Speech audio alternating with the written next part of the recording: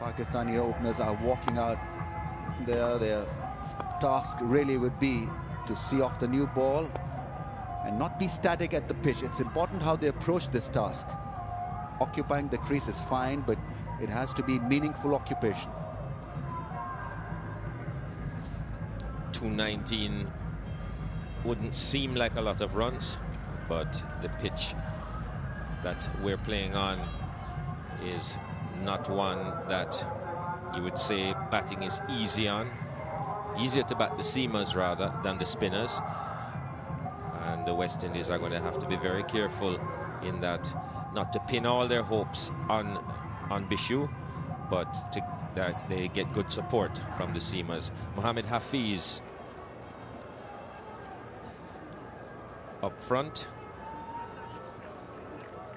and his partner Taufeeq Umar. They'll start the innings off for Pakistan in this quest for 219 runs to win the first test match of this series.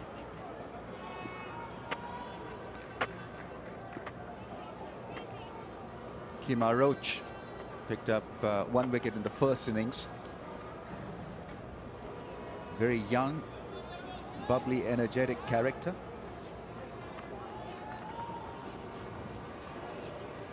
From West Indies' point of view, he needs to strike early. Seemed a bit out of sorts in the first innings. His body language didn't inspire a lot of confidence, but he's got a second bite at the cherry now, literally. And straight away in business, that's got to be close one.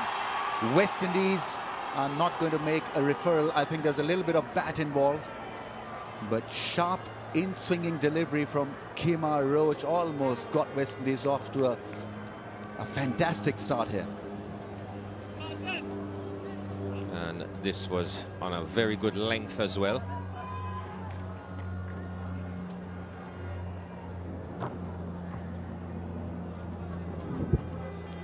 Looked to be angled in and missing leg stump.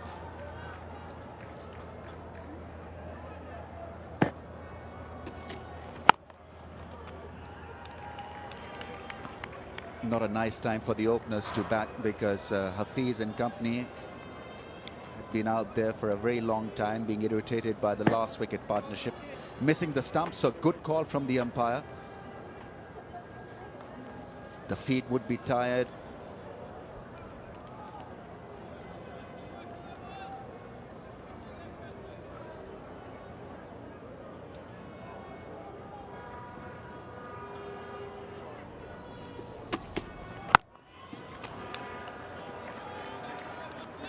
Got to look to play the ball, not the pitch. It's important that you do not think about the variation of the track. Got to look to concentrate and play everything on merit and take the negativity of the pitch out of your system.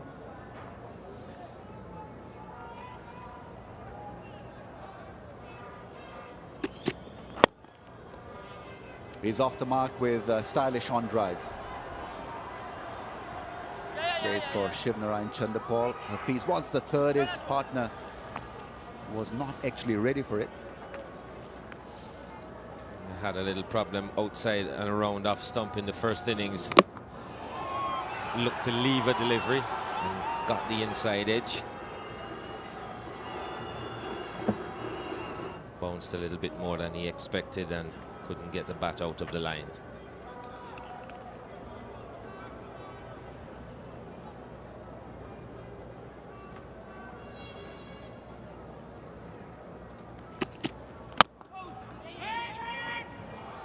Where is the call? Nice and early call from Taufeeq Umar. Pakistan would have surely talked about breaking it down to partnerships, how to chase this target of 217. They must have defined roles to certain players.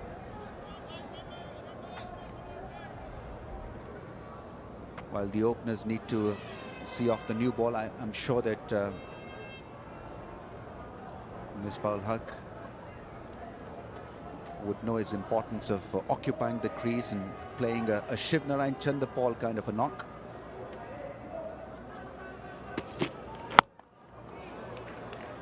and allowing possibly Umar Akmal to go out there and free himself by playing aggressively. 2 without a wicket.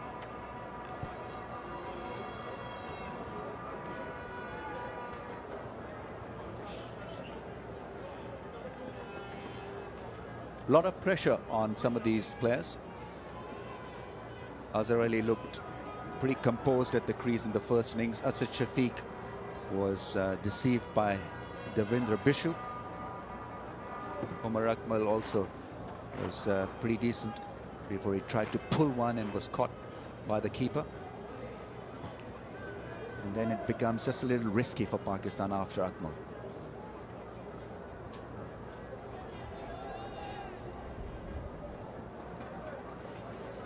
And here's a man that's been very impressive since his return to the team, Ravi Rampaul.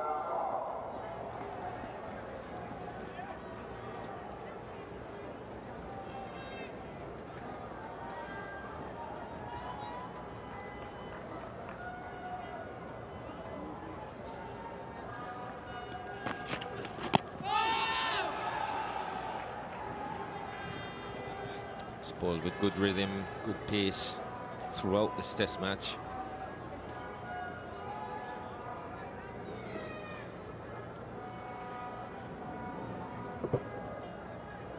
Thick edge on that one.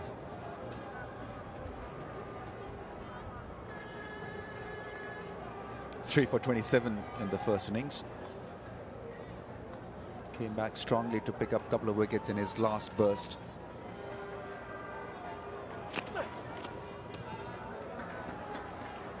West Indies need consistency from their opening bowlers. No magic is required. I think they'll get enough response from this track. Just keep the ball in the business area, business zone. Pakistani openers will be nervous, a little tired. Very consistent in this test match has been Ravi Rampaul. Mostly in the good length area. Nothing wide outside the off stump, nothing wide down the leg side. Just like that. And gone.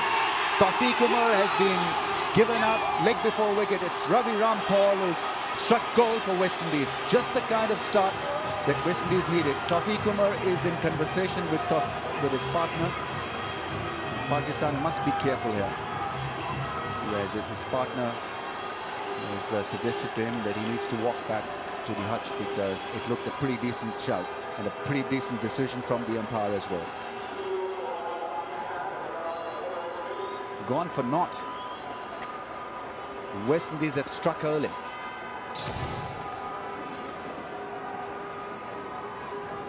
As he did in the first innings, this one hit straightened, and if there was be any question about that, it would be the height. Okay, says it's hitting. And the impact was in line. So it's 2 for 1.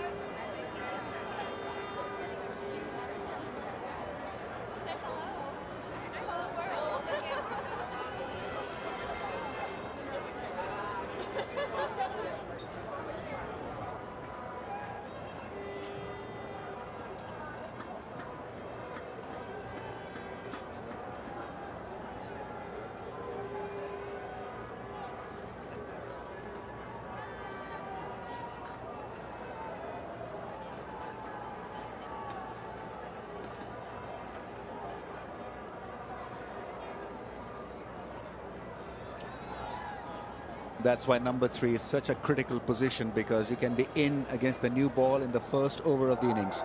Azhar Ali batted beautifully in the first innings. 92, not out his best.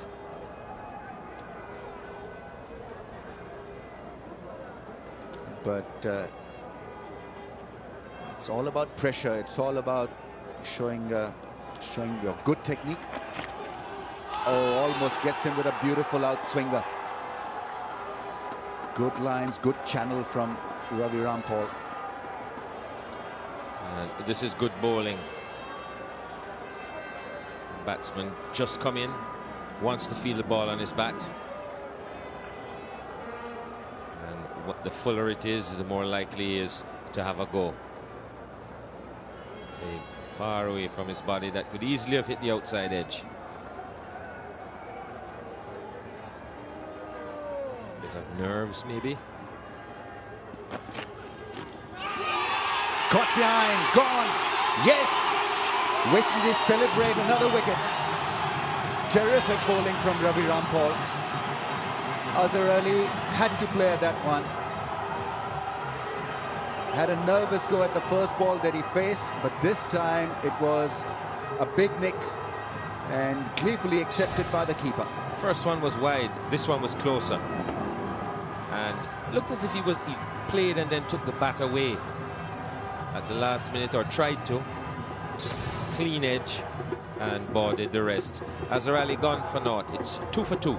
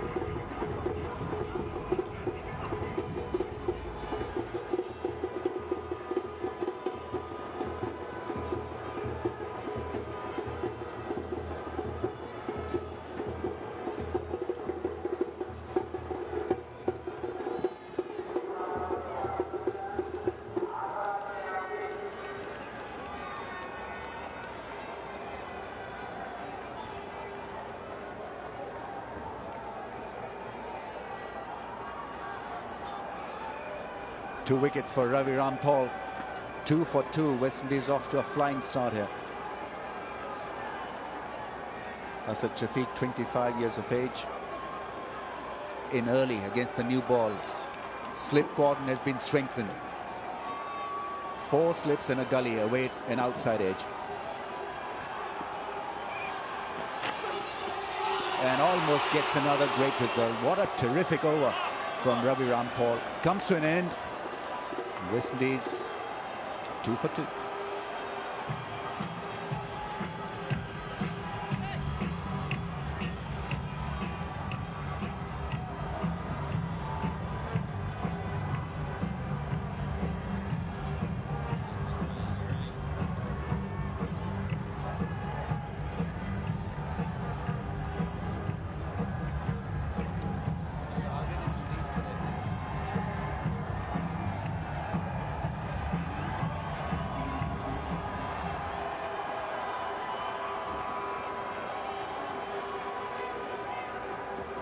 Not a lot to come after this pair. Misbah obviously will be the main man, then mercurial Umar Akmal. 2 recognised batsmen.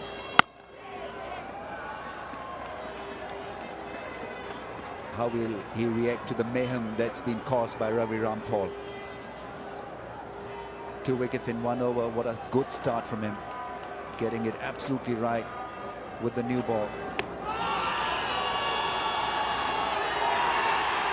Not a question in the umpire's mind with that one, and this was a beauty. Made the batsman want to play, very uncertain about playing, took the outside edge, and he's made the early breakthrough for the West Indies. That looks close. That looks close. He's thinking Kemar Roach. Going to have a word with his captain now. It kept just a little bit low. They're losing precious time. They're thinking, and finally, yes, they're going to go for a referral here.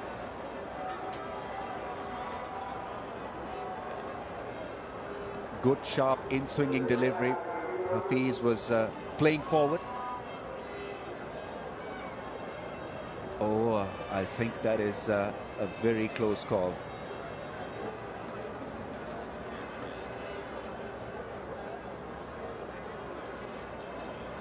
where it lands possibly just behind the line and then slides forward. Hit his back leg. Height could be an issue. Missed his front pad. Well, he didn't take much of a stride, but it looked to be hitting the stumps, and quite squarely as well. So impact is in line. The original decision is not out. And I think Billy Bowden just confirming. I think he's conferring whether the ball hit the middle part of the stumps or the top of the stumps, because it has to hit middle part of the stumps for him to cancel his first decision, first call, and given out. So wonderful strike from West Indies. 3 wickets in no time, and they've got rid of Mohammad Hafiz. Good referral. He's not happy with it, Mohammad Hafiz, but he was struck in line and the ball would have been hitting between middle and leg stump. So he's gone for 2. West Indies on top of the world. It's 2 for 3.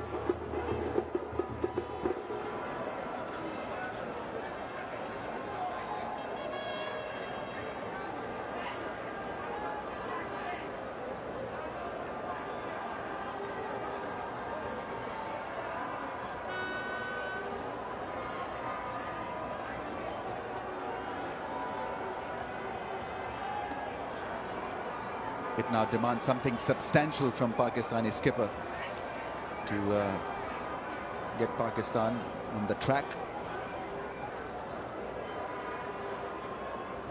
Not going to be easy for Miss, but the ball is swinging, and it's swinging at pace. Down the leg side for 4. 4 leg byes. Trying something extra, I think. Just losing the good area on that occasion.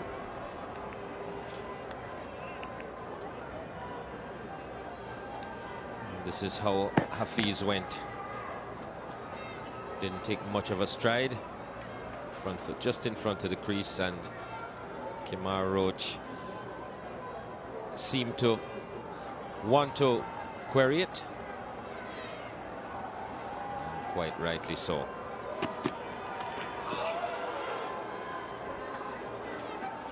That's the line that should be looking to bowl.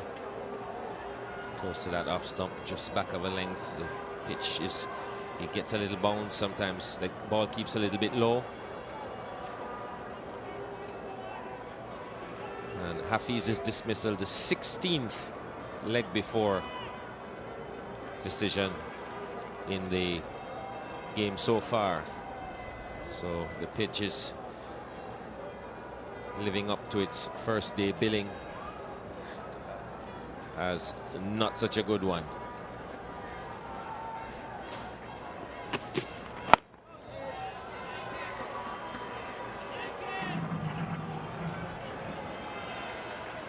It has surely drawn them out of their comfort zone, the 22 yards, tested their skill and stamina and technique.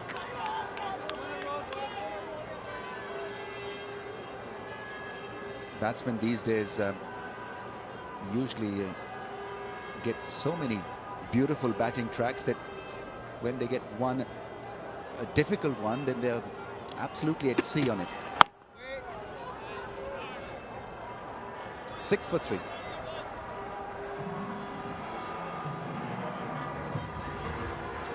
It's a better start for Kimar Roach. Putting up an early wicket always does bowlers' confidence some good.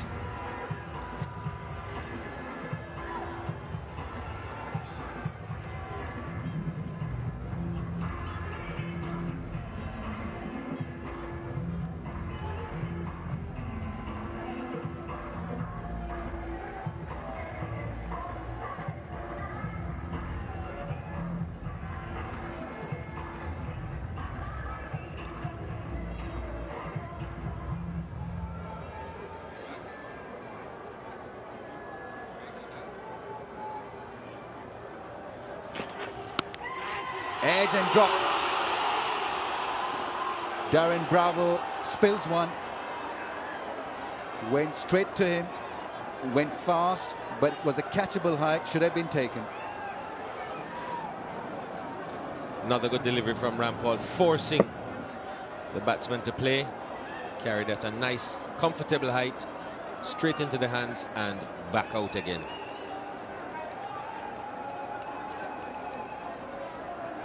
Disappointment for Ravi Rampaul. It's really put a flaw in a good start by the West Indies.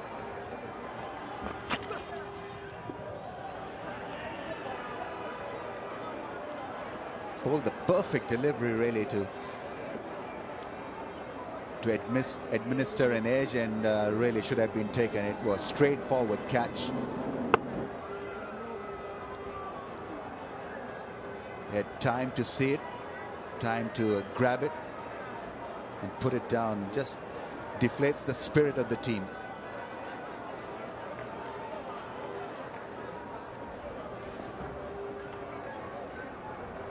Very important to keep the pressure up in West Indies.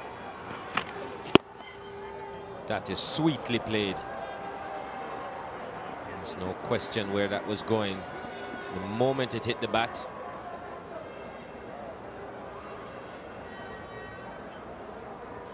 Producing a beauty out of nowhere, and straight away Sammy has walked up to his bowler trying to console him.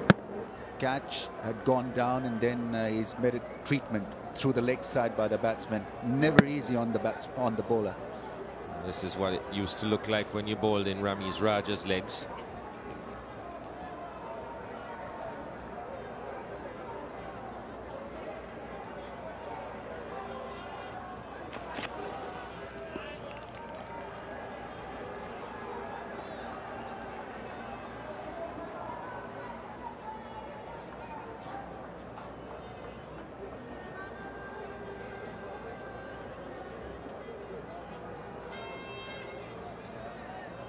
Will be a good test for him. Asad Shafiq is young at this level. The situation will certainly separate the boys from the men.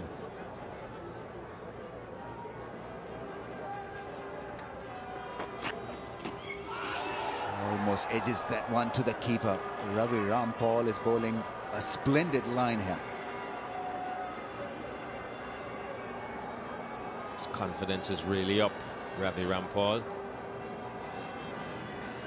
He's really hitting his lengths and hitting his lines.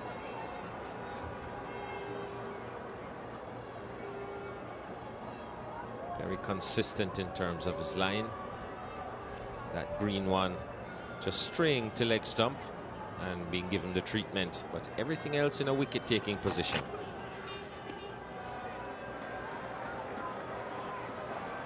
Four overs gone, it's 10 for 3.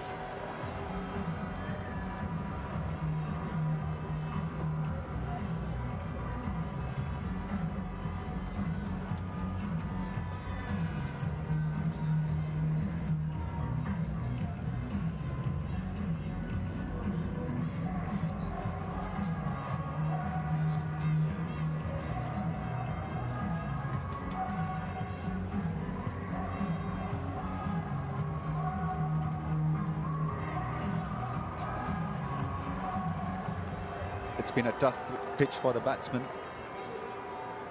but it has made an interesting, intriguing test match.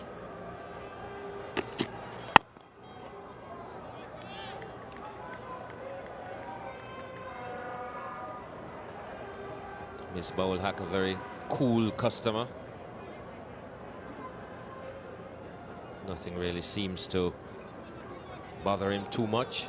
Just goes about his business. Great powers of concentration and quite a bit of experience behind him as well.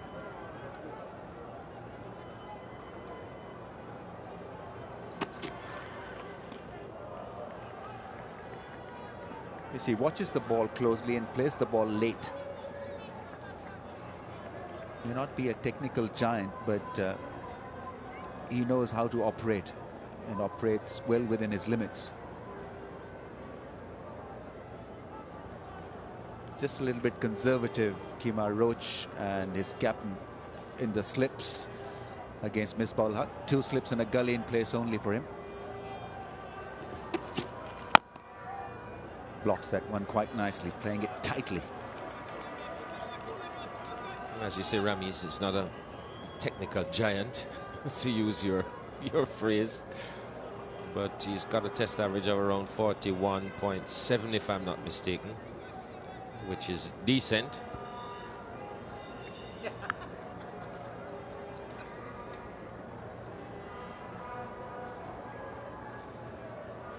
Ten 50s and 200s to go with that batting average.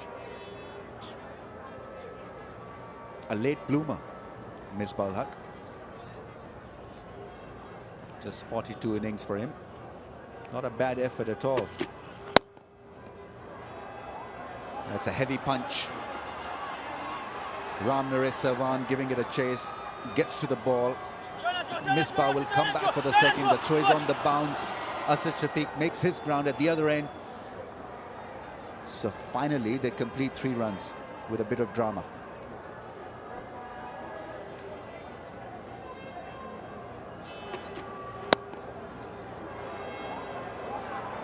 He waited initially for the ball to pass the bowler. Was always interested in the 3rd run. Asad Shafiq waited and then ran. Had that ball been collected cleanly by Kemar Roach, it would have been interesting, throwing it to where Asad Shafiq was running, to the keeper's end.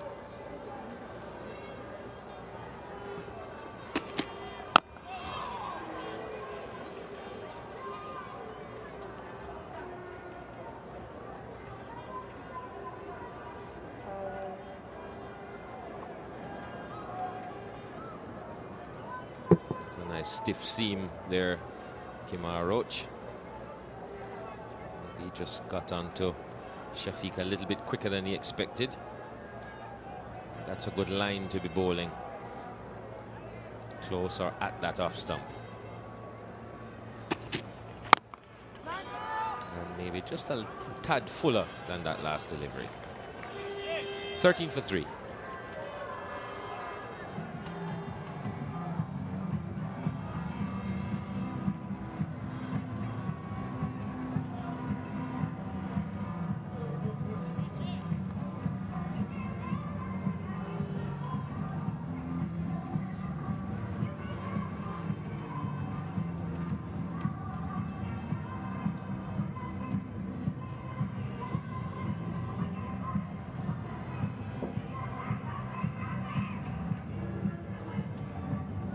This is a tremendous start by West Indies. Pakistan struggling, 13 for 3. Not only does it give advantage to the home team, but also I think I'm pretty convinced that it gives Devendra Bishu a good chance of wrapping up the test match. It'll allow him to ease into his spell. 3 wickets down. West Indies with a huge advantage here.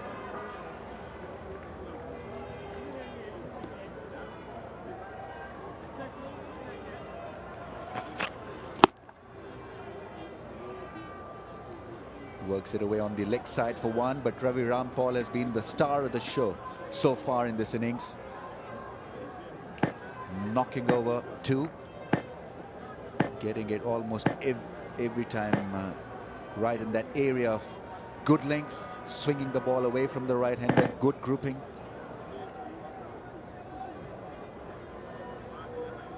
Conceding a boundary. Ball was clipped nicely off the pads. by Asad Shafiq, defending well. That is what is required at this stage, to see off the good balls.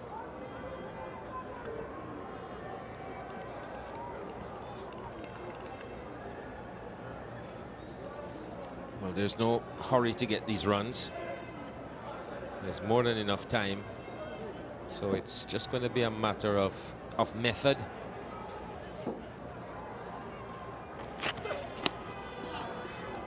Clips that away.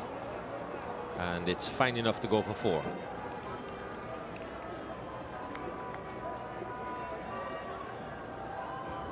Missing the target for a change.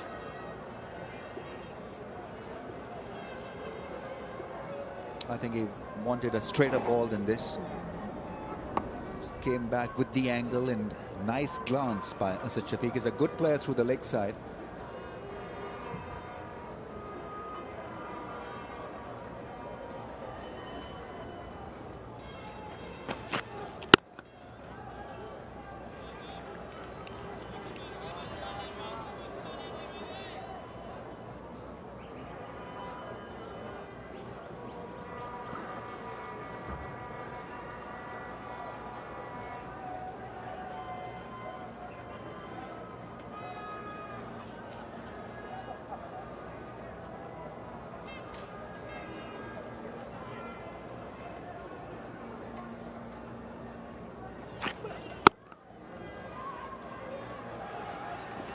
That is excellent cricket from Asad Shafiq. Managed a good ball. The seam was taking it away from him. Covered the line of the ball, the seam of the ball, and then pinched a run as well.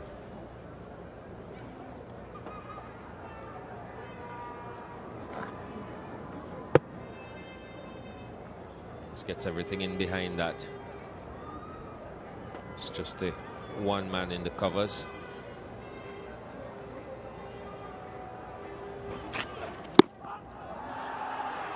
Hits him hard and high on the thigh. After 6, 19 for 3.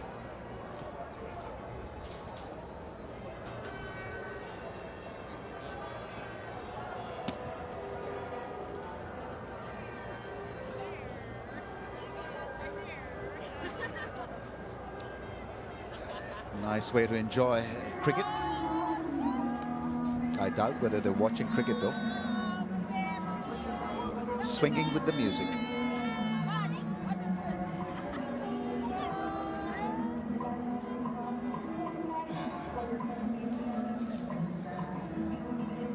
It's been a difficult beginning for Pakistan. They lost 3 wickets in no time. And their hard task continues here.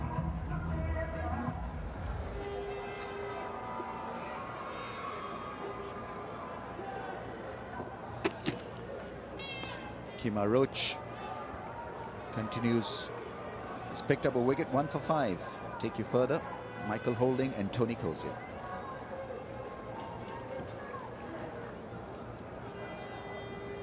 I think Aramis. So Roach, as he didn't do in the first innings, striking early this time. And Rampaul from the other end, continuing the form which he's shown indeed since the World Cup.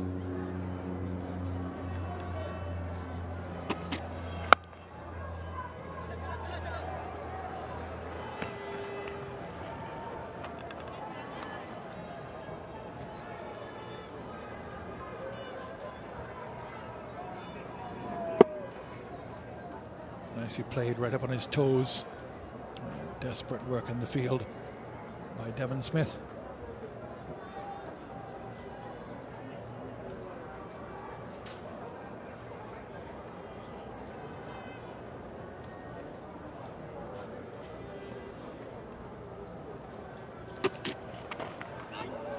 Really good delivery. Nice bunks on it, movement as well.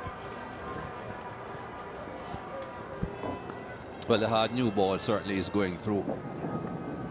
That's not something you'd see too much of at border, whether the ball is new or old, or whether it's the first, second, third, fourth or fifth day. I think that shows that this pitch certainly has potential to be a good pitch if it's prepared properly.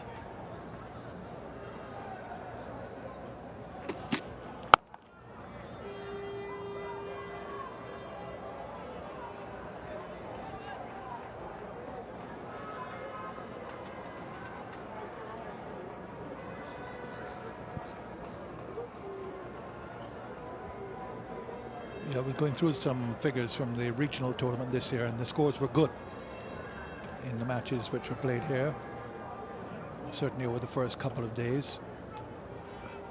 Nothing like the low scores we've had here. In fact, Lionel Simmons, who was the top scorer for the West Indies in the first innings here, got a double hundred. Trinidad and Tobago on this ground against Guyana.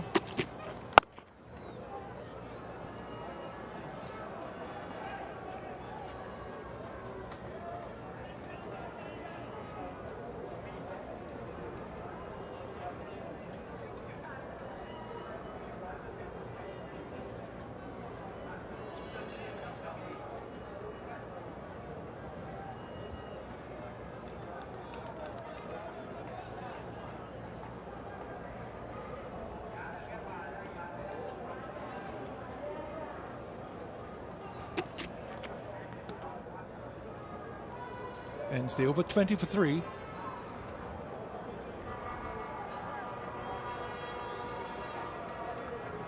Pakistan needs someone to play a Shivnarine Chandrapaul innings. Just occupy the crease, frustrate the opposition bowlers, put some partnerships together. Misbah-ul Haq could be that man.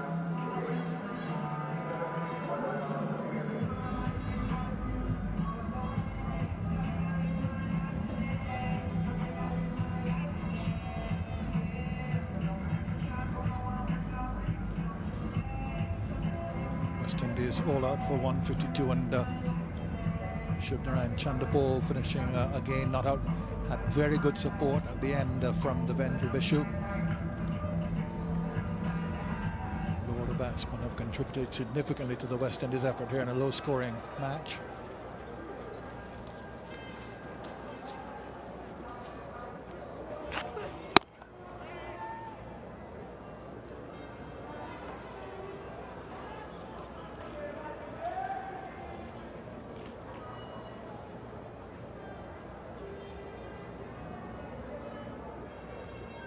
There's that inning by Chandrapaul, held firm, vital, and not the first time he's done it, as we all know. He's been in the West Indies side 17 years, and would have done it more than 17 times. I can tell you what he's done today. 127 deliveries,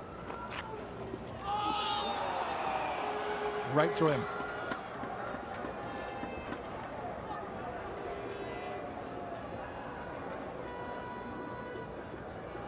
Good length delivery that from Ravi Rampaul. You can see Asad, Shafiq, they're looking to come forward, looking to play on the rise. It certainly wasn't a half volley, it was looking to play through the line of the ball.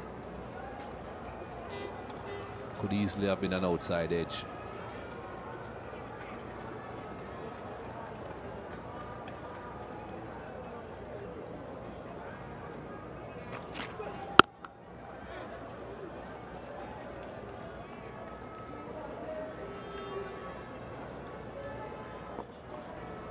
Ravi Rampaul certainly showing that he can bowl to the 7-2 field that his captain has given him. Very good control. First innings he bowled 17 overs for just 27 runs. And of course he took 3 wickets. Just shows that he has the control. He can support the field that his captain has given him. Not too many can do that.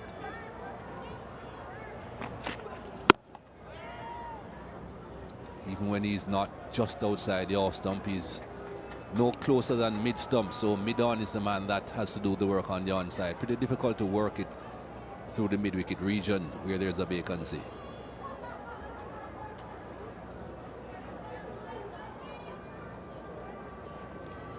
Well, he's had a couple of wickets and should have had another one, drop catch by Bravo of Shafiq.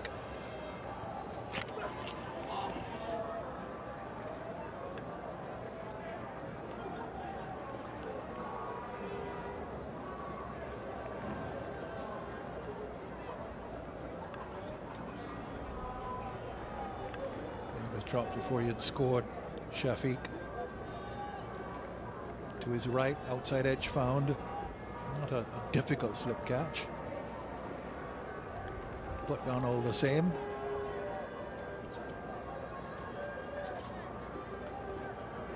So 3 were already down then.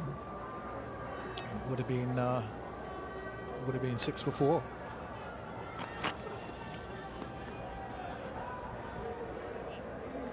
Ends the over from Rampaul, 20 for 3.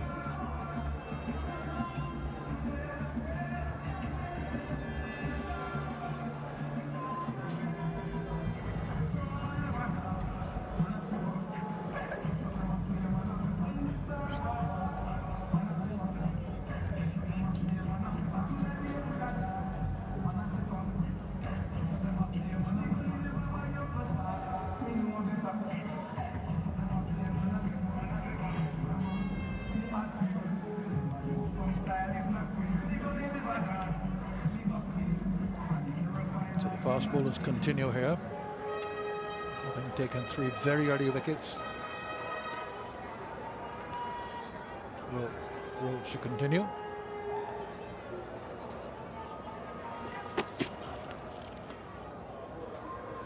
A bit too wide.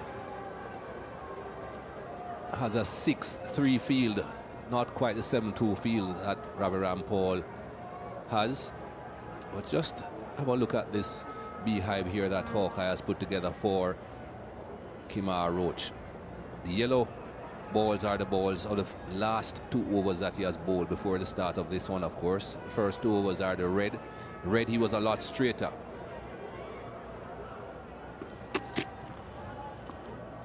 Again, too wide outside the off stump.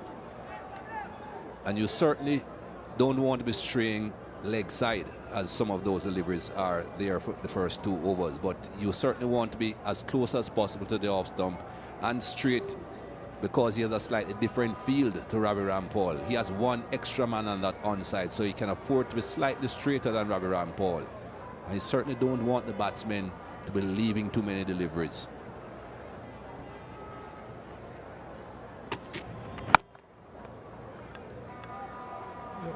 Why would he have suddenly just lost the line in the last couple of overs?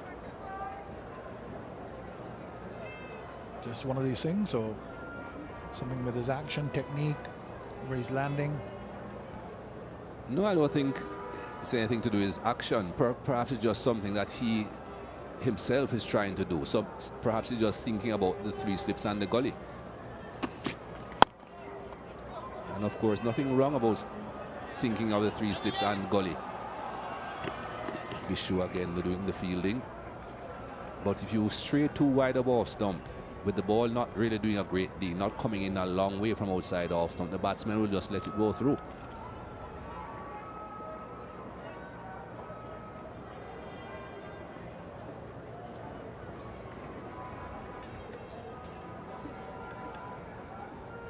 Well, the captain is giving him another man on the onside now, perhaps trying to impress upon him that he can bowl a bit straighter. Not too sure I would do that, though. I think I would just take Bishu from behind square and bring him in front of square and keep the 3 slips and the gully.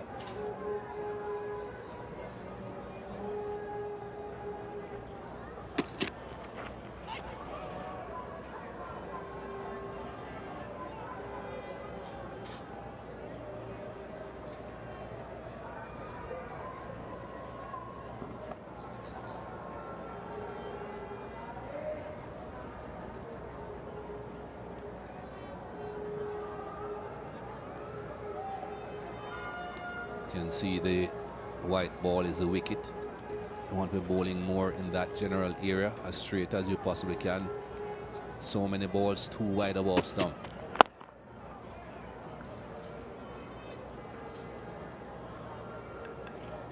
At the end of the over, it's 22 for 3.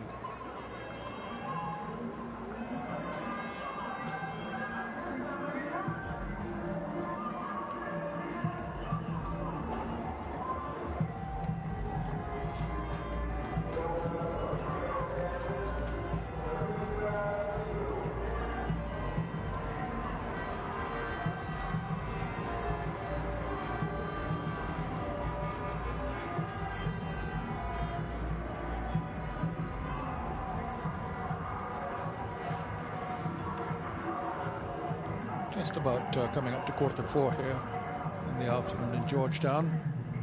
Low scoring match. We've had no batsmen who have scored 50 in the match. Devendra Bishu leg spinner, 4 wickets in the first innings on debut. Played a very important innings today at number 11 in partnership with Shivnarayan Chanderpaul. Pushed the West Indies advantage over 200, and then in advance of that as well,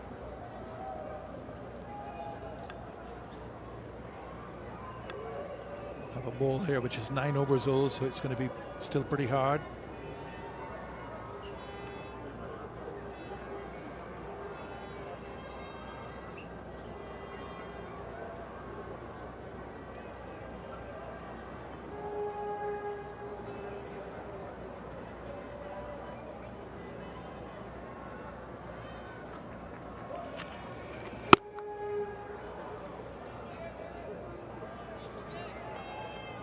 You can hear the ball is still hard. It hit that bat with a crack.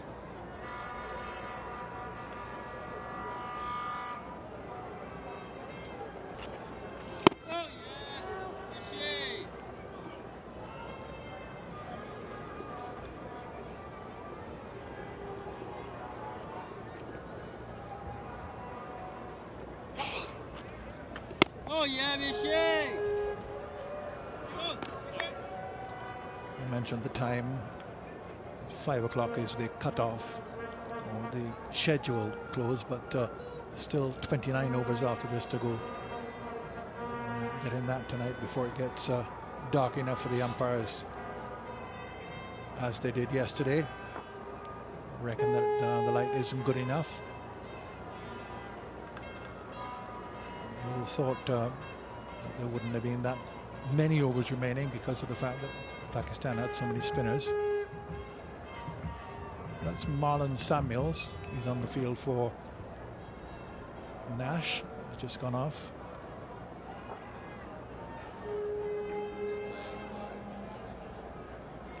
Collar up. Special sunglasses. Yes. It's a modern way of the game.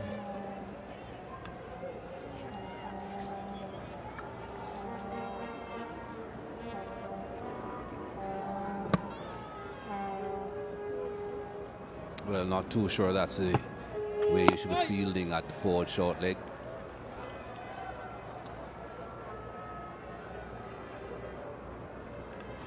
Doesn't seem as if this West Indies team has too many specialist fielders in any special positions. Sammy is a good slip fielder, not anyone else. No forward short leg specialist either. 22 for 3.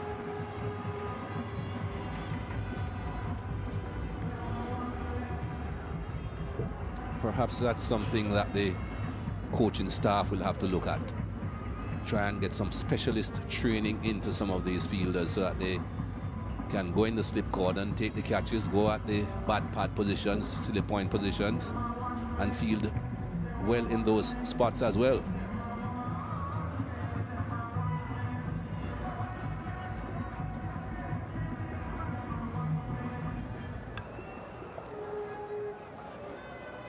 Marlon Samuels has gone off now. Nash has returned to the field. Here's Roach continuing. Misband strike. Just about the specialist fielders. You've got a chap like Bishu now who's in the side. Going to be looking for fielders at short leg, presuming that they're going to look at another spinner. Could have used the one here. Shane Shillingford was the one in the side, but he has been suspended from bowling by the ICC for illegal action. But you need short legs for spinners, and indeed for quick bowlers as well, but generally speaking, spinners are the ones with the nicks under the pad. So a good catch taken today to dismiss Lendl Simmons by Azhar Ali. A couple of good catches by him, in fact, today at short leg. West Indies always had good short leg fielders when they were so dominant. Gus Logie, Desmond Haynes was in that position.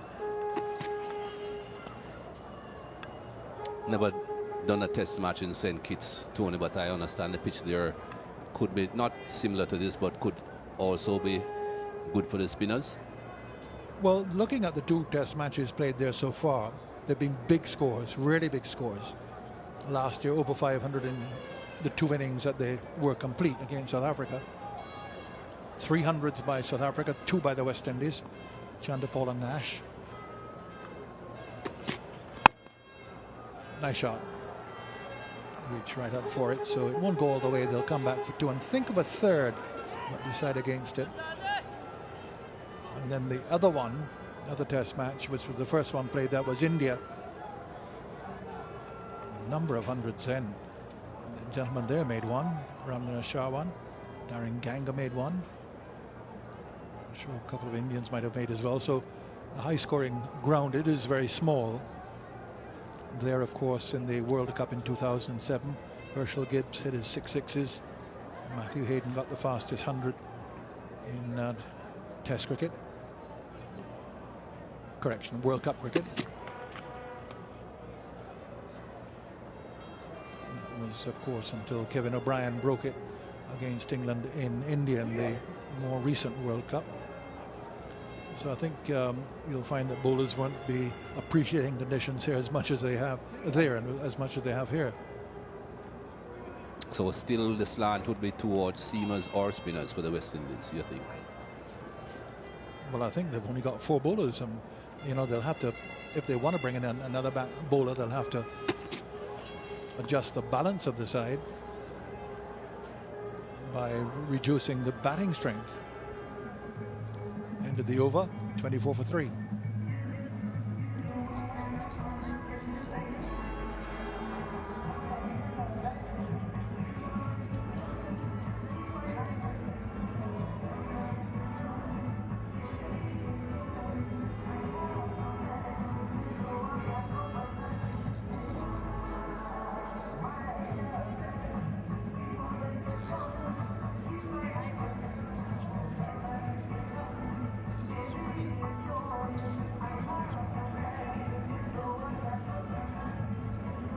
So Pakistan just settling down things here now, Misbah and Shafiq, after the early loss of those 3 wickets. 3 for 6 they were at one stage.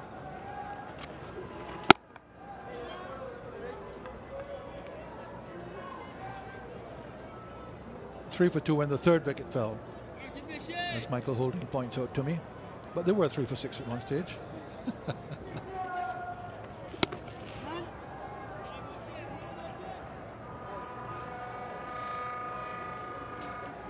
The afternoon at Kingston against Australia when Phelan Edwards and Darren Powell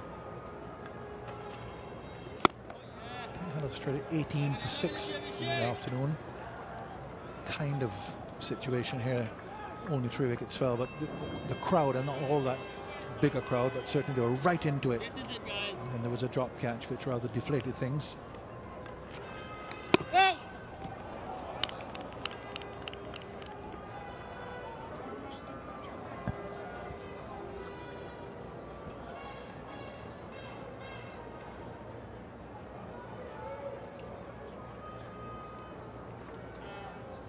Sawan is in at Silly Point.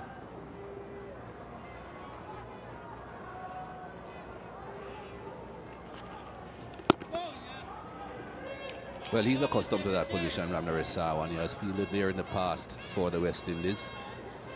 You can see he looks comfortable.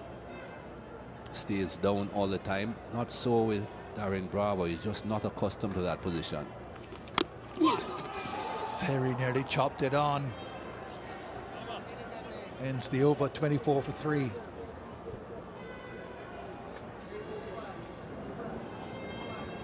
Just a little bit of turn there for Bishu. Not as much bounce as the batsman expected though. I'm sure Shafiq expected that to bounce a bit higher than it did.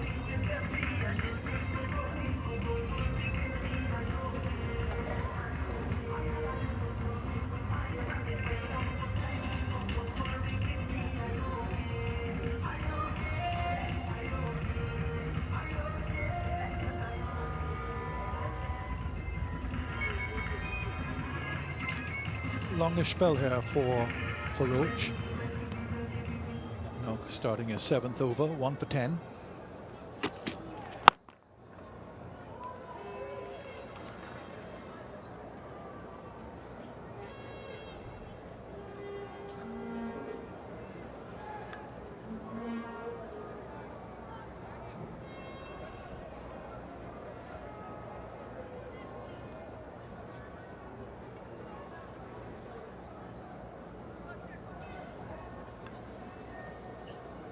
the sponsors' girls with their flags.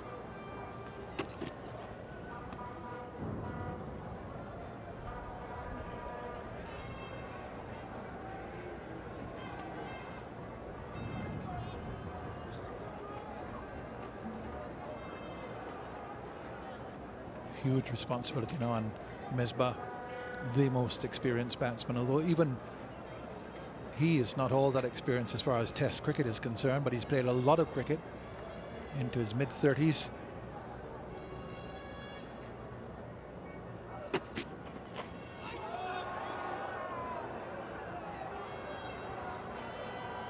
Into his mid-30s as far as age is concerned, that is. Good delivery here from Roach. Very upright seam. I haven't seen a great deal of lateral movement off that seam, but if it doesn't hit the seam, it has no chance of moving. So certainly much better off keeping that seam upright.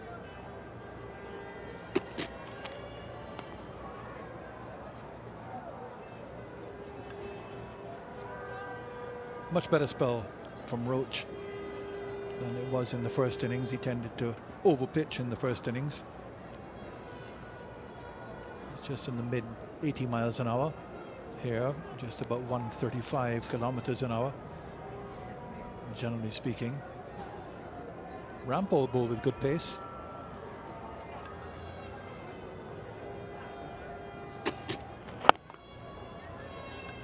Well run.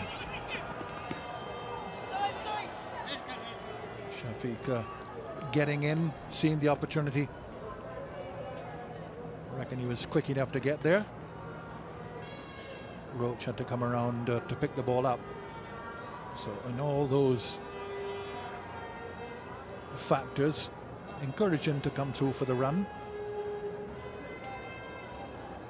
Yeah, would have been very safely home.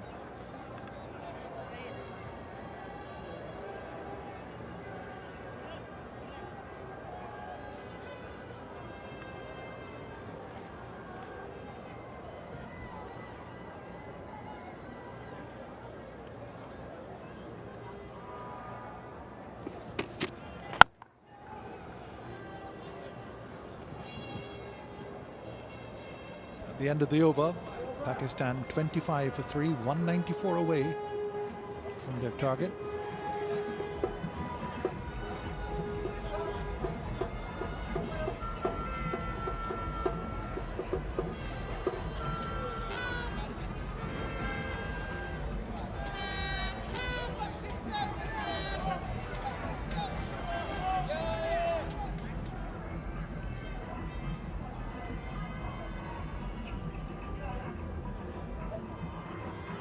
CJ Clark having to do some strapping there.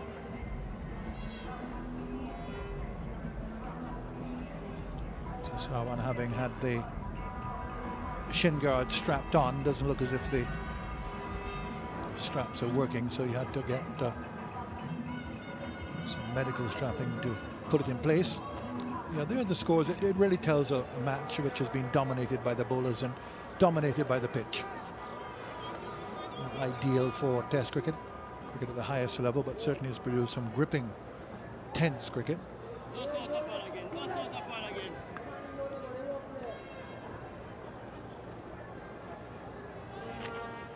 Oh yes.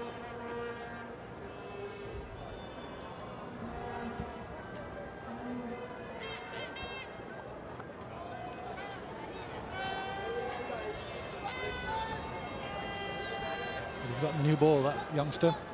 Nice shiny new ball, left arm. Well, maybe in another 18 years. Let's give him 18. Oh yeah. He'll be charging in to open the bowling for Guyana.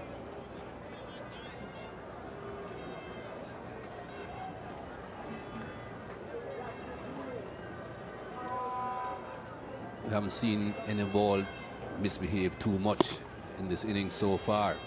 Just into the 14th over of the innings. I would suggest perhaps another 7 or 8 overs. You might see a few more starting to keep a bit low. Somewhere around the 20-21 over mark, when some of the hardness and the shine goes off this ball. Would the rolling have had any effect on that? I keep hearing that the rolling does have an effect, Tony. I'm not too sure. Oh, yes. This pitch didn't start with a great deal of moisture in it. And day 3, well, from day 2, it was totally dry. I'm not too sure how much of an effect a roller on a completely dry surface will have.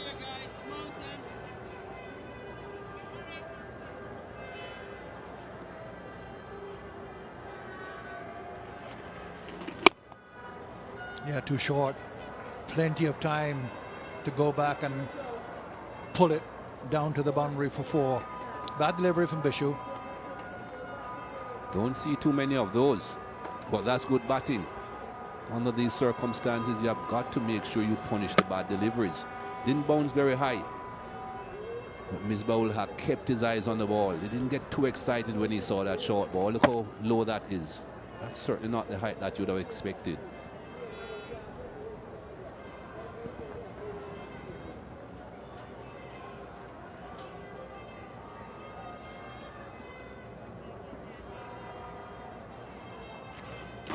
Oh.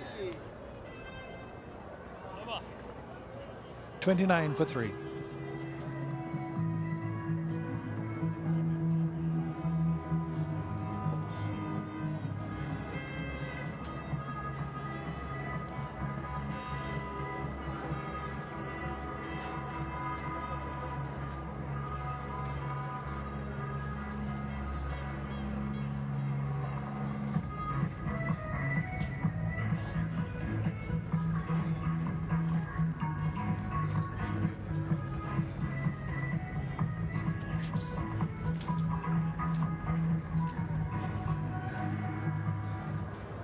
So steadying partnership now for Pakistan. They've added 27. Roach continues.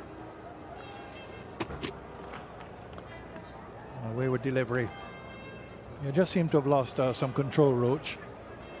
Now in his 8th over, 1 for 11. In the commentary box now, Ian Bishop, and with him, Ramiz Raju.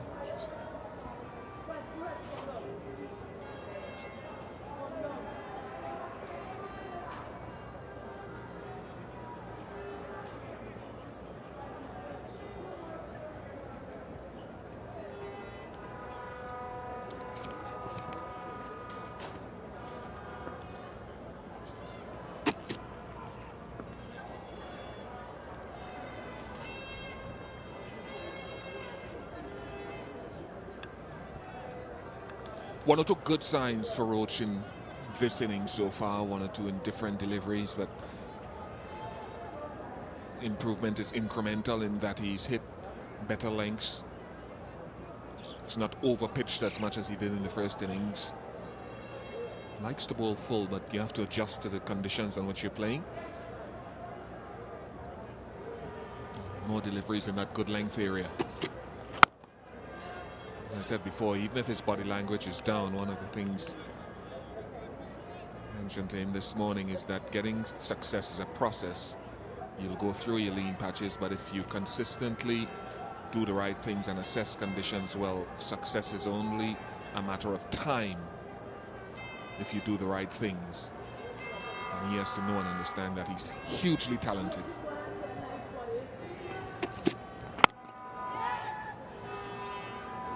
And he learned a great deal about bowling by bowling on a track like this.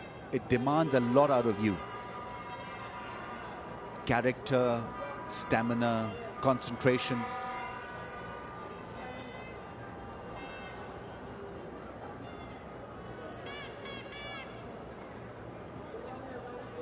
He has to back himself all the time, and so the rigors of fast bowling on a flat track will yield him fruits later on in his career.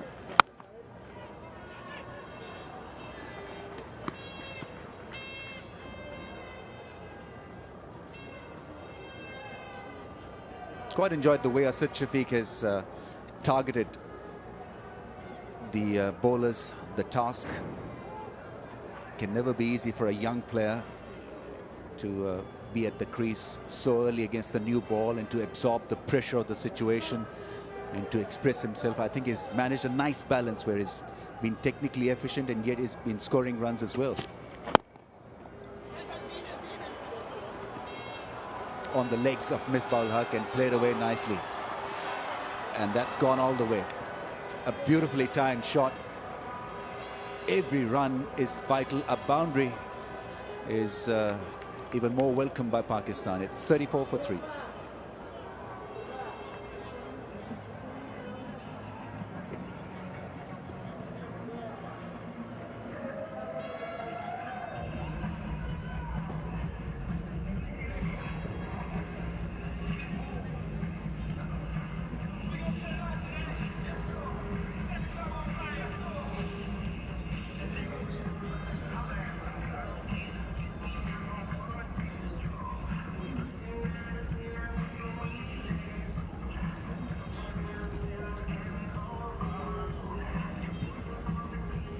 Only Akmal to come that you can depend on with any sort of regularity, and that is all relative. And it's Salman and Rehman who played well in the first innings. Just look at this, where Kemar Roach bowled that from wide of the crease, full. So with that angle, if you don't get your angles right, you'll always get clipped away from that length and line.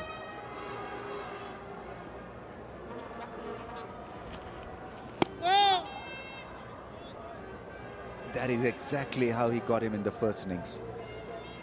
Trying to replicate the ball. The difference was that he this time played it with the bat, Asad Shafiq.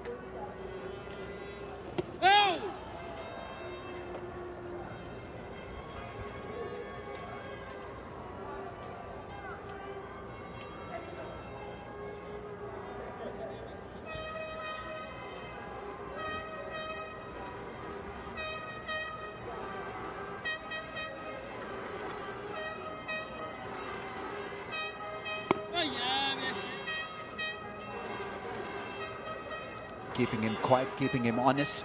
That is how he got him in the first innings. They're looking to play it with a little bit of bat and pad together. Billy Bowden initially said no to it.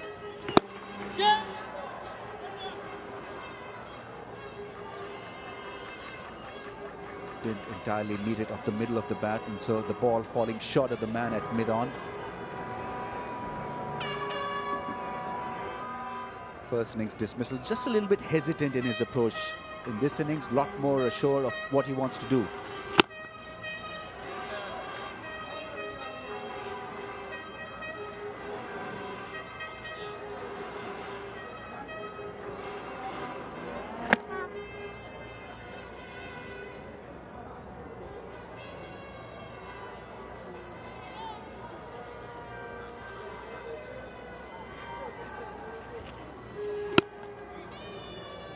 A little bit more flight this time from Bishu. Needs to do that often on this track. It's 34 for 3 after 16 overs, and players will also take drinks.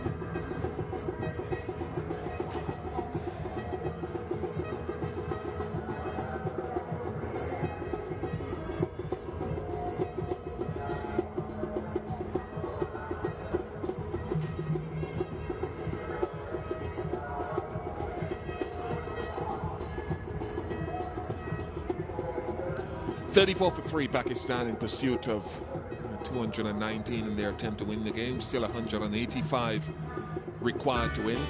7 wickets to get for the West Indies because they've already taken 3. Tawfiq Umar fast becoming a bunny of Rampaul. He's the first to go, and then Azhar Ali got a beautiful leg cutter. Kimar Roach accounted for Mohammad Hafiz on review. The initial decision was a horizontal shake of the head by Billy Bowden, and he soon had to change that. Hafiz looked straight away a little worried when the ball hit him on his back leg. Was then adjudged leg before wicket after a referral was taken by West Indies. Low scoring game, an interesting one. Pakistan need 185 more to win.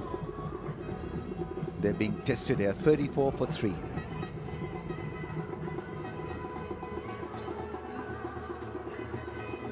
Misbah-ul-Haq is 17 not out. It could have been worse for Pakistan because a catch went down in the slips. Ravi Rampaul was bowling a beautiful channel then. Asad Shafiq had just come in at the crease, and that catch was grasped by Bravo. Went straight at him, spilled it. And Darren Bravo has a lot of work to do on his fielding. He's not the best bat pad. He's not a great slip. And he's got a lot of work to do at point and cover as well. And it's one of the things when he goes back to first class level, you'd like to see the coaches putting him in positions of responsibility in the field. He has to work assiduously at training. In a developing team, you'll find at this level, the coach works hard to find who are the best people at different positions. I think in both teams, really. Pakistan dropped at last count 8 or 9 catches in the match. Not to mention leaking balls through slips like a strainer. That's the reason why they are so lowly placed in the ICC rankings. There's got to be reason for that. Fielding has been below par. Batting could have been a little bit better. Spin bowling has been outstanding. Captaincy from both captains been pretty good.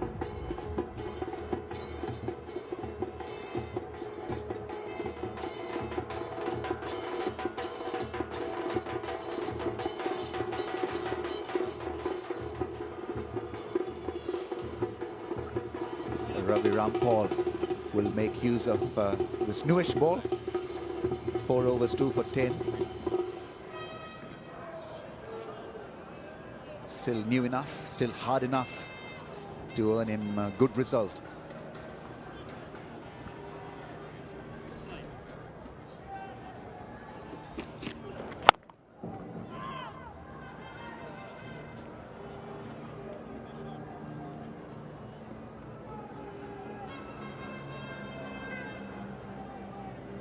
Doesn't have an athletic physique for a bowler who can bowl at 90 miles an hour, but I think it's his rhythm, it's his run-up, the gallop, well-coordinated bowling action. Not a big fellow.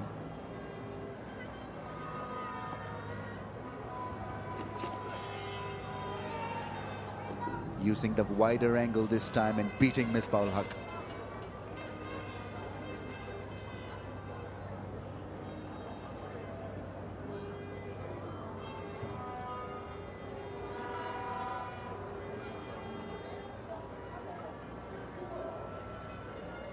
You can term it as a cartwheel bowling action then, Ian Bishop. The typical side-on bowling action as it is called.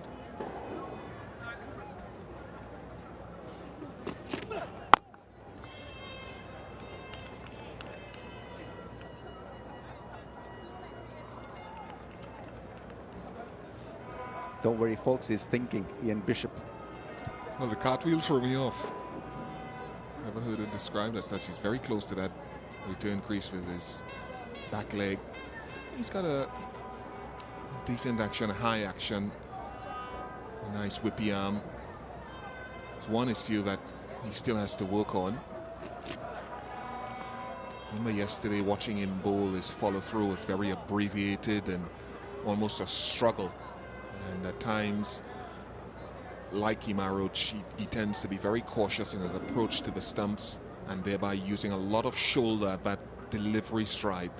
And I think that run-up is imperative for any bowler. And more so for him, he needs to generate momentum through his run-up into the delivery stride and that energy transfer down the pitch into the follow-through. Sometimes he can be a bit cautious with his run-up. Balance is a lot better today. If I'm looking at yesterday and today, the results may be different, but I prefer the energy that I'm seeing in his approach today.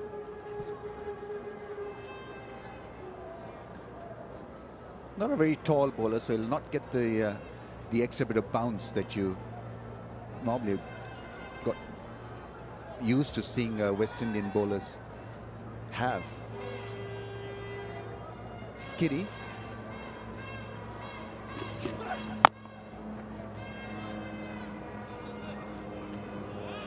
It's 34 for 3.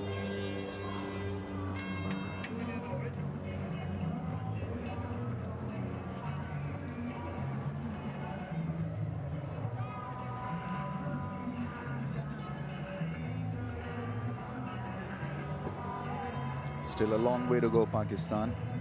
185 more runs to win.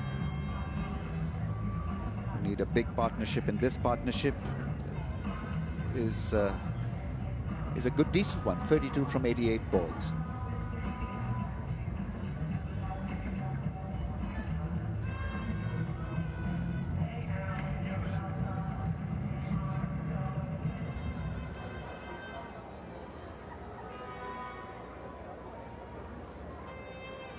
From 307 to 315, Pakistan had lost 3 wickets.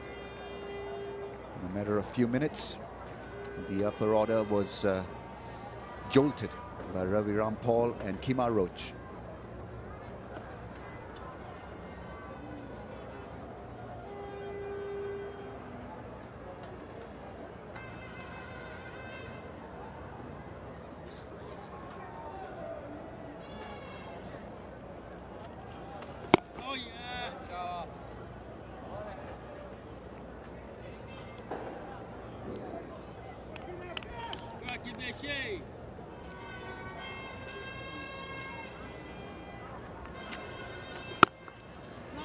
What is it?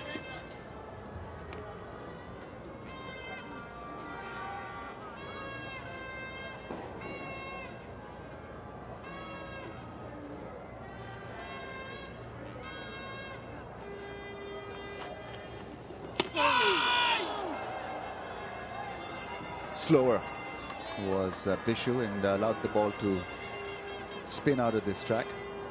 That little flick and that extra bit of spin.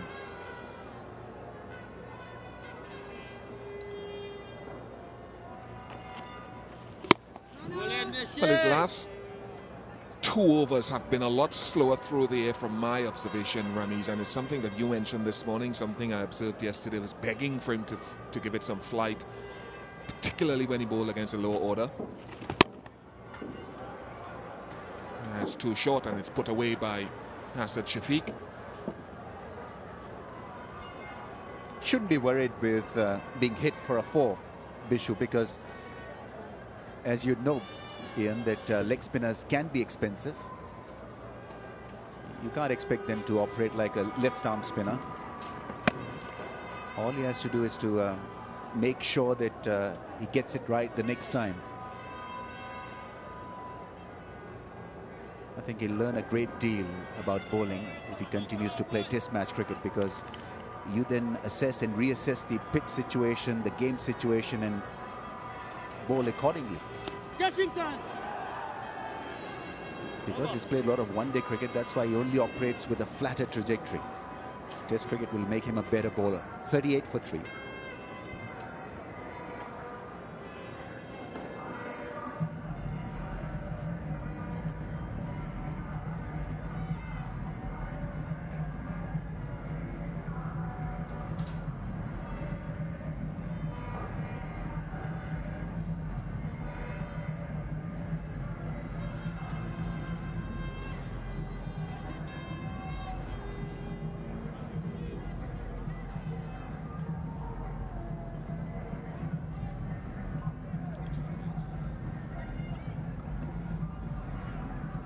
important for Pakistan to see out, well, not see out, but survive the next 21 overs left in the day's play.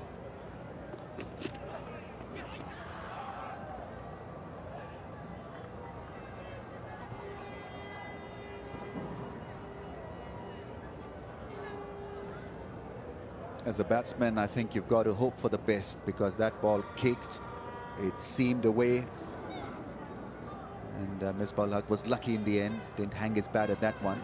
Azhar Ali did and was caught behind. I think the more you bat on a pitch like this, the more you get used to the variations of it. And then it becomes easier for you to play. Adjust to the little extra bounce or the low bounce, make those adjustments.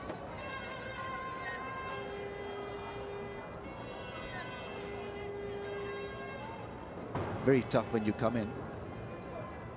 And that is what happened to Hafiz and to Tawfiq Kumar, to Azhar Ali. They came and they went, didn't occupy the crease.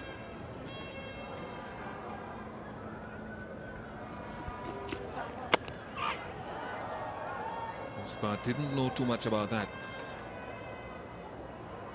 Didn't seem to think it would come back as much as it did.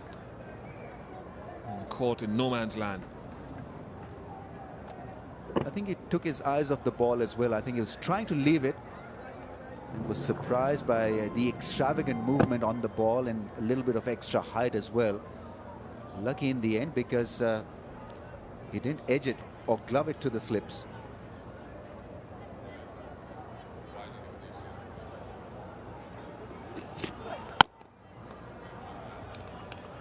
That is good, solid batting, because that last ball would have put a doubt in his mind whether to go forward. He went forward.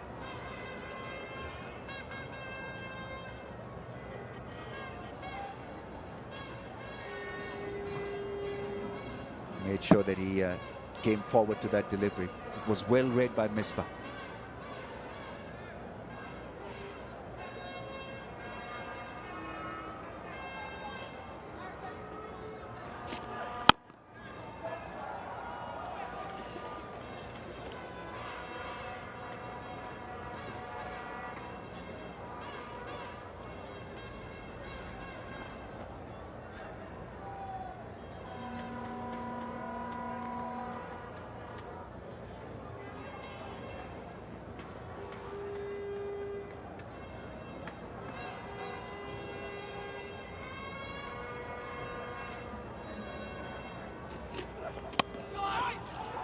Gone for 4.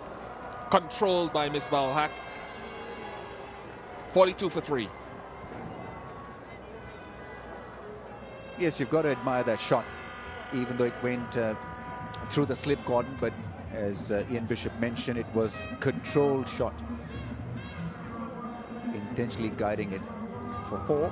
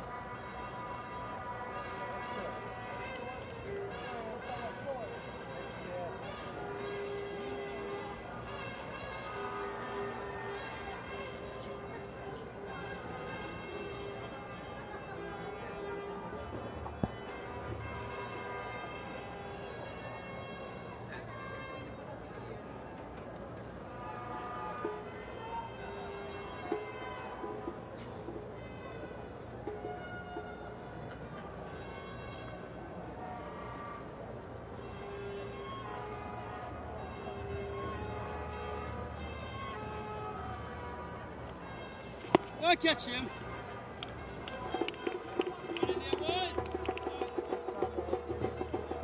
Bishu is now flighting the ball just a little bit more. This was his last over. including one that he pitched short and was put away for 4 through mid-wicket. He'll play like that, Misbah ul Haq, to a leg spinner. I remember him nullifying Anil Kumble on a similar pitch in India. Plays inside the line of the ball.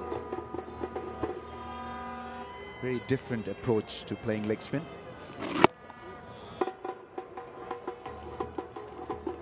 Quicker this time. Let's not forget that he picked him off a flipper in the first innings.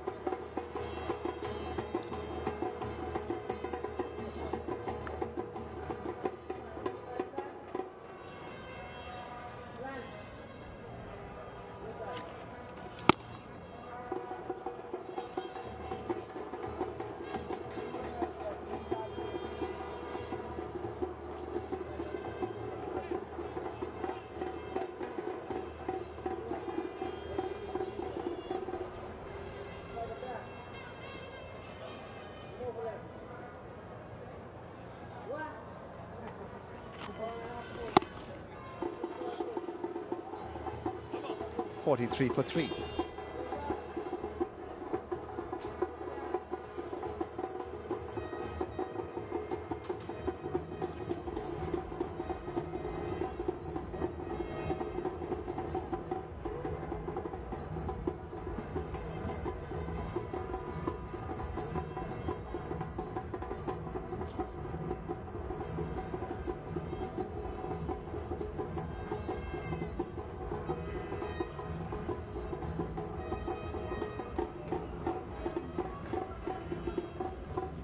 Still a mountain to climb for Pakistan, still trailing by 176, and the critical issue is another number of overs to go today again, and those are always difficult periods.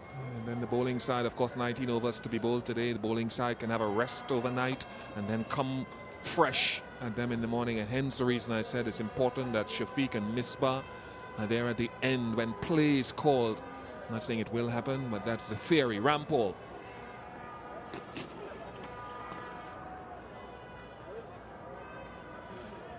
Just bowled a lot of deliveries in this spell. I think every delivery from wide on the crease.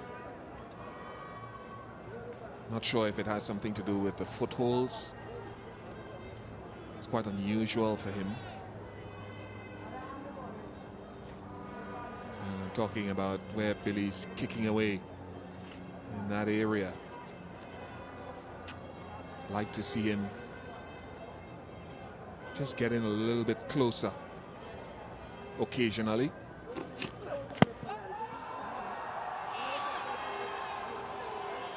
And precisely for that reason, he needs to be closer to the stumps, because he's got to allow him chance to pick up a wicket, a leg before wicket. From that angle, the ball was always going to miss the stumps. There you see wider angle created and ball missing the stumps. So he needs to be much closer to the stumps so that he can aim directly at the stumps.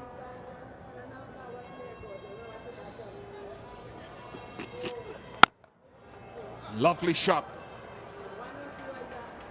Nash is after it and he's quick, so he should restrict it to 3. You're right, Ramiz, and you spoke about that like a bowler would, but I guess you've been on the receiving end of those angles all your cricketing career, so you know as much about it as possible. Don't like to see guys jump that wide as consistently, unless it's a natural part of your bowling mechanics. Mackay Intino and Imran Khan, for example, can get closer, and I'd like to see a mixture of the angles, because it asks a different question from the batsman as well. I know they want to bowl as straight as possible at the stumps, but sometimes it's just too steep an angle from wide going in.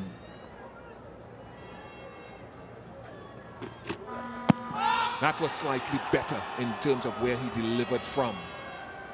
That was mid-crease. Had it not been the edge, it could have been close thing for Misbah ul Haq, because it was a much straighter angle this time from Ravi Rampaul. Yeah, big inside edge, but he was looking to play across the line to a ball that was pitched within the stumps, and it rightly got Ravi Rampaul all excited.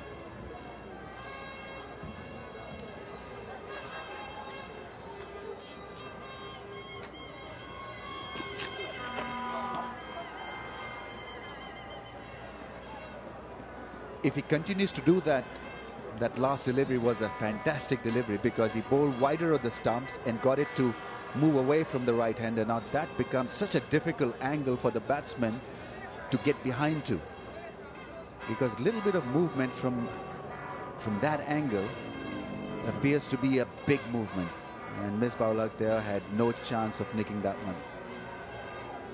Great delivery, beautiful angle.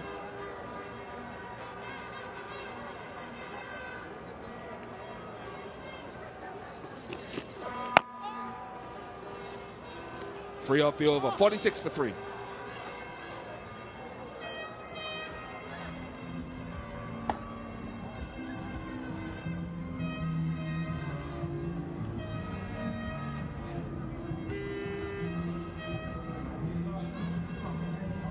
Partnership of 44 from 112 balls, so it's slowed.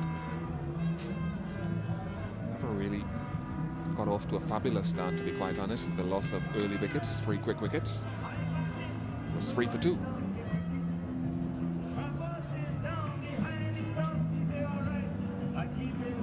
$46 for 3. Nothing yet for Bishu. Shafiq and Misbah stringing together a partnership, but it's a long way to go. It was a long way to come as well for 2 old boys at the commentary box, Jeffrey Dujon and Tony Cozier.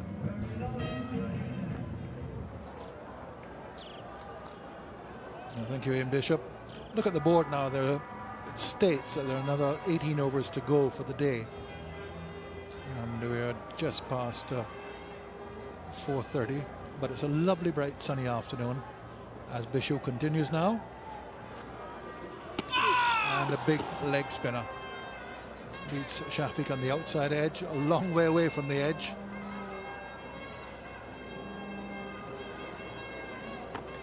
It's a little bit too short for him to worry about. Just let it go by.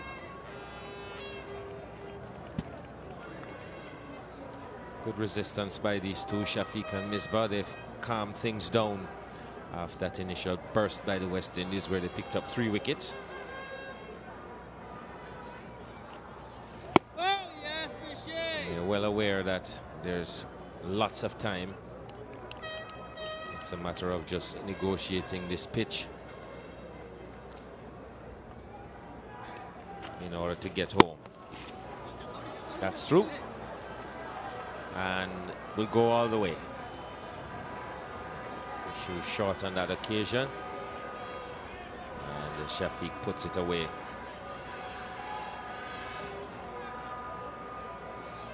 Yeah, he's just dropped short on almost every occasion. He's dropped short. They put him away usually through the leg side. Now he goes offside with that very short leg break. Shafiq, as he showed in the first innings, quite a positive player. Yes.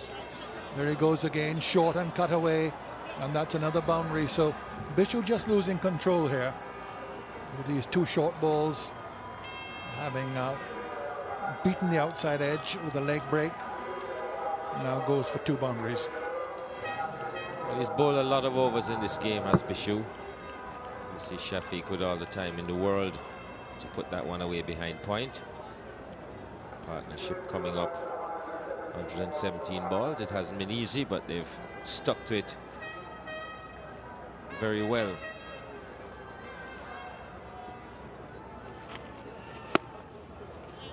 Not sure if he's used to bowling this many overs. Devendra Bishu just might be dropping a bit. It's 54 for 3.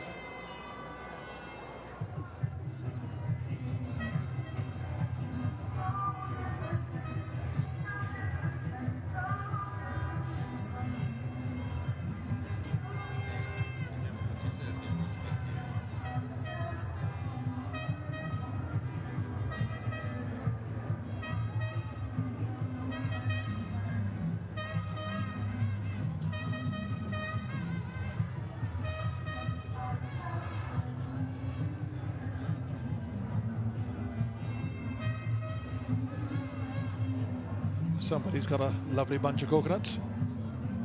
Not quite ready for picking yet.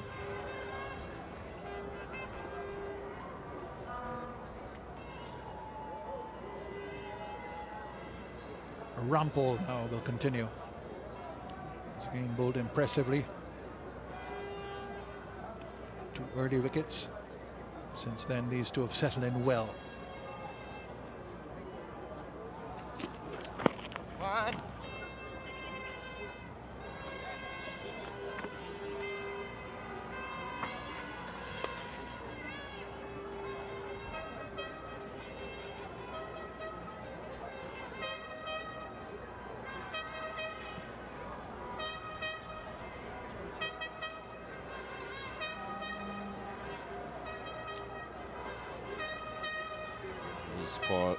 Points for Ravi Rampaul.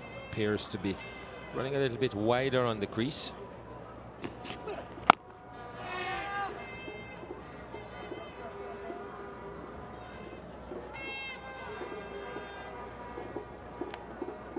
So it's a marked difference from the first innings, where he was getting a little bit tighter onto the stumps.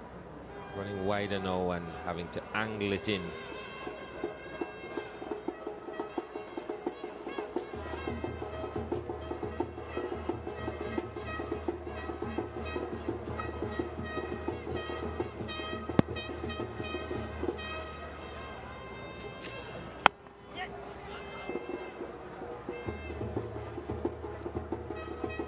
Thought of a single, not there.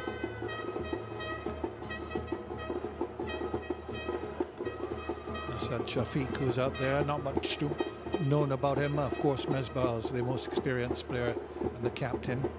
Did quite well in the one-day series. Asad Shafiq, 61 not out in the first one there. 23 was run out in that one. Both those matches at the Bosijua Stadium. Barbados failed out. First ball to Rampaul. He should have gone to Rampaul here as well without scoring, but he was dropped at slip. On that occasion, he was snaffled up at slip by Sammy this time. Darren Bravo missed him. Could turn out to be a costly miss. Just an example there of the fact that the ball keeps quite low from time to time. Batsmen have to be very careful.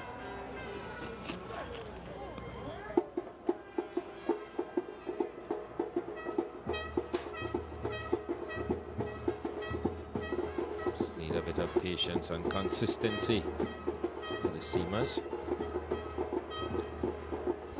As we haven't seen Darren Sammy into the attack as yet.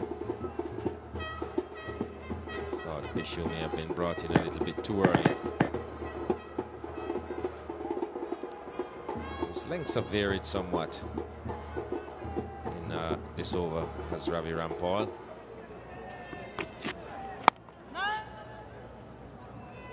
More on the shorter side. It's 55 for 3.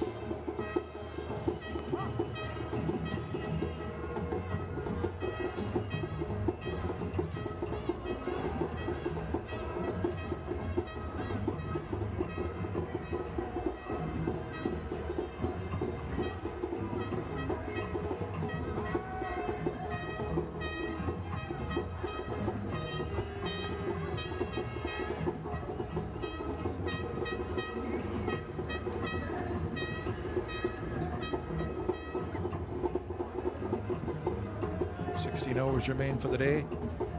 Not that we'll get them through, but we might. 55 for 3 then, and we're going to have a change in bowling now. Bishu has come off, not quite having the control which he did in the first innings or the success. Darren Sammy now replaces Bishu. It's the first time we're seeing him bowl very economically in the first innings. Kept things very tight. Bishu at the other end picked up the wickets. He got 2 of them, 2 good ones.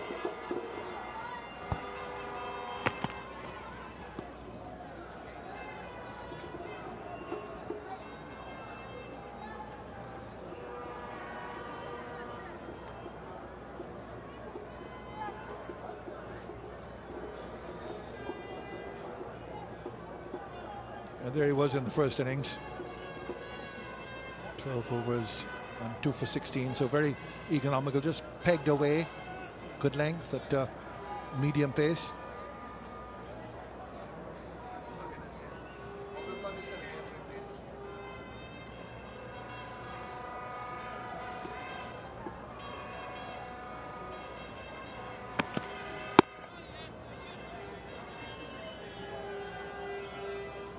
Misbah looking in no trouble whatever. Like Chanderpaul today, knows that the eventual total will depend very heavily on him. Excellent grouping, excellent line in the first innings. 1 wicket coming from a good length.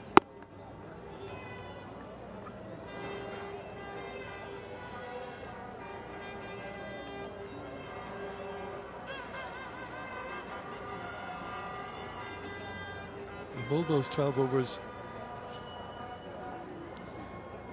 all in succession from the media end where we are located, the Georgetown end.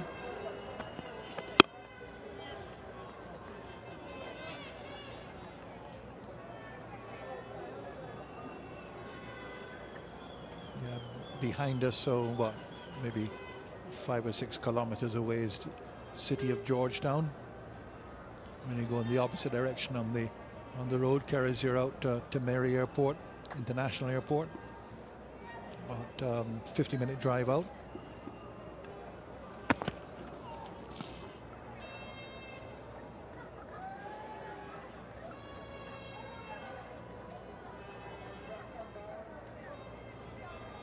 Things just a little flat at the moment. Contrast to what it has been most of the match, when you always feel or felt that a wicket was going to fall. Certainly the last 45 minutes to an hour, you just feel that these two are entrenched.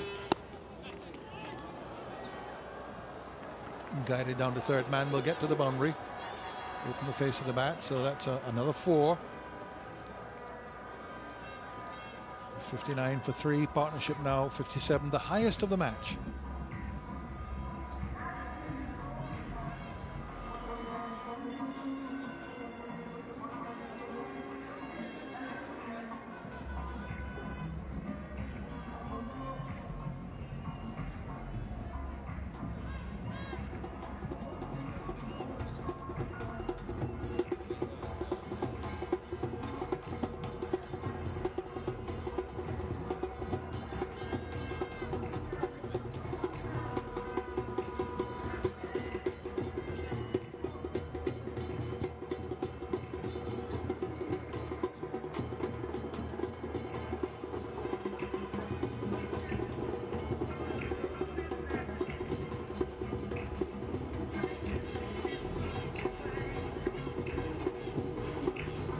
Rampaul will continue. 9th over, 2 for 18 so far. Those 2 wickets coming in quick succession.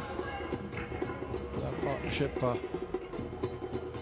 well, just indicates what a low scoring match it's been when the highest partnership is 57.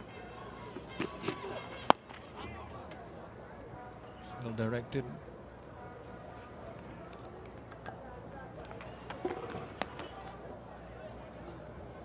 Just needs a little bit of revitalization for the West Indies. They just seem to go flat quite often and get a wicket and they all perk up. This partnership now being going for just about an hour and a half. Came together when the score was 2 runs for 3 wickets.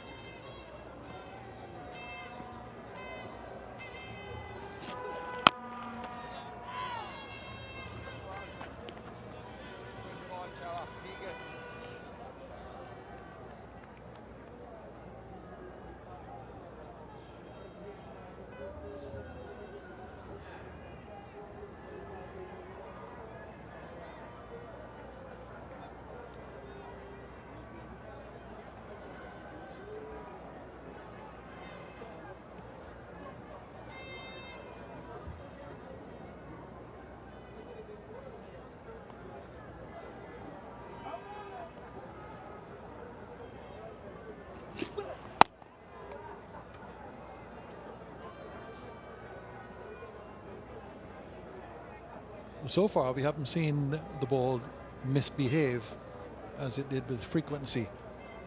Certainly during the first 2 innings of the match and into the third. Unpredictable bounce. The ball turned a lot.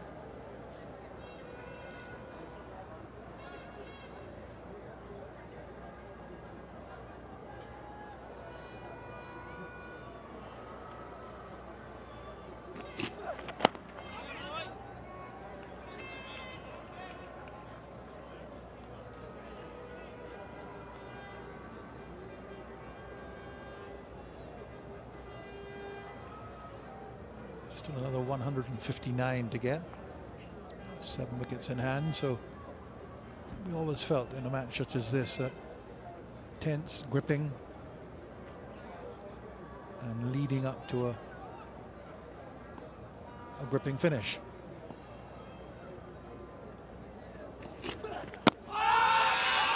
Big appeal for a leg before.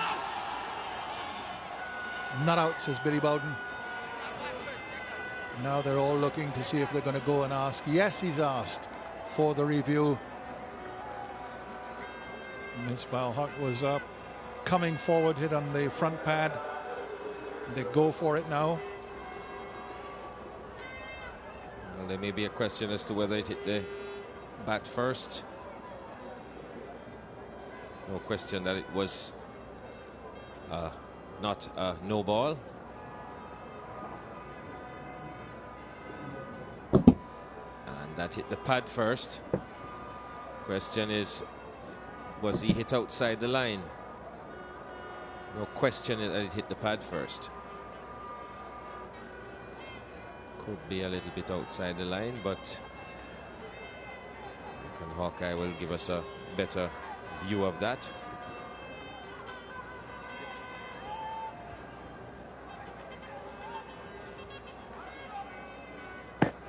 Struck outside the line, I guess. So the on-field decision of not out should stay.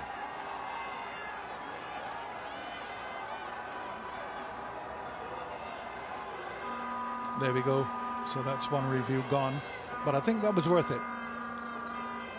Was going to crash into the stumps. He was hit outside the off stump, playing a shot, but not that far. Close enough. And they felt that was worth the while to go for it.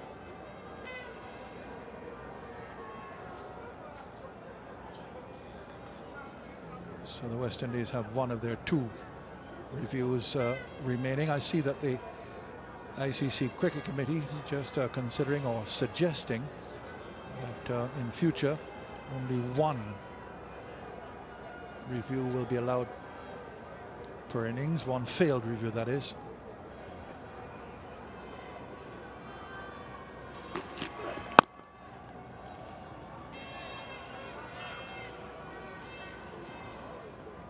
I really think things are fine as they are, Tony. 2. 60 for 3.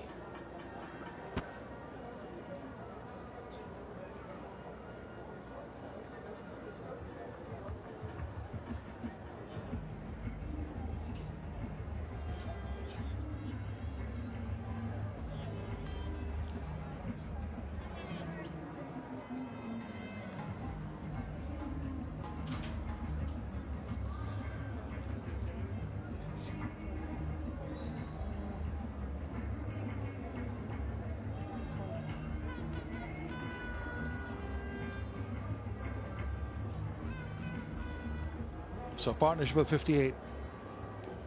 Close leg before. Decision in the last over from Rampaul. Reviewed, and review showed that the batsman was struck outside the off stump, not by a long way, but by enough. And that saved him.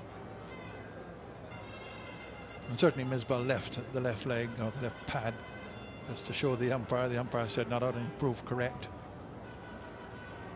Now Shafi.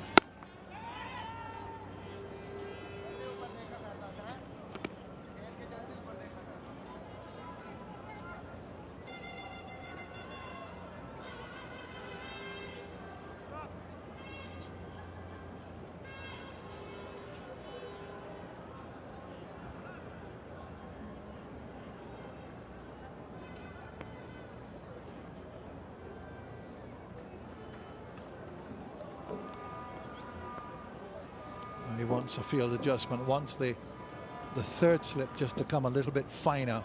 There is a gap between first and third. There's no second, and I suppose you'd slot a second slip in between first and third, and in that gap there.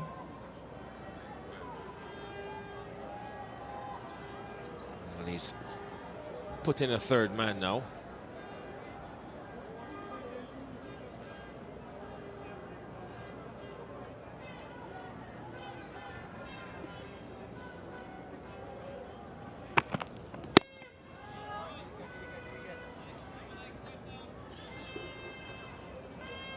Shafiq, 25 years of age, just had the 3 test matches before this, so he's new to the test match game. Represented quite a few teams in Pakistan: Karachi Blues, Karachi Dolphins, Karachi Whites, Karachi Zebras. Now, first time we've really seen the pitch misbehave, and he's got it on the left glove, and it's painful.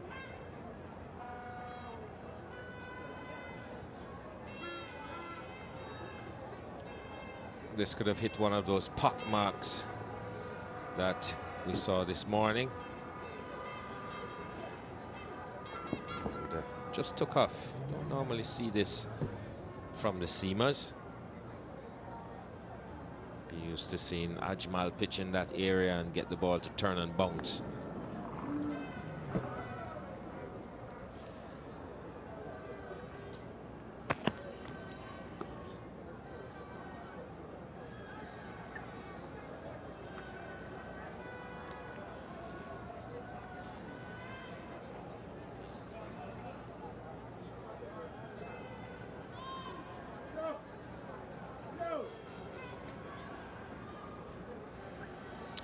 I think the lack of variety in this West Indian attack has helped these two to settle. And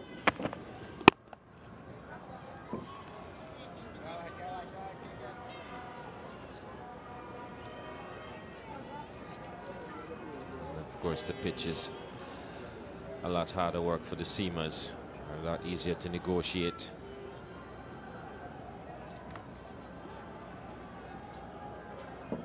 So it's got to be consistency.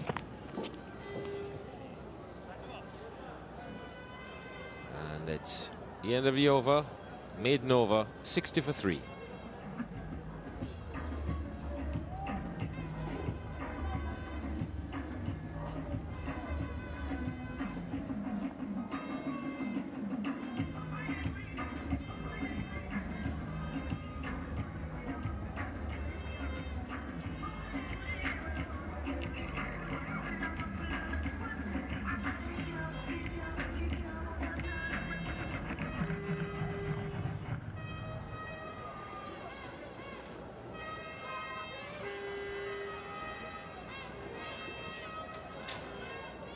Now Ravi Rampaul will try again. Came very close in the last over, having a leg before against Misbah. They reviewed it. Ball struck him outside the off stump. Pakistan captain now gets ready. He's played really well. He's got 26. Rampaul asking questions here now. Just a bit of movement inwards.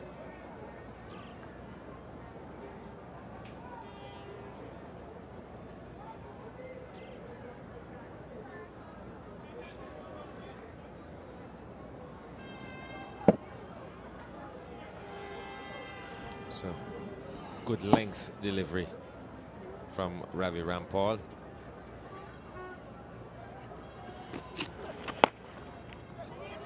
Just think he's getting a little bit too wide on the crease. To get a little tighter on the stumps and bowl more wicket to wicket. So once he strays in length, there's enough time for the batsman to work the ball away on the onside.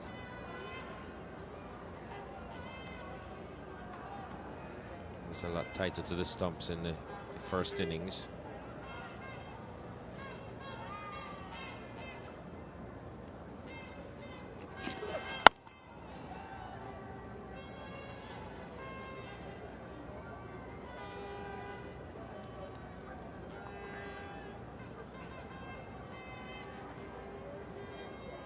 As we've seen, the lights have been switched on. Not that the light is bad by any means, but they can be used and are being used here now.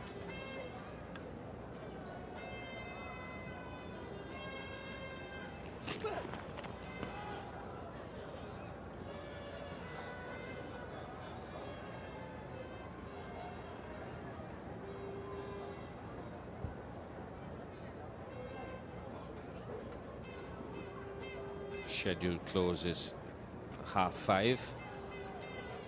We're just around 5 o'clock now.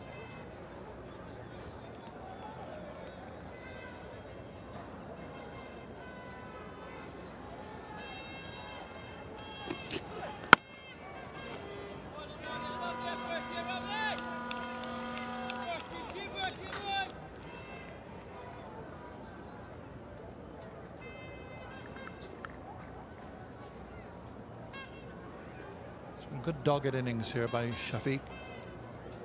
Had a scare early on. He hadn't scored. Edge to third slip. Bravo put him down off Rampaul.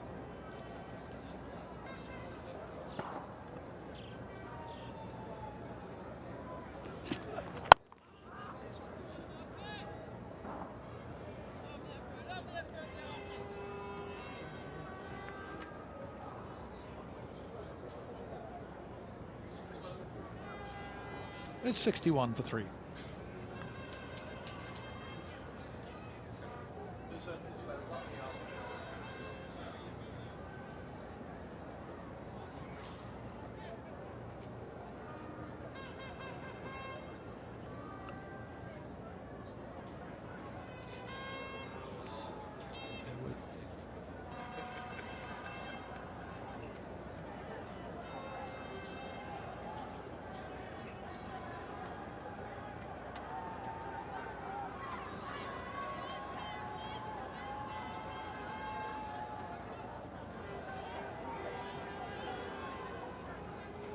Now Darren Sammy will continue.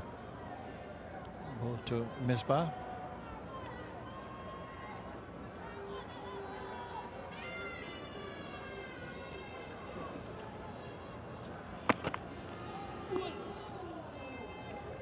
Nobody's got his hands on his head.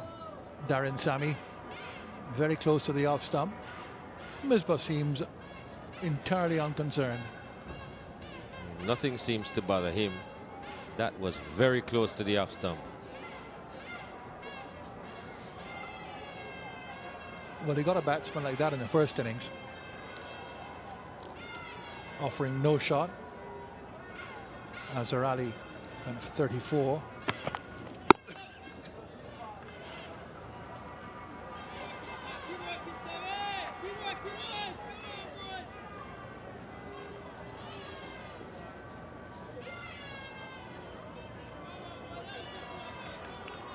That rough area outside the off stump, which has been made rough by the left arm seamers, also caused a bit of deviation.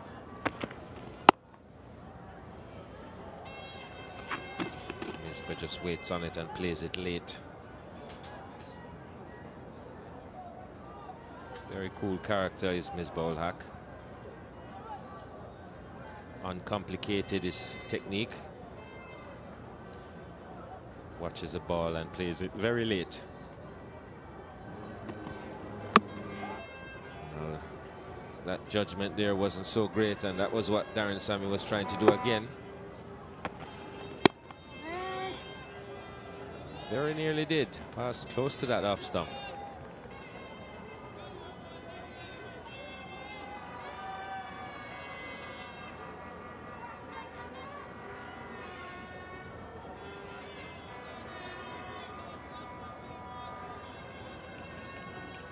This was a similar delivery to Misbah.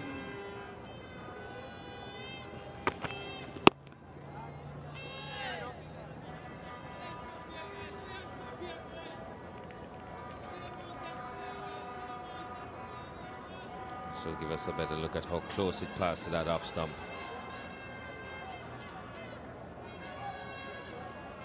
That close. Hawkeye says 2 centimeters.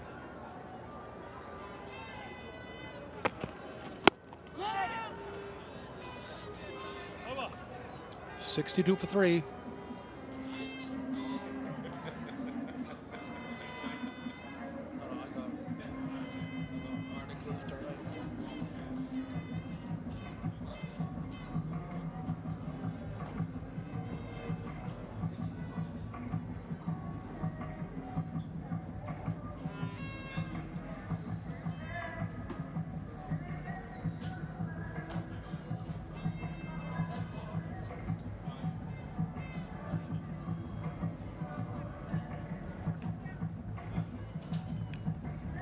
So we're now past the 5 o'clock hour and we go to 5:30. That's the last time that they can play until 62 for 3, 157 more required in the commentary box to carry through that last hour, half an hour.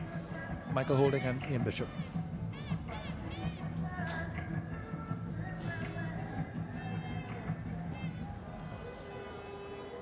Good recovery this by Pakistan.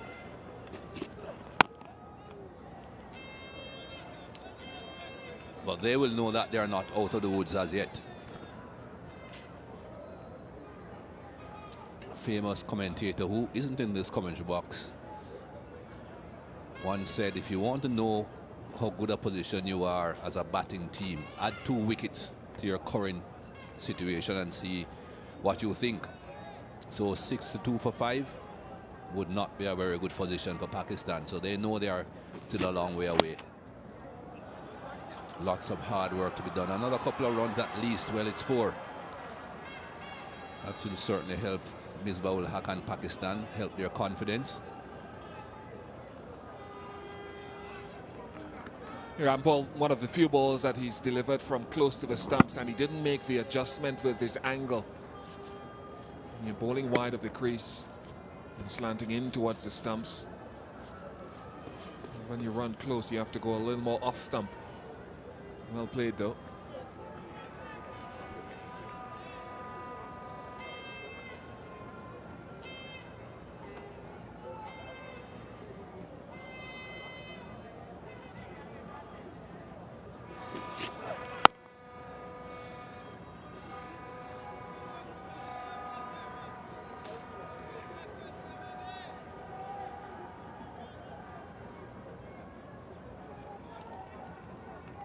I've certainly seen Misbah-ul Haq in the limited overs form of the game show a great deal of patience, which sometimes is quite difficult for batsmen when they know they have such a limited time at the crease.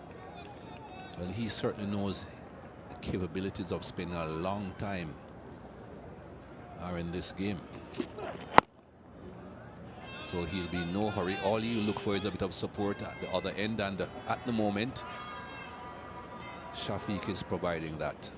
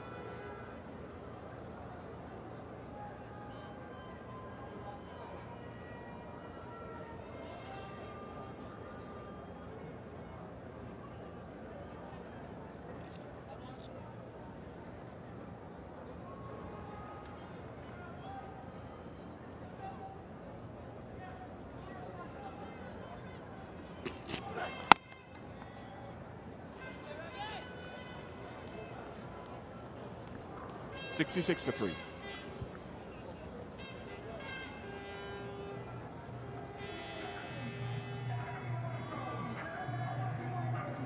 Umar Akmal, Salman Rahman, the next 3 in for Pakistan. Then I would think they were hoping they won't get to the last 3, or if they do get to the last 3, not too many runs are required at that point.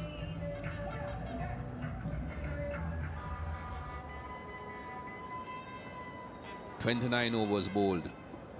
I suggest you just could find a few balls starting to misbehave at this point, or at least the West Indies will be hoping that that is the case.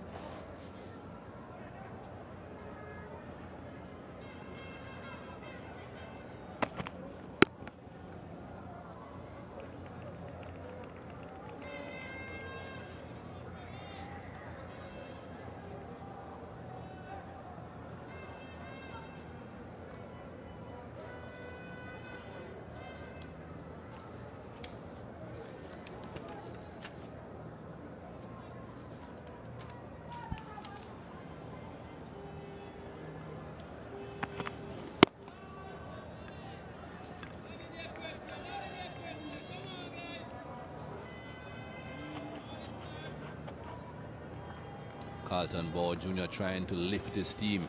Certainly heard a lot of Salman when Pakistan were in the field.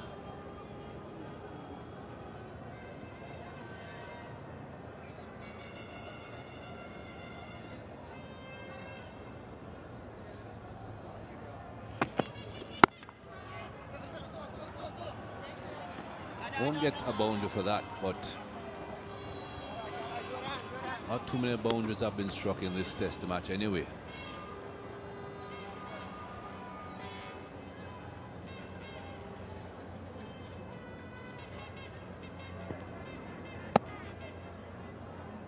Committing himself very early on the front foot. That's something that we were suggesting has to be done on this pitch. More runs. Sawan doing the chasing this time. Another couple.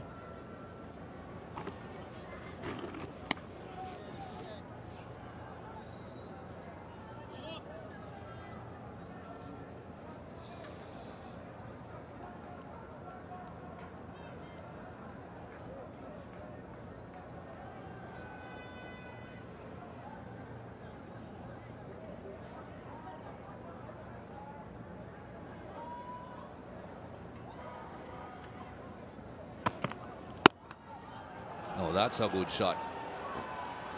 Not even bothering to move.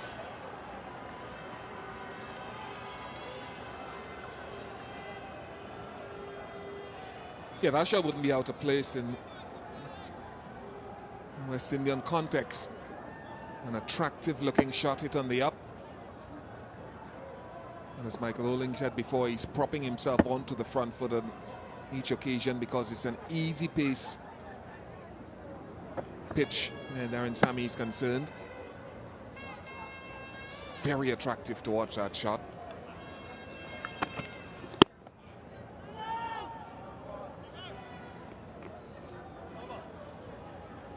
Seven to 4 for 3.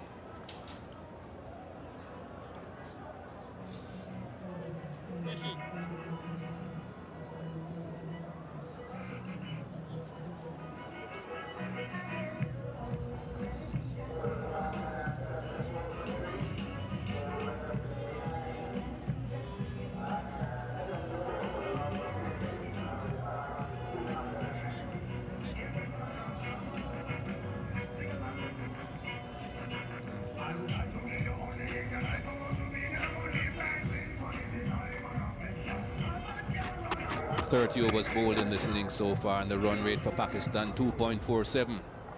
It's the very same run rate that they ended up with at the end of their first innings.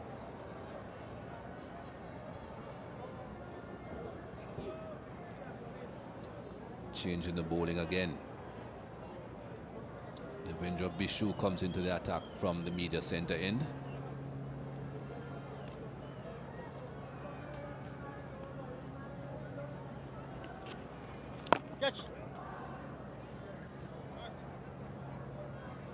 Nothing in the fourth column yet for Devendra Bishu. He has done a lot of work. Spent a lot of time at the crease in both innings batting. Bowled quite a few overs in the first innings. Into his 8th over now in this, the second innings. Yeah.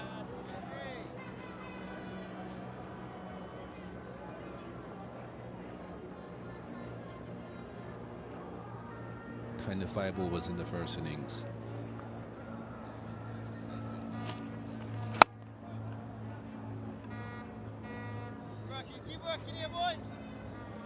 Not getting as much turn as his finger spinners got earlier on, well, side Ajmal in particular.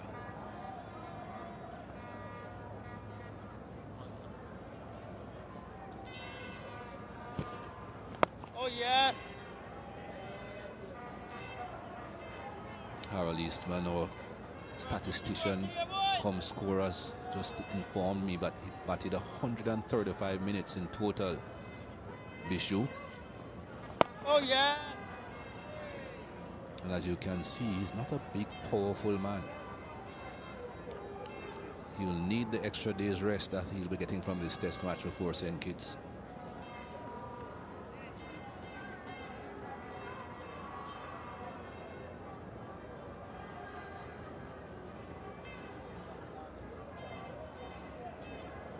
Bit of movement behind the bowler's arm.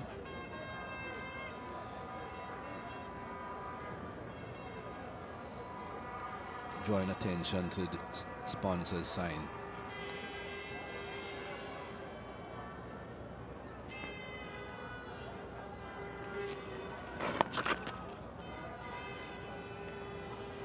I made know to start this new spell. 74 for 3.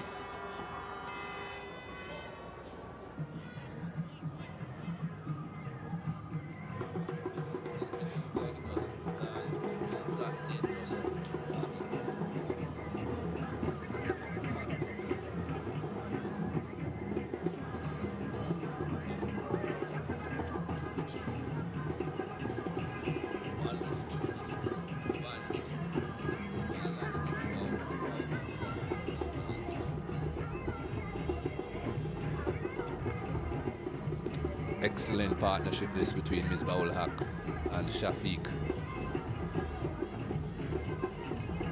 Ashad Shafiq has 32 runs from 87 deliveries faced, 5 fours. Almost 2 hours at the crease as well as Shafiq.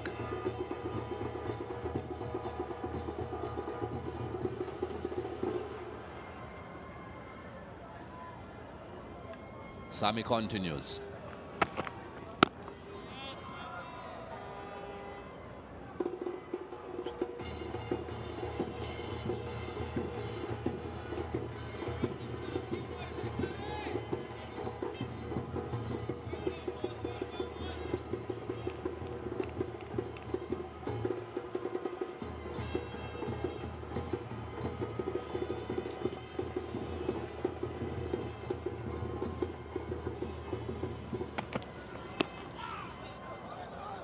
Fine leg is fairly square, so he has a lot of work to do.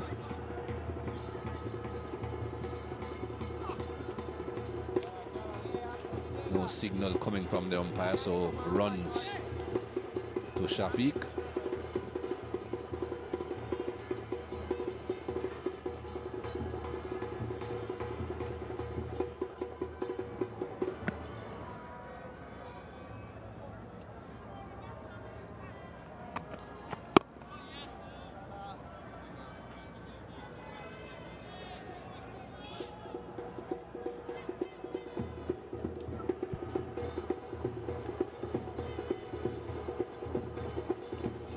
I think at this stage of the day with 7 overs to go,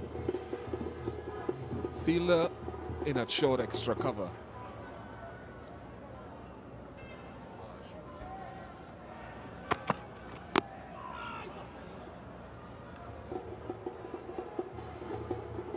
And man, Darren Bravo in there at short extra cover. I believe because it looks pretty flat at the moment, he could go into a closer position, get the helmet on, get in there, because the batsman is looking to get on the front foot at every given opportunity. Sammy's trying to push him back occasionally by pulling the length down. So put somebody in his eye line, make him think about playing off the back foot occasionally.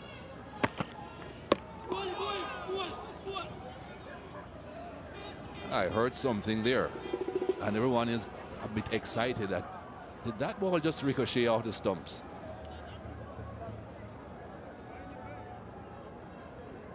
Not the first time I'm seeing this. I've seen balls in the past hit the stump at a particular angle that just forces the two bails together.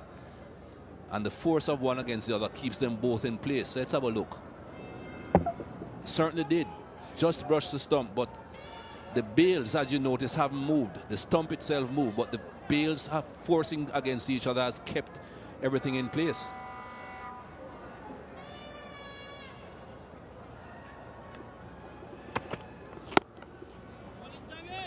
That will probably make Sports Center later on. Not seeing the stump hit as hard as a fairly hard clip at 76 for 3.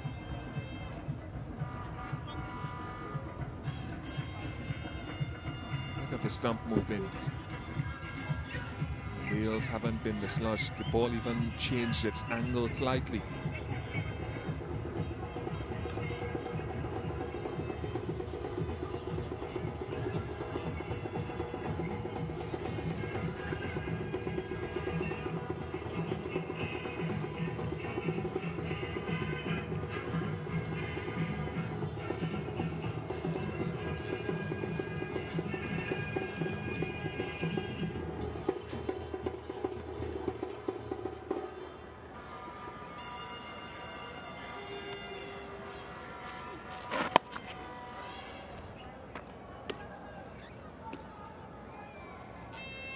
Oh, Sammy will have to consider himself a bit unlucky with that last over.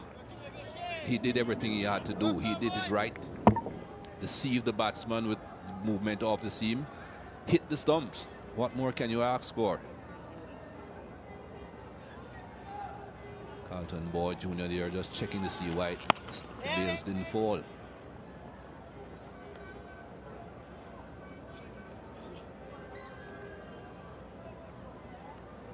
Keep working, boys.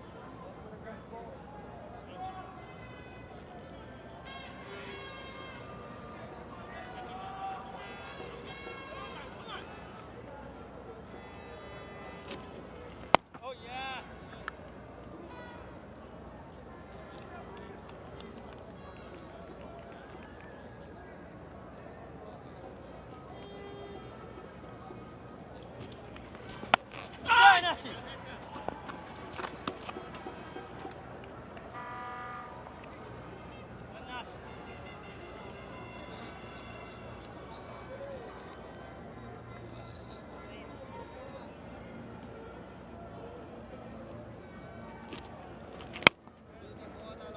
Working a bit shade.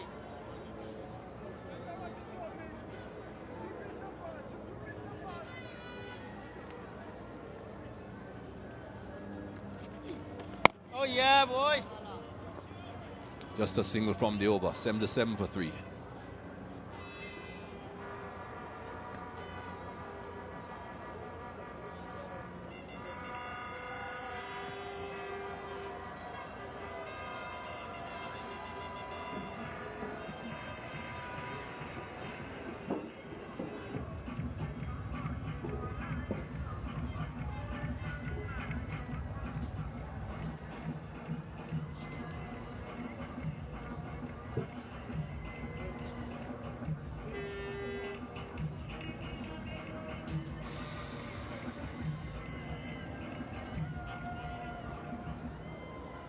Three wickets down with just 2 runs on the board, Pakistan. At that point, everyone said dead and gone. Not so, says Misbah-ul Haq. Pakistan's captain fighting back with the help of his number 4 batsman, Asad Shafiq.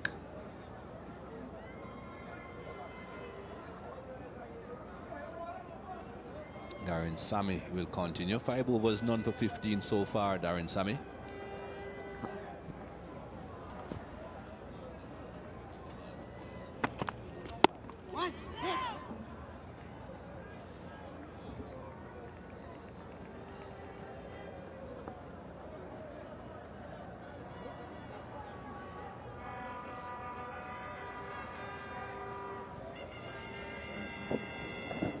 Again, the replay of that delivery from Darren Sammy, not just clipped the off stump.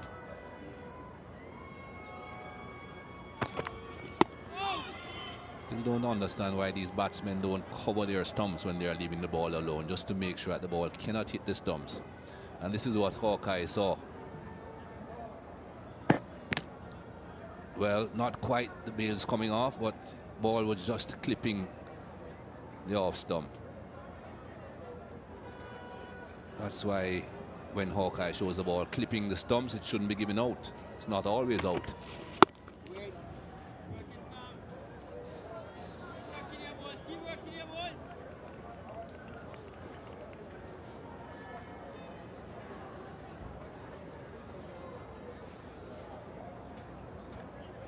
Carlton balls come up to the stumps.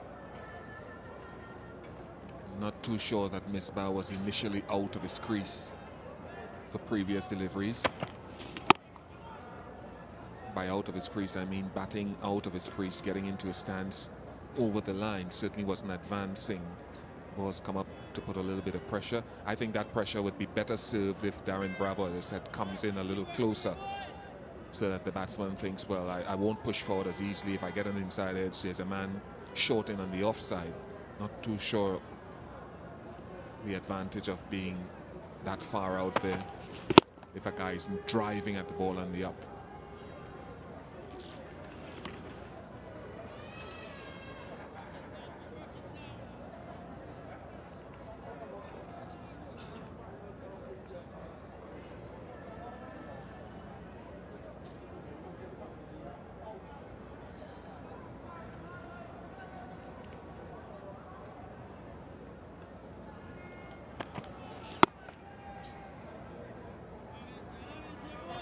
Still 77 for 3.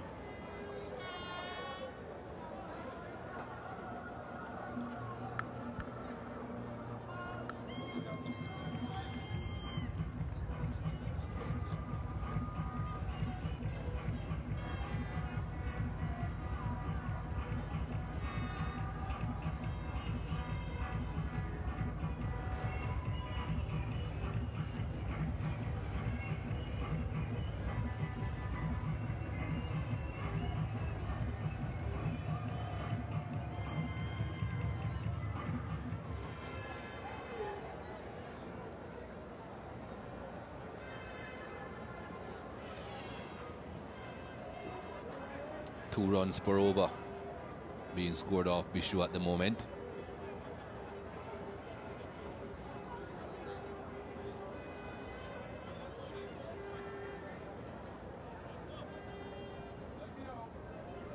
Tony Koza did mention that the lights were on earlier on.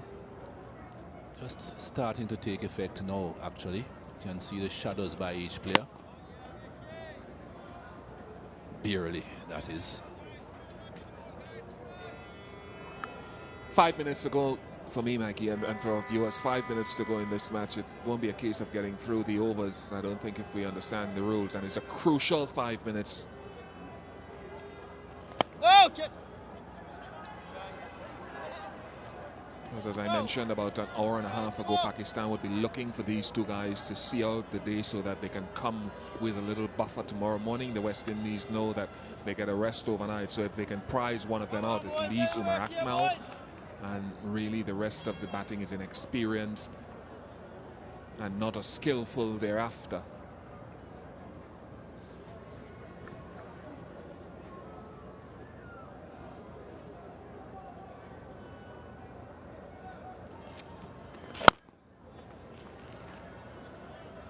Hence the reason I feel that a couple of more attacking fielders would not be a bad option just for a few minutes until the close of play to put some pressure on the batters. Oh yeah.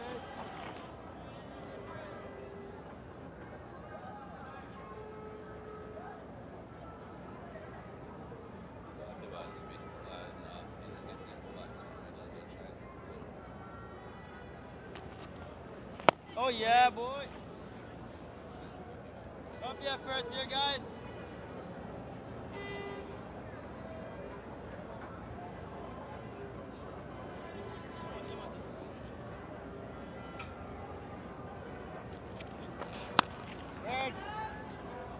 Another very economical over from Bishu, 78 for 3.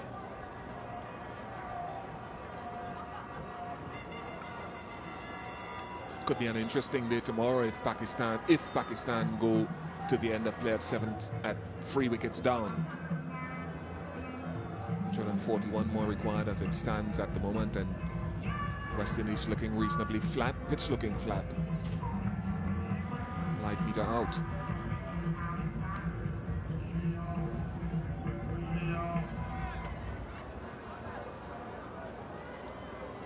This conversation has been going on for some time now between Darren Sammy and Brendan Nash, captain and vice captain. Now the umpires joined in, perhaps to suggest to them that the slower bowlers should be bowling at this stage. We saw the umpire having a look at his light meter earlier on, and that has resulted in Brendan Nash actually coming on to bowl.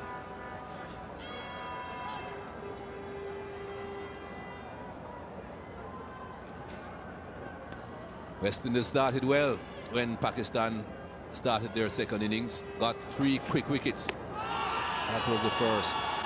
Tawfiq Umar and Rampaul certainly gave them the start that they wanted, and that was the second. You have a Rampaul again. Thin edge through to the wicket-keeper, then Roach struck. Again, this one had to be referred. Umpire said not out initially. When the referral came, decision was changed. So here's Brendan Nash, possibly the last over today.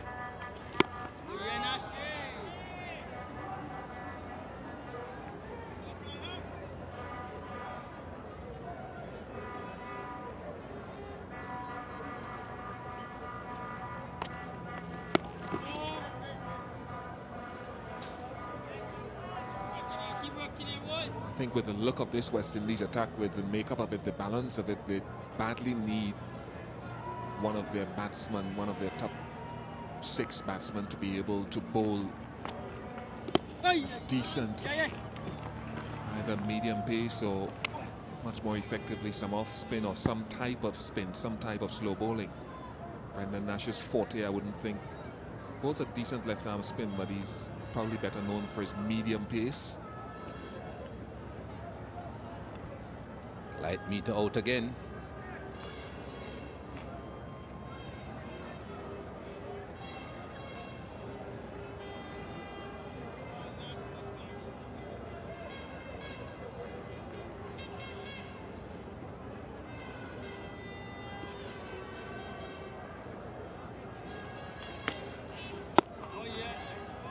So that top 6 batsman offers a bit of spin. Thinking about one Seagull, possibly. Although, to be honest, I don't quite see how he's going to get back into the team and be in the same dressing room with the coach after all that has been said in the media. But then again, Rampaul is back in the team, so anything is possible in West Indies cricket.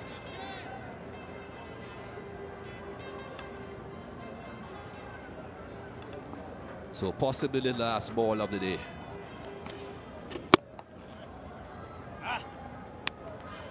Well flighted delivery, but no real turn there for Brendan Nash. So an easy drive down to long off.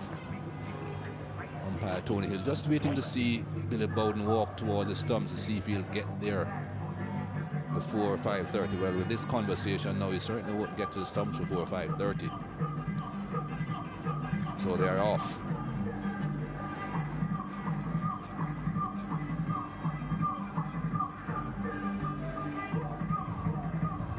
So the West Indies haven't started so well, getting 3 quick wickets with just 2 runs on the board. I've had a tough time since then. These 2 batsmen are the cause of that, though they have batted very, very well.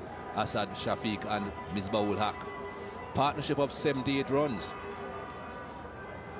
There's still a fair way to go. Another 139 runs required. 40 to Shafiq, 34 to Misbah.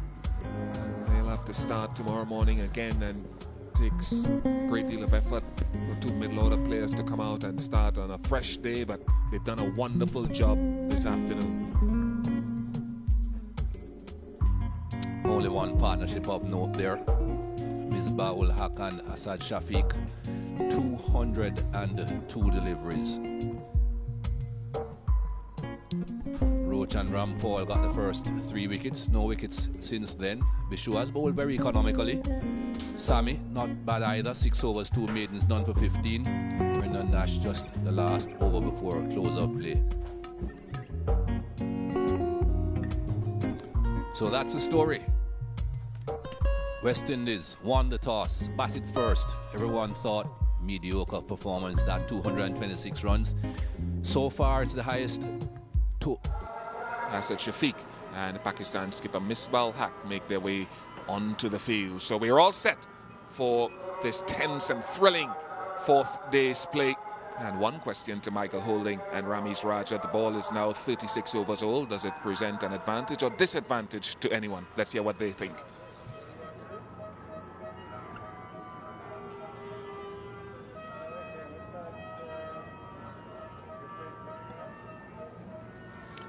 It's not going to be an easy job for the Pakistani batsmen, and hello to all the viewers around the world, wherever you may be. I suspect this will be an intriguing period of play before lunch. That man in your picture, Bishu, will have a serious part to play here for the West Indies. Don't suspect that he will be getting the ball immediately, though. I think the seamers might be getting the ball first, because there's every chance that a few balls will keep low. We haven't seen too much of that yet. Over number 37 coming up, and the ball should be just starting to get not soft, because these Duke and Son balls don't really get soft, but they are losing a bit of the hardness and the shine, and perhaps at about this stage it will start to misbehave.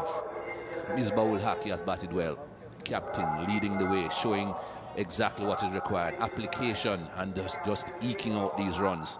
Asad Shafiq was a bit fortunate to be still there, but since that chance has batted well. 102 deliveries for his 40 runs.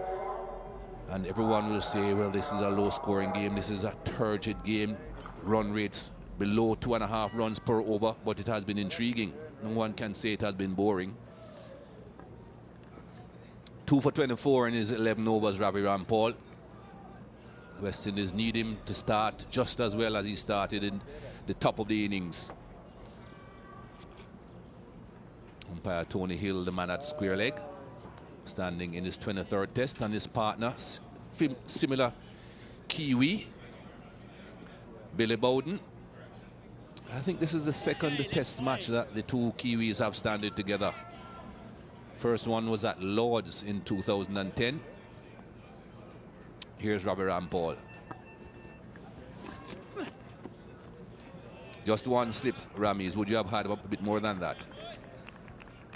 Morning, Mikey. Morning, all. Yes, it's a fresh day, brand new day. Batsmen are looking to get their eye in, and the West Indies' best chance of disengaging the two has got to be in the first half an hour when they're settling to the task. So expected Sammy to be just a little bit more aggressive in the slip cordon. He can still defend singles. I don't think Misbah Haq will threaten the bowlers in the first half an hour. I think he'll just replicate the pattern of the partnership. Just look for those singles, place the ball into the gaps, and defend stoutly.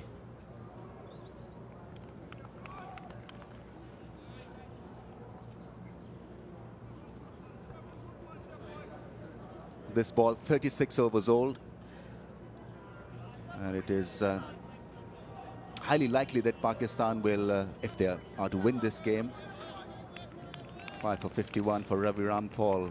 The match figures is bowled really well, that they'll get over the line before West Indies take the second new ball. So they need to strike with this ball.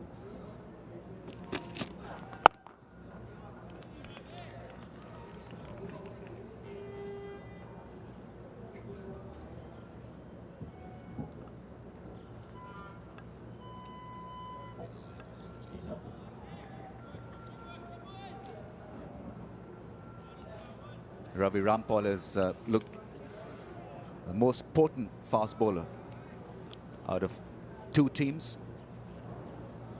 He can operate both ways. He can be attacking and also in a run-saving mode.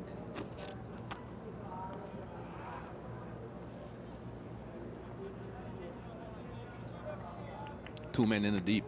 Perhaps that's the reason why Ravi Rampaul is thinking about that short delivery which he delivered. I haven't seen Misbah Haq attempt the hook shot yet, though. 5 wickets, as Ramiz Raja said, for Ravi Rampaul in this test match.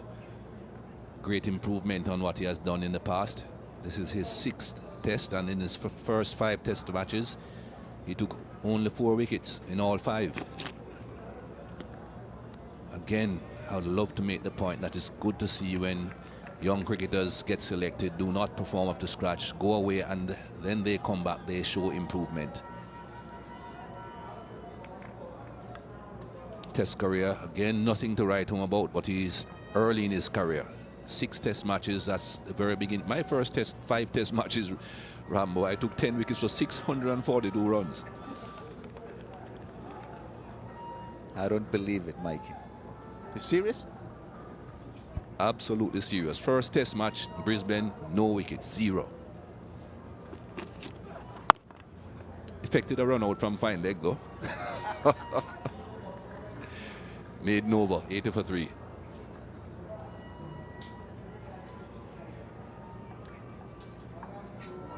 I remember, I think it's Saeed Anwar, a prolific Pakistani opener who started his career with duck in each innings and then went on to become a very fine opener. Best way to start, Rami, is start low, then you can build.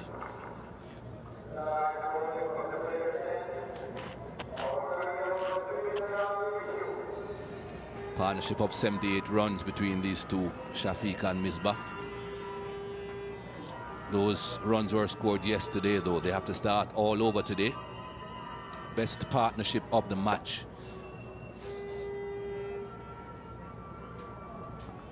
Here is Bishu coming over the wicket. Just wonder if there's any thought that he might go round the wicket to try and exploit those rough areas outside the right-hander's leg stump.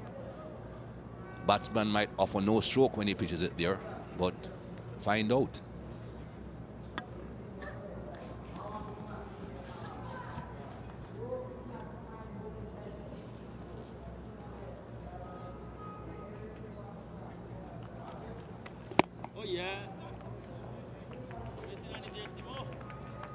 In his first test match and already become the patriarch of this bowling attack, carrying the extra responsibility of the leader of the pack. First runs of the morning, couple of runs.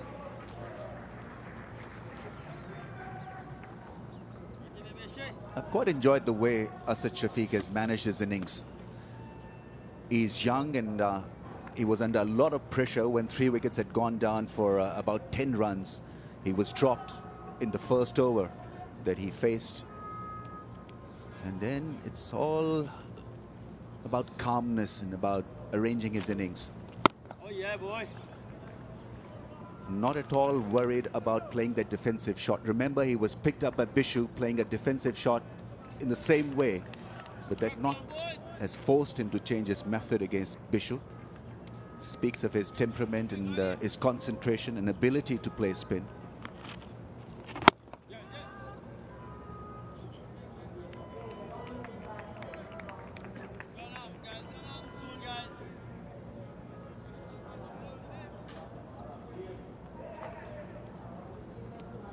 I think this is a very good field that has set for Devendra Bishu. He's getting a bit of turn, not the exaggerated turn that we saw from the off spinners, because it's difficult for him to be pitching anything in the rough areas, being a leg spinner. He has to bowl a lot straighter, where the pitch is in much better condition.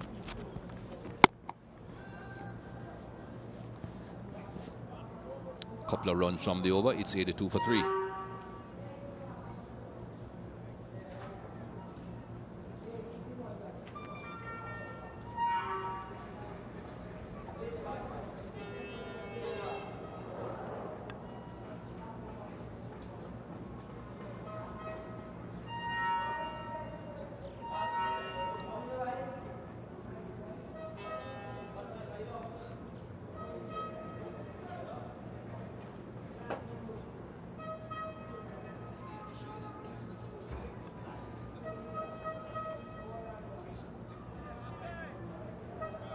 Rampaul will continue from the media center end.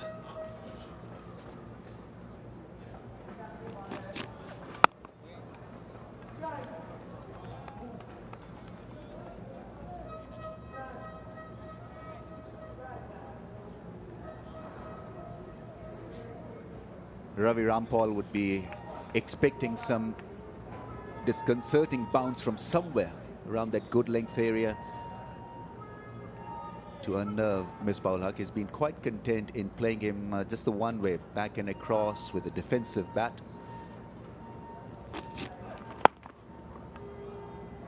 First run of the morning for Misbah-ul Haq.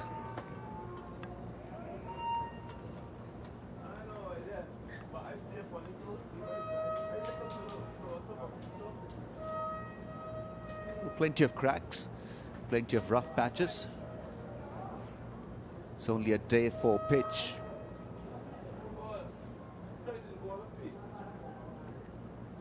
Let's see whether the activity subsides on day 4 or it erupts.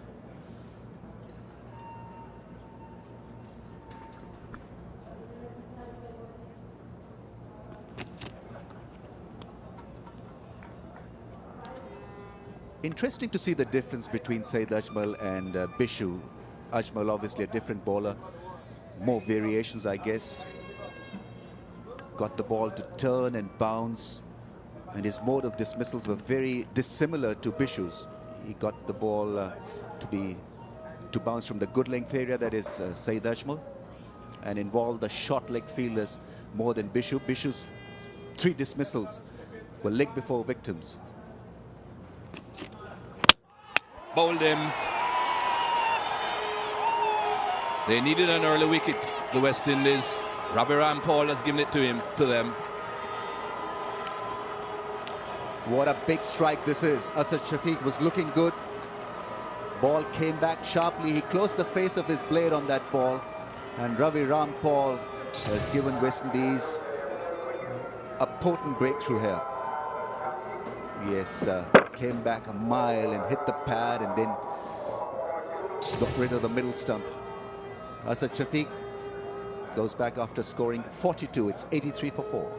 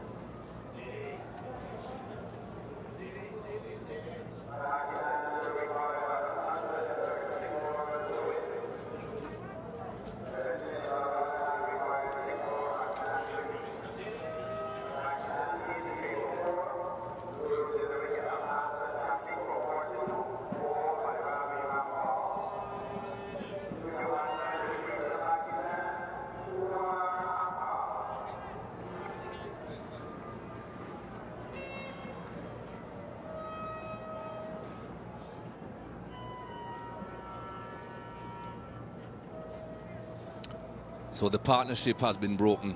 That excellent partnership between the captain Misbah-ul Haq and Asad Shafiq. The new batsman, Umar Akmal. Well, when he gets his runs, he doesn't get them at 2 runs and over. He doesn't get a strike rate of 30 or 35. He usually gets his runs quite quickly. Here's Ravi Rampaul again.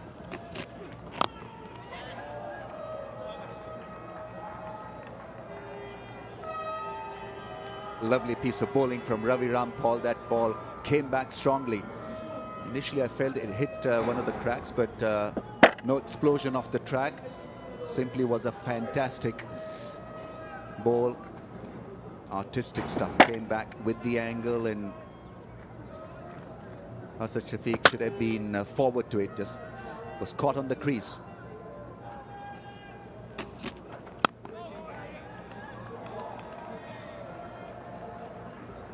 It's 83 for 4.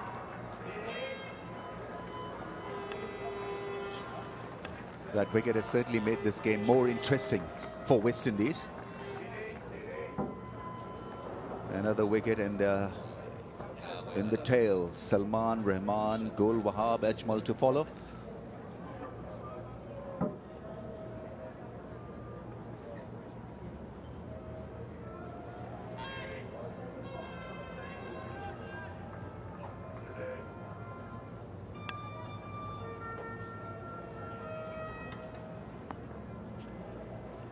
Salman, Rehman, Gul, Wahab and Ajmal still to come for Pakistan.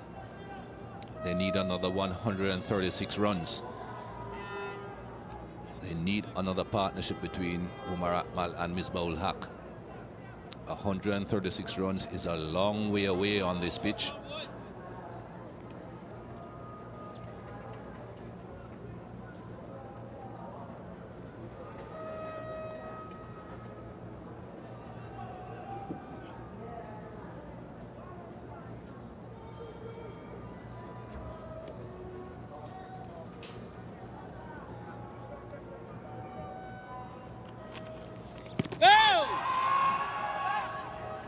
Half an appeal.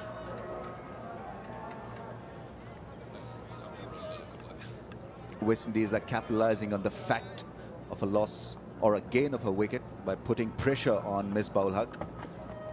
Quicker ball, didn't spin, would have gone on to miss the stumps. That one spun.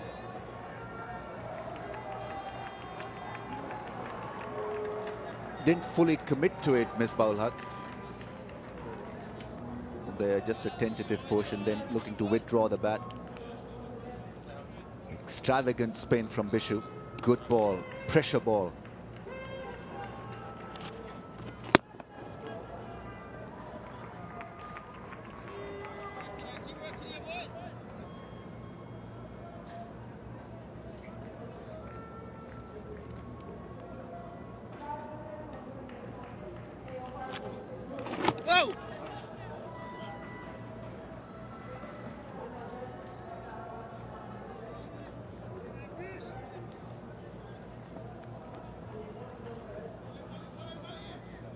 Single brings the new batsman Umar Akmal on strike.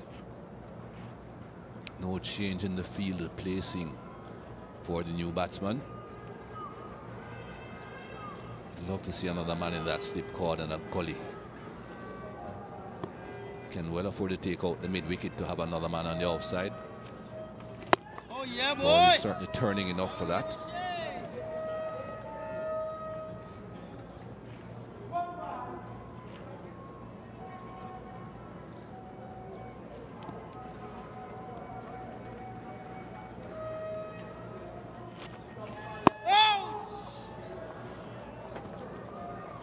Just a single off the over again, 84 for 4.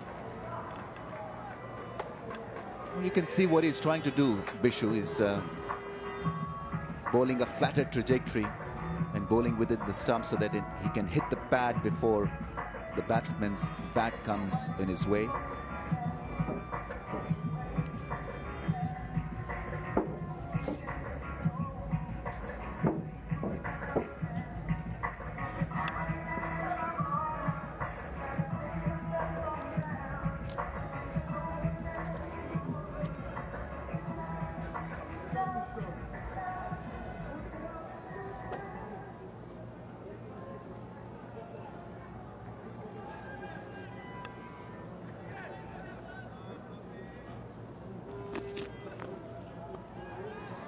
Again, not a big crowd here at Providence Stadium. With a match in this position, one would have thought perhaps a few more people would have been turning up to hopefully herald this victory by the West Indies.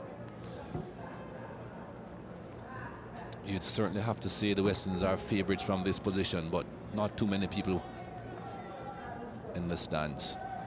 He's here, ever present.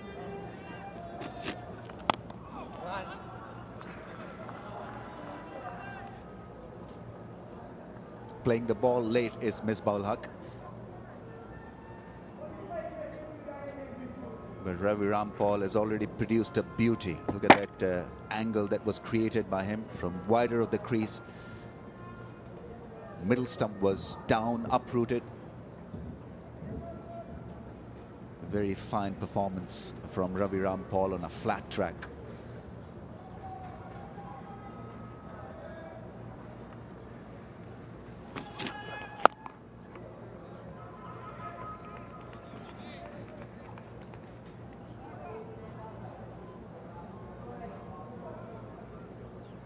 to right-handers. On that good length area most of the time. A couple of good results for him also for persisting with that good length in good areas.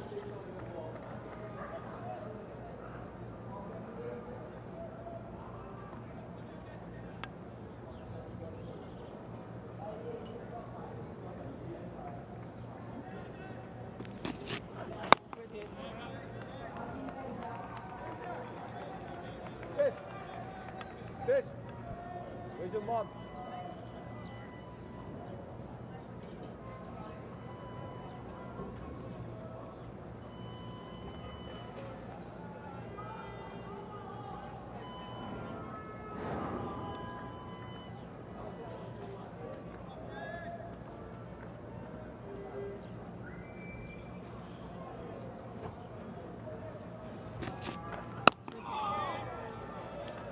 Is looking to be on his front foot, Umar Akmal. He'd like the lack of pace, Umar Akmal, because he likes to drive the ball, likes to cut the ball as well. This pitch not suited for that shot. Miss Bowler having a quiet word with him, asking him to just continue. Difficult to know what can be expected from Umar Akmal, because he's highly unpredictable. Well fielded. Then Simmons, the man there at mid-off. Umar Akmal off the mark though. It's 86 for 4.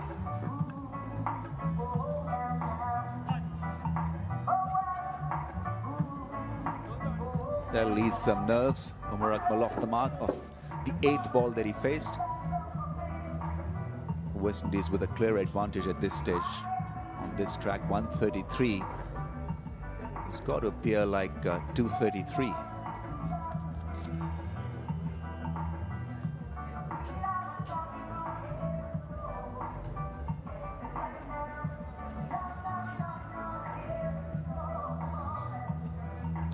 Eleven fours in this Pakistan second innings so far.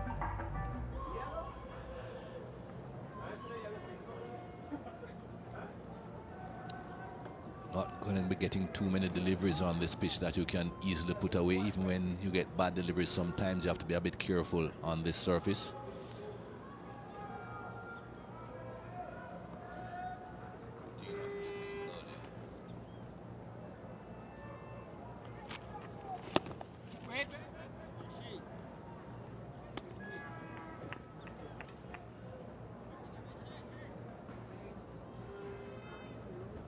Looks pretty much focused, Bishop. He'll have a long ball today. Maybe go till the end.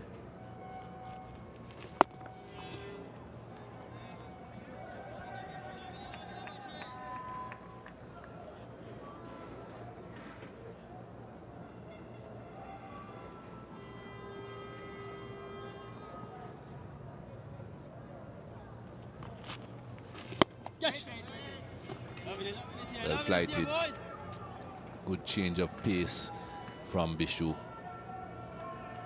Got to have a gully in place because he likes the inside-out drive on a pitch like this where the ball can spin just a little bit more. Got to cater to that edge.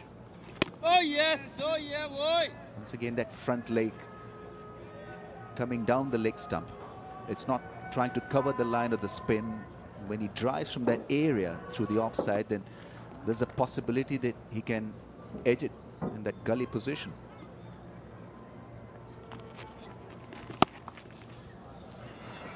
I think that will go all the way. Just a fraction short. He plays that shot well. In the first innings, Sammy and Bishu had a man deep at point. And this time the field was up and he cashed in. Good shot. Because normally when you're looking to defend, a loose ball comes your way and you can easily miss it. Umar Akmal went and thrashed it hard.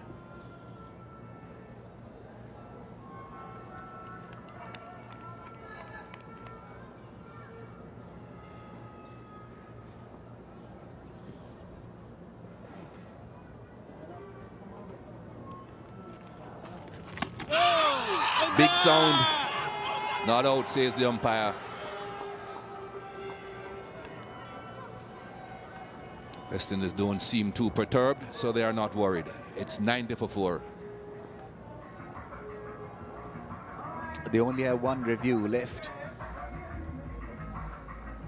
And obviously the discussion is not about the review, but about the field set.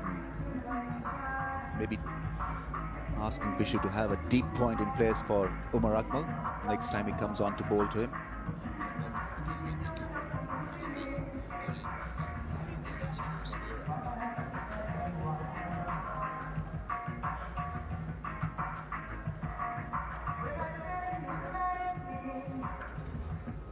.226 the West Indies score in the first innings. We all thought that wasn't enough. It will prove to be the highest score of the test match though.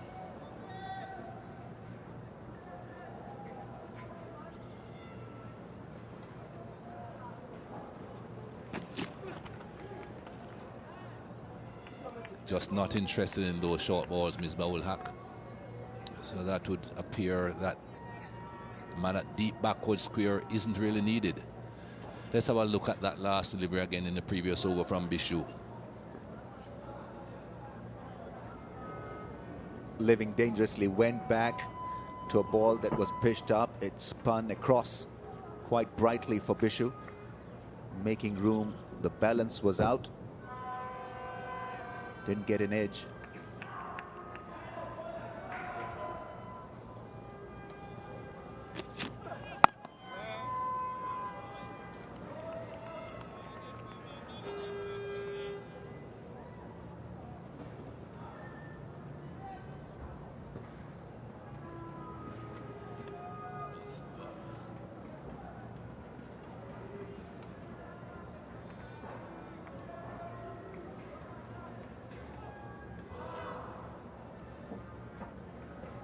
Just about 2 hours and 40 minutes at the crease so far for Misbah-ul-Haq. Showing a great deal of patience, great deal of determination. A Yorker wouldn't be a bad bet against Misbah-ul-Haq because he's got a high back lift. And his feet are moving predictably in one direction because he got used to this length. There you see him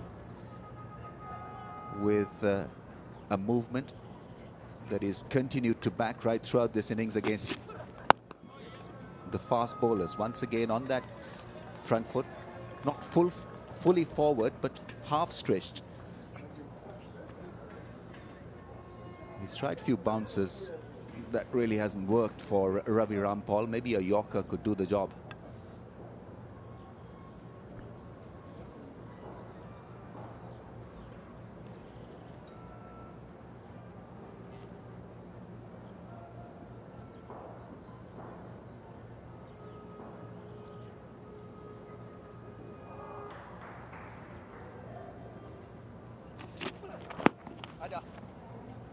I think that was thigh pad. Umpire Billy Bowden will make the signal. Yes, his leg by is signaled by umpire Billy Bowden. Don't think Pakistan will be too worried how the runs come though. It's going to be a long haul. Their run rate at the moment is 2.12. They need another 128 runs. 60 more overs to go if they continue at that rate.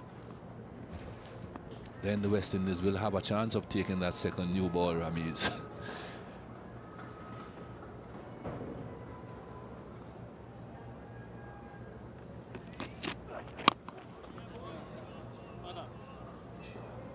Just the leg by from the over. It's 91 for 4.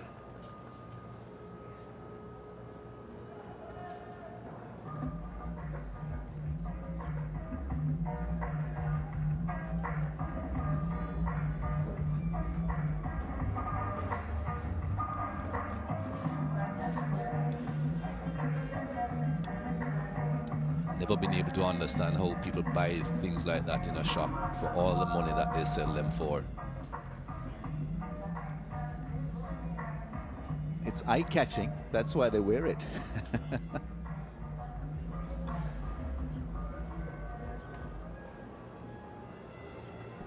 Once again, a tight first half an hour.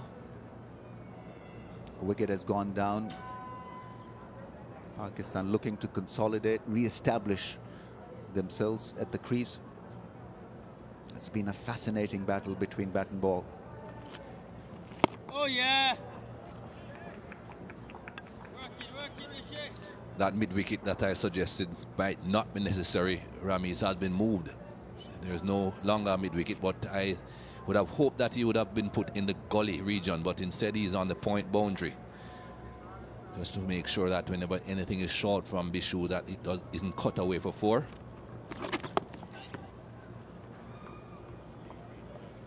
Well, that was expertly played by Misbah-ul-Haq, because he could easily been pressed into pulling that ball with no mid-wicket in place. But like a thorough professional, he waited for the ball and waited for the bounce and then played it down calmly. No run there. Good call by Misbah-ul-Haq, sending back Umar Akmal. And that was the real difference, because Umar Akmal did go for that big heave in the first innings of a short ball and was caught behind. The ball was ballooned up in the air. Misbah-ul-Haq cleverly played that short ball down. Oh yeah.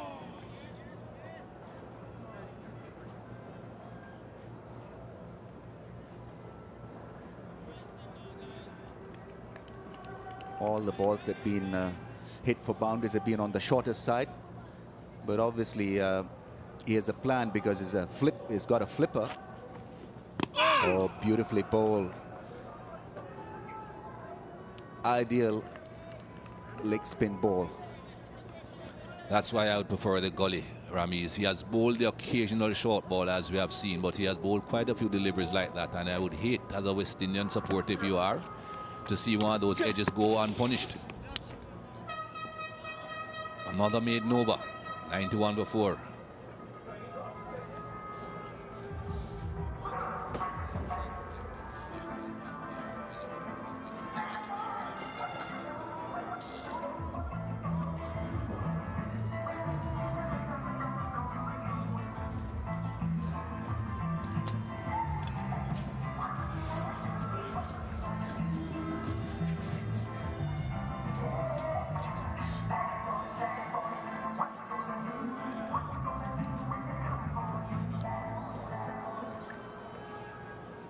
Pakistan 91 for 4. All depends on Misbah-ul-Haq, because he's the glue in this batting lineup. Hard fought 37. And he's got to make sure that he nudge Akmal in the right direction with him. Oh, nicely played forward to that one. Talked earlier about Umar Akmal getting out of a flipper in the first innings, trying to hit the ball a little too hard, not making allowance for the skid or the inconsistent bounce. Misbah-ul-Haq, on the other hand, even with no mid-wicket in place, played it down comfortably, professionally. That's why he's more of a success at this level than Umar Akmal. Avoids that one nicely down the leg side. Change of voices. Ian Bishop with Tony Cozier. Yeah, thank you, Ramiz. Change of accents as well. Say good day to everyone, wherever you are.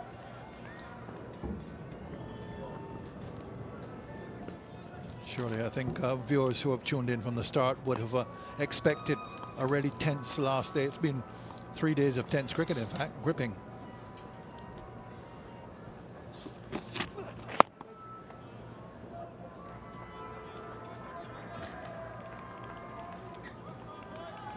Over those first 3 days, 33 wickets falling, no batsman scoring a 50. So it's really been difficult for the batsman. It's a question of patience.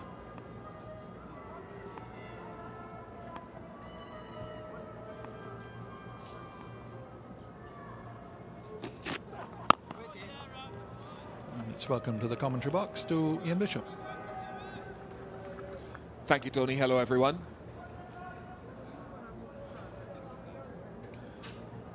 Yeah, an attritional battle continues once again, isn't it? Nothing being given away this morning. Good to see Darren Sammy starting with what we believe are his two most effective bowlers in the contest so far.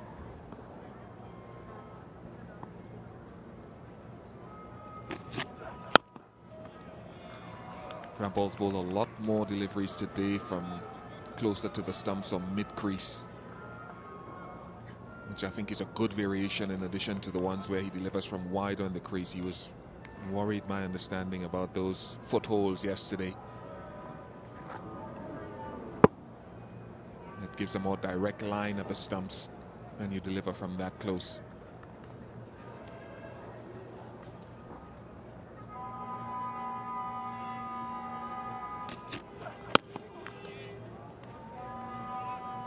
He's really probing away there. He's bowled a maiden 91 for 4.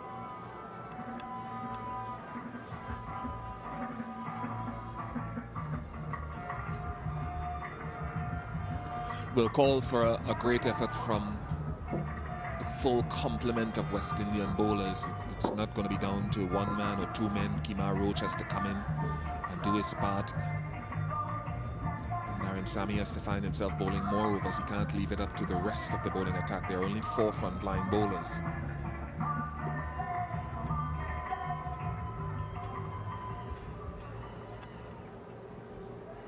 Bishu will continue. Now his 15th over, none for 26 so far. And Misbah goes for him. And goes for him big. Hits it really well. That's a good 6. Give it a bit more air. And there should be nothing wrong with that for Devendra Bishu. He has to be brave enough to flight the ball at times. Misbah has done that to several leg spinners in the world over, several slow bowlers. It's a good shot. Came out of the blue. It was against a run of play.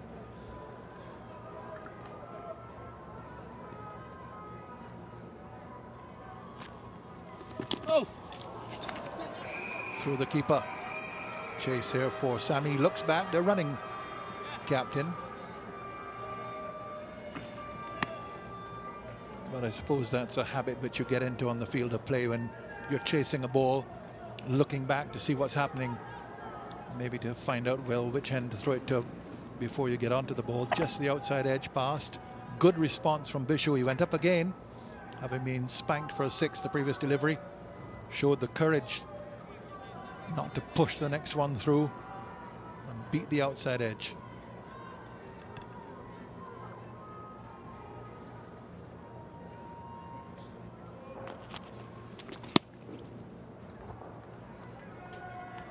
I think as well, when you're running and you're looking back at times, it's to get a gauge as to if, as much as what end, but also if you need to put in a little bit more impetus if there are danger signs.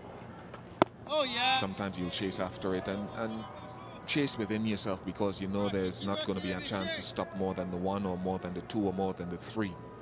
And so just to keep an eye on things sometimes to see if you need to put in a little more impetus.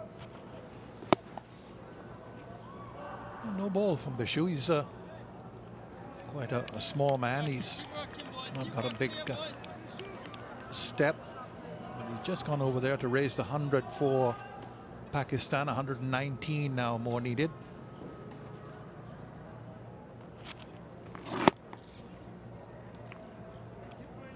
Now let's see what the no ball was called for, whether it was front foot or... No, that's right. That's what it's called for.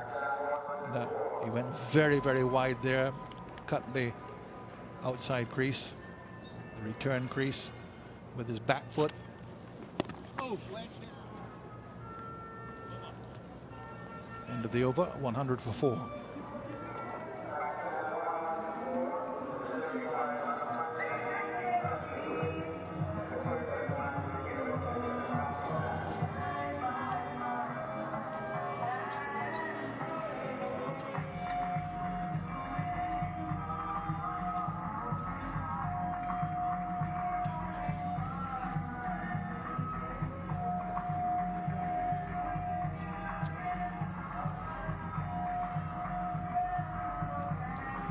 Devendra Bishu was called for a no ball in the last over. It was because his back foot was on the return crease. That's the one where he's cutting there, and that's a no ball. Nothing to do with the front crease, the popping crease.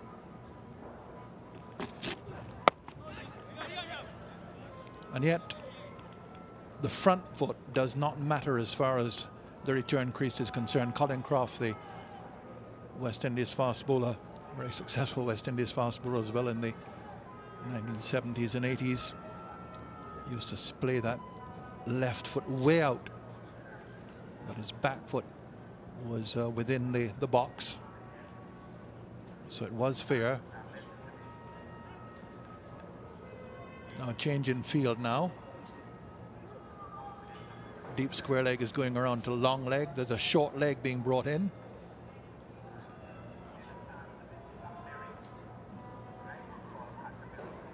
And the slip is coming out to mid-wicket, so quite a bit of shuffling going on in the field placing. Mid-wicket goes back to deep square leg.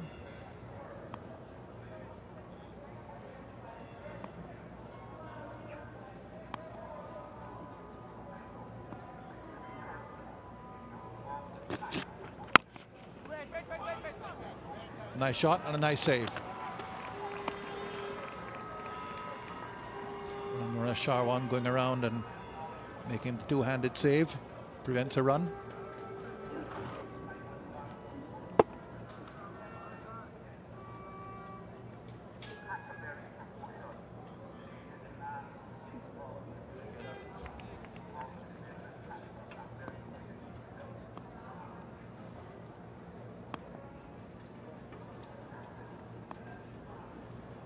No.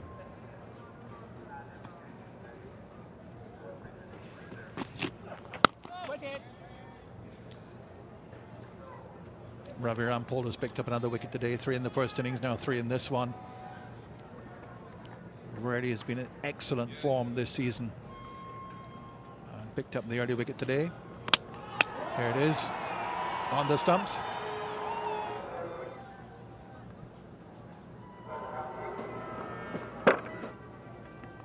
Top of middle stump.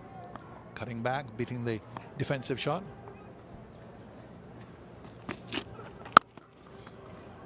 Beautifully played between mid-off and extra cover. Lovely shot from Umar Akmal. Gets a boundary. He is a very attractive player, very positive. Beauty of a shot is that it was struck on the up. You can see it wasn't a half volley. So to press into the shot on a pitch that is sometimes unpredictable and time it as well as he did is magnificent.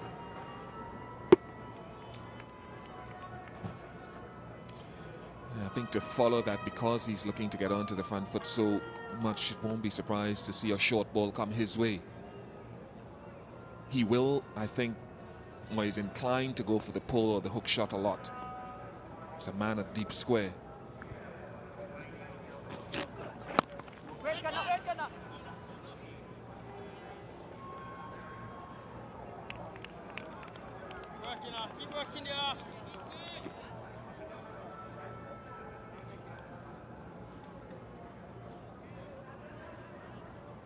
A lot of thinking to do in this contest, which has been so close. Low scoring. West Indies 3 wickets for 2 runs yesterday at the start, then a partnership, and the early loss today of Shafiq.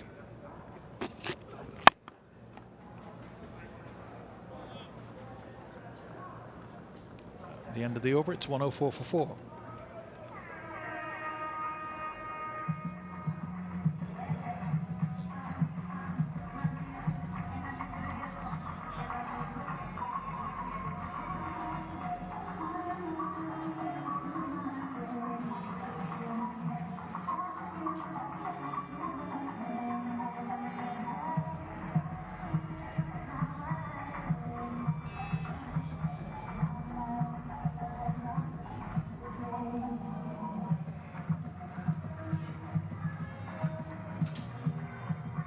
Score means that Pakistan require 115 more to win. They have 6 wickets in hand. That is an equation which just about sums up how close this game is. Bishu now will continue to misbah.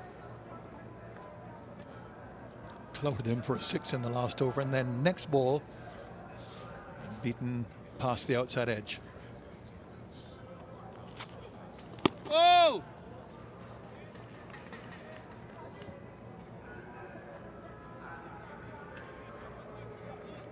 There is Devendra Bishu's mother watching on, seeing his son, who's created such an impression since coming into international cricket. I think of the second here, but not getting it. Roach onto it. Bishu's father died some years ago, but he still talks about him, still thinks about him. As far as his cricket is concerned, in every other area as well, no doubt. Now Umar Akmal comes in to face Bishu.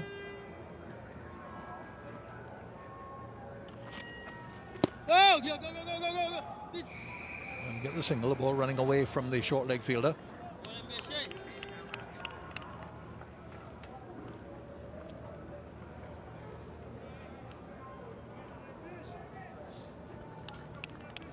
I think as batsmen you go about this and you look at little increments. Obviously different batsmen will have different ways they go about their innings, but this total score, you don't look too far ahead. You don't look at the entire 113. That's a bigger picture. Little increments of time.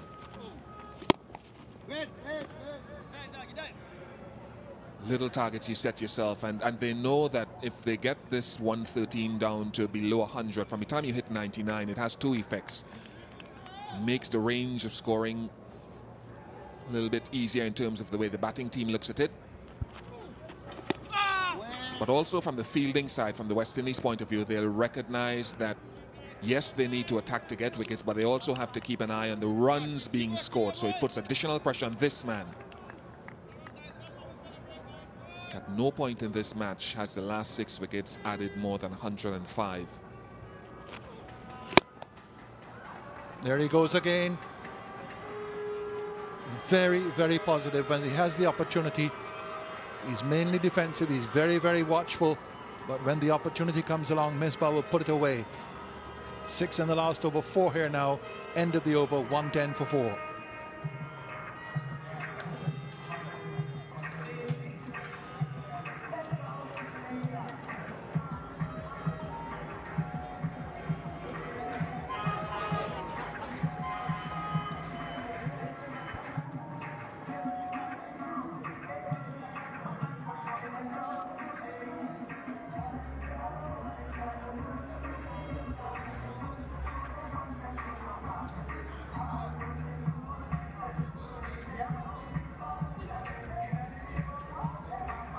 Partnership 27 after the early loss of Shafiq.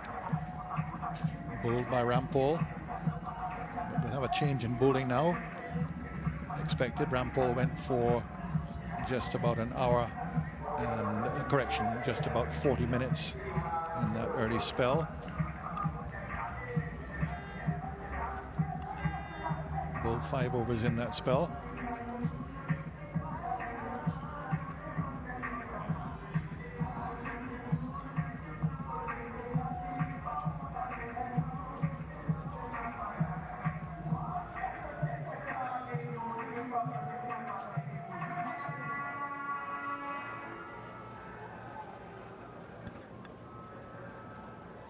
So one fast bowler for another, Kemar Roach. Looked better yesterday than he did in the first innings. He unusually just below his best. He's had to be the spearhead of the West Indies attack ever since he's come in. One with very little experience, but because of injuries to Jerome Taylor and Philip Edwards, he's had to take the burden himself.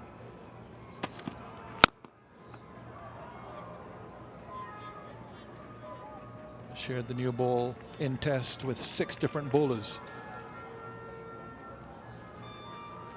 Kemar Roach, Ravi Rampaul being one.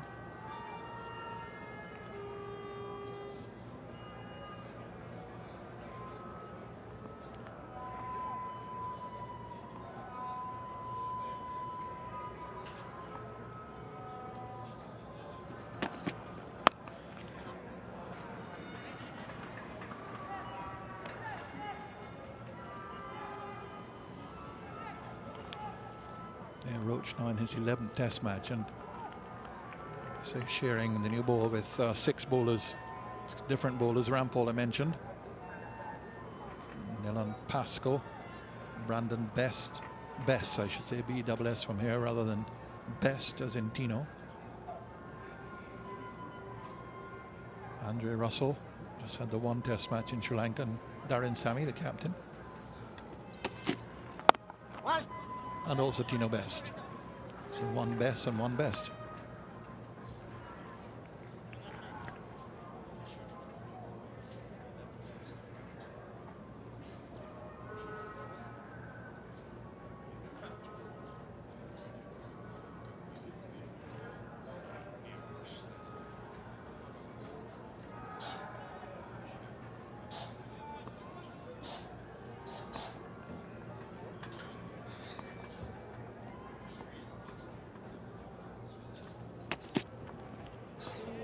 Well bowled. Just had him searching for it.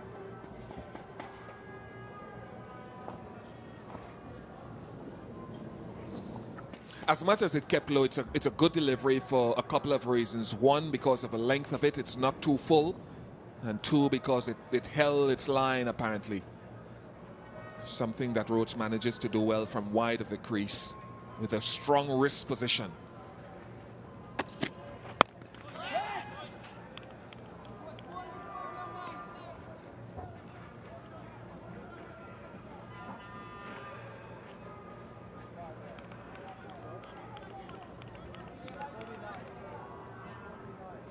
He doesn't only bowl from wide, he gets mid-crease at times, so I don't want to give the impression that everything he does is from wide of the crease. He occasionally goes wide, occasionally he will bowl from the mid portion of the crease.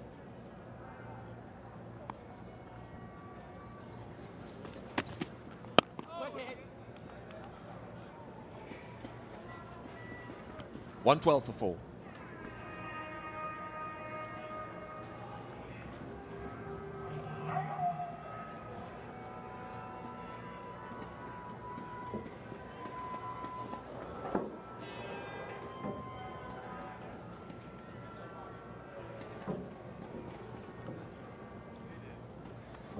Little hazy sunshine at the Providence Stadium. We've had fine weather all the way through the Pakistani visit to Guyana.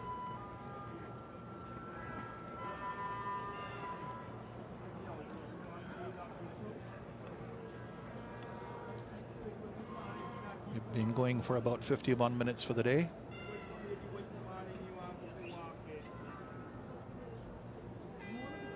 .13 overs bowled in the day, and it's a long chat between Ramnaresh Shawan and Devendra Bishu.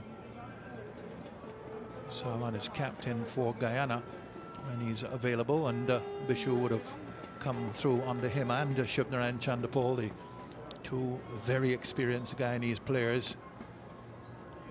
Bishu, as I remember, it came to more attention when Sri Lanka were here, and they played a President's 11, and all of the Sri Lankan players were very high in their estimation of Bishu prospects.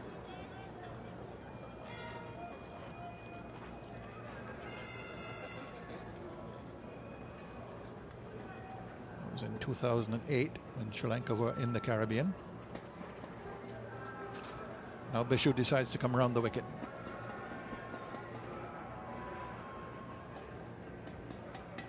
Maybe just the influence of Sarwan and that chat with him. Now a chat with Sammy.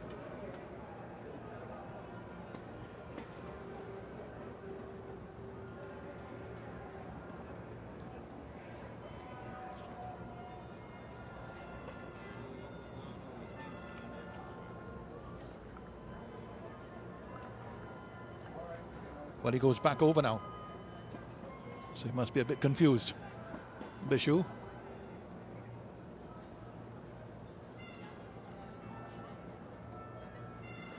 I can only assume with this field that he's going to bowl a few leg stump deliveries or just outside as well. Oh! Yes! On the first delivery, hurries Misbah.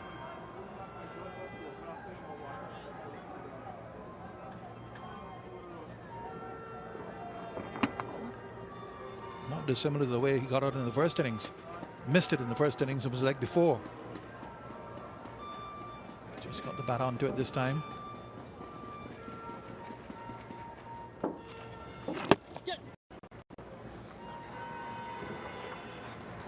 So that's the first 50 of the match by a batsman. Misbah gets it. Very important innings indeed.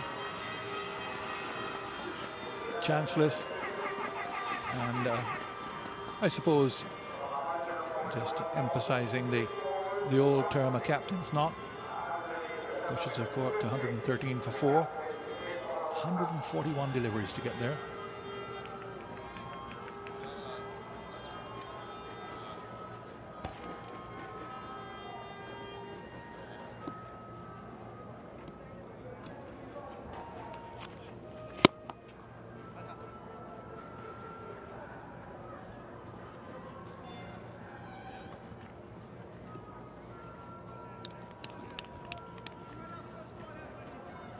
Working, boys.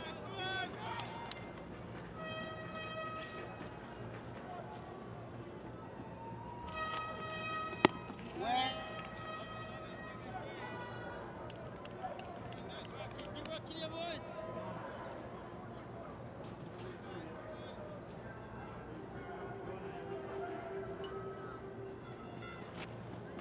Oh yes, Michelle.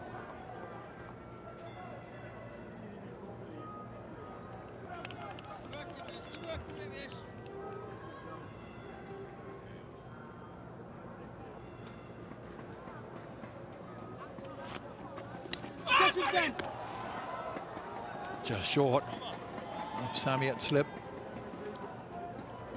114 for 4.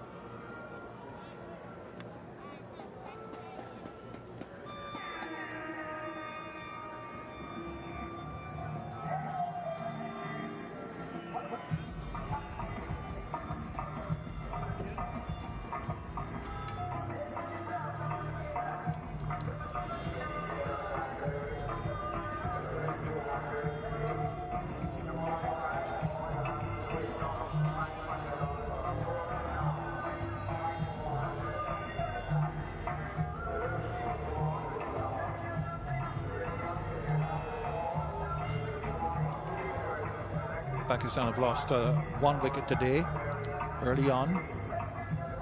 And Shafi had his middle stump hit by Rampaul, going for 42. Since then, Misbah and Umar Akmal have added 31. There's Roach now to Umar Akmal.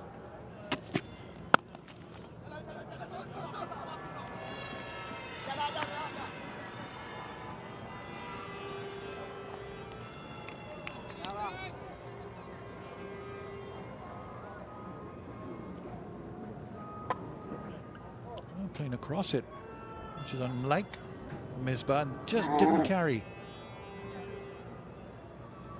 To Sammy at slip. Not that he could have come any closer, that's the position, the orthodox position. Just looking to play on the leg side.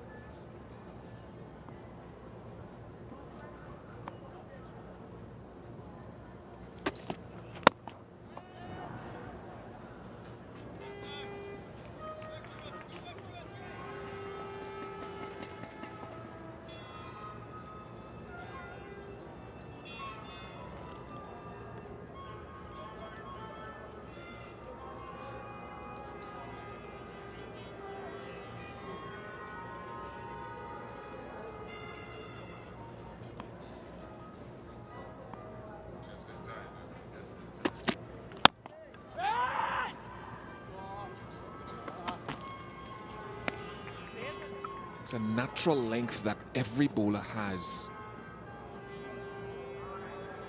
In the case of Kemar Roach, he enjoys pitching the ball up in this area. If it is a fault, it is that he does it too consistently. If the ball is swinging, hooping around, fine.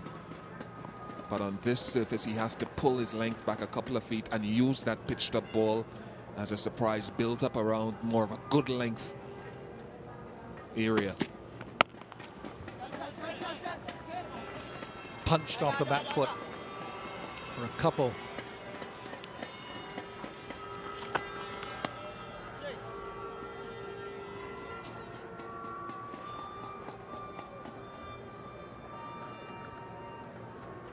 this morning. He's pitched up, what, 3 deliveries.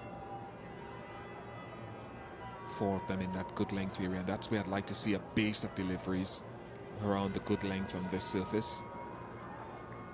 And then use that green area, that full length area, that Yorker that he sometimes bowled. It's more of a surprise. Just get the feeling here the West Indies, as we know, going into this match with only 4 bowlers, that just get the feeling they're a bowler short here, that either a big spinning off spinner, well, the biggest in the West Indies is debarred from bowling because of a suspect action, that's Shane Shillingford, or a strike bowler. I feel that Edwards was in the squad but omitted.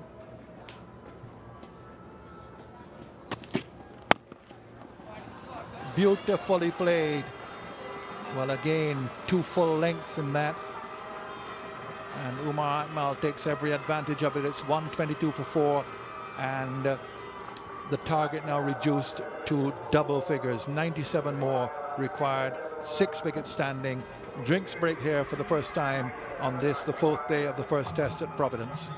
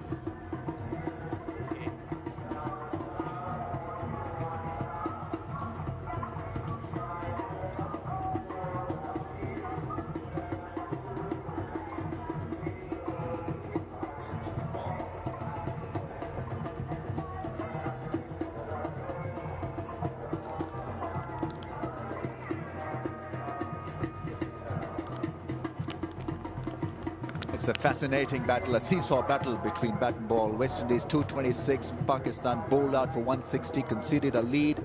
West Indies were then undone by Ajmal's mystery doostras and his off-spin bowling, 150 all out and in pursuit of a win. Pakistan 122 for 4, still 97 more required to win this. 1 wicket has gone down in the morning session.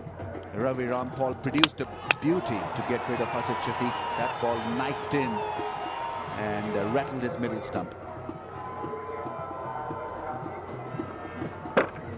Yes, came off the pitch a bit quicker than he expected and caught him playing across it. Looked a bit late as well.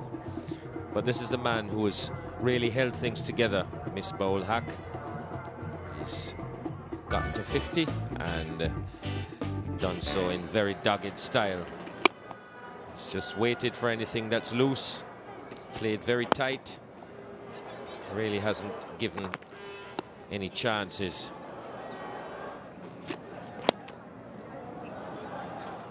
Just taken advantage of anything that's been in his arc, and it's really been a responsible innings, a captain's knock by Misbah-ul Haq. You've got to admire his shot selection, because on a pitch like this you can suffer from the phobia of inconsistency, but he's been extremely mature in picking up the right balls for those big shots. Good spread all around. Some fine edges earning in boundaries, some good flicks through the onside, and then that big six over long on to put Bishu under pressure. Really has been one extremely efficient innings on a testing pitch.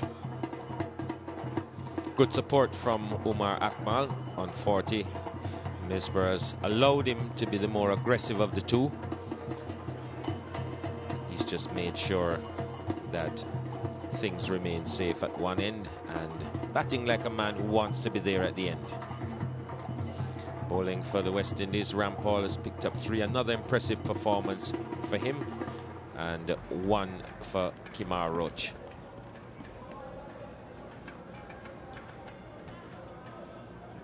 His other quality is that he's got so used to playing with the tail that he doesn't lose his temperament, his cool. He's icy cool. Yours. All in there, Bishi. And learn from the mistakes quickly, Misbah Haq. That is why his career has been upwardly mobile. He was beaten by a quicker one in the first innings. He went back and seems to have learned from that experience, and now looking to be more on the front foot and playing Bishu as straight as possible.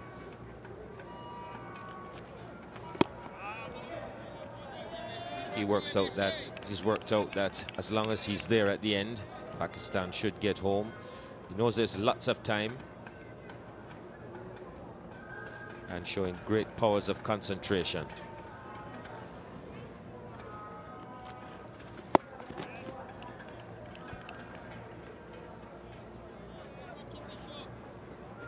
Captain of the test team, Misbah Haq, and has played his role by the book.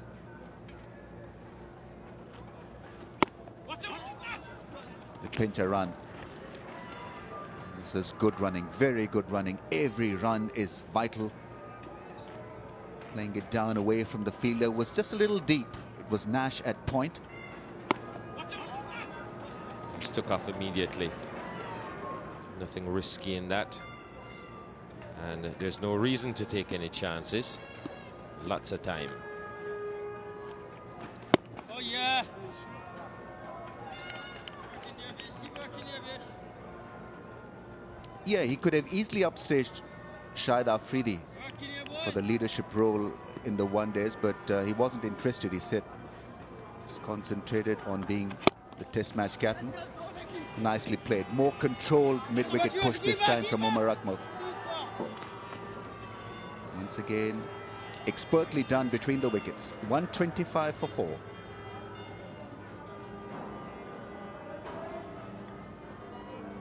This partnership now prospering. 42 from 81 balls. The pace is good.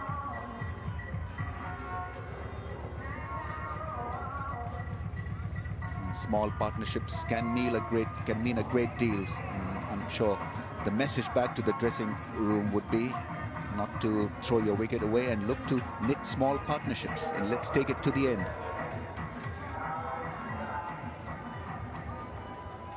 So less than 100 required. 94 more runs to win.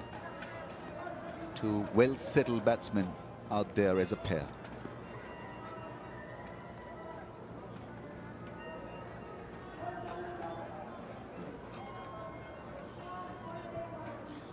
Well, Darren Sammy is going to take it up now from the media end.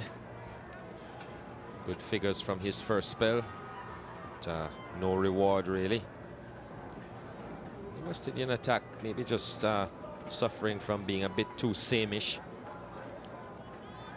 Could possibly have used another spinner. The batsmen have all seemed pretty comfortable against the seam bowlers. It's been easier to play than Bishu, and a big load being put on Bishu's shoulder. There's no one else really to share the burden. And if someone is to share the burden, well, those options need to be exercised right now before it becomes just a little too tight for West Indies to experiment or toy with that idea. 94 more runs to win. Can't afford to employ a Nash when there are about 30-40 runs left, because that would mean taking a lot of risk, a lot of chance. Even Sarwan could be used at this stage. Throw a ball to him for a couple of overs. Let's see what kind of spin he gets. Maybe he'll bowl a different line. Well, I thought he could have been tried yesterday, but Sammy opted for Nash, who's not a big spinner of the ball. But it's something the West Indies have to think about.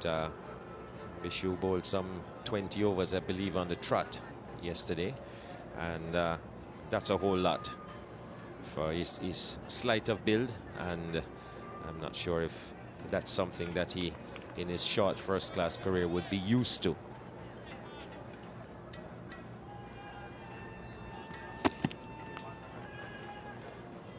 The other thing is that it'll be tough for him to come back after a good spell from Misbah-ul Haq.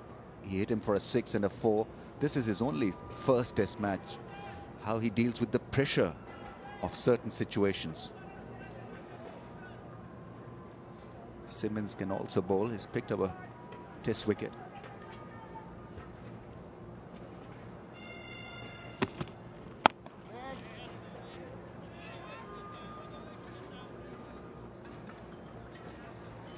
Sammy did a good job in the first innings where he tightened up things, which allowed Bishu to attack from the other end.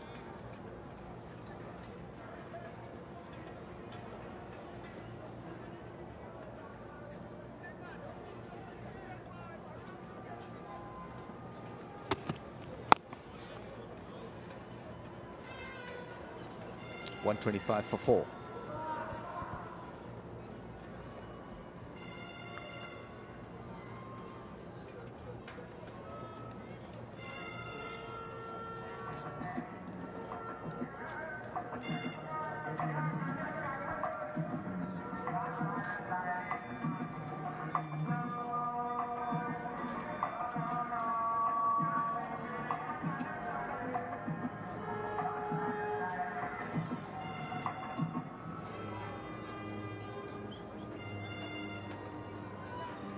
There'll be a bit of pressure on some of the younger players. Salman padded up. What a test match to be involved in when it turns out to be your first one. You look nice and relaxed, which is a good thing, because the environment of the dressing room is going to be the key. In a close game, you need your players to be relaxed and focused on the game. Every ball, I'm sure, will be watched keenly by all. That slapped hard. He wants 2. Umar Akmal come back easily for the second one. Bishu short and wide. Yeah, the spirit is good. Every run is being cheered. And we've tended to see more deliveries like this in the second innings than in the first. Just an indication that Bishu might not be as fresh as he'd want to be after that heavy spell in the first innings. He likes that shot. He's put the ball away once again from the man in the deep. Ramnaresh Sarwan has to do a little bit of work in the outfield once again. He pinches another couple.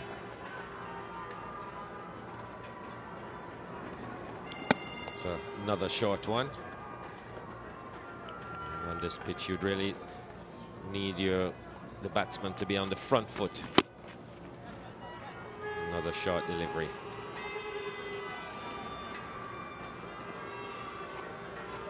It's 130 for 4.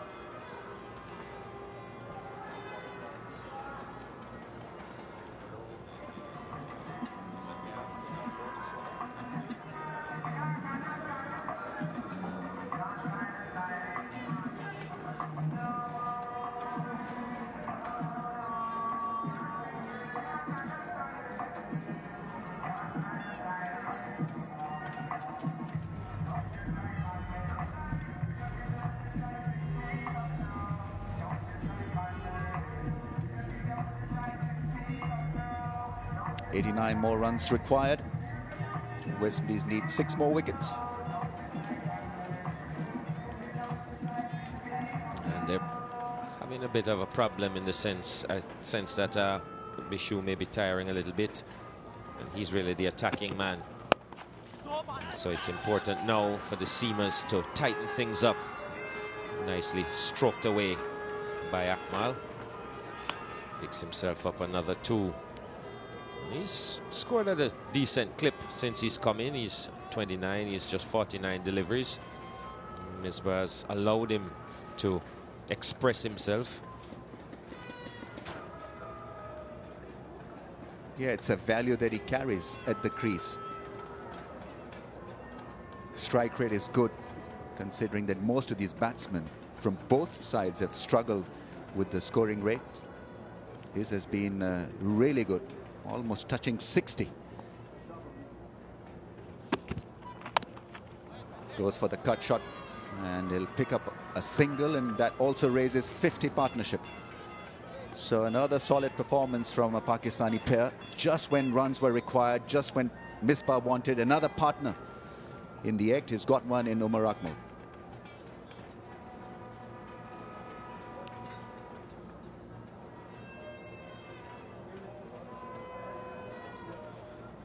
There's the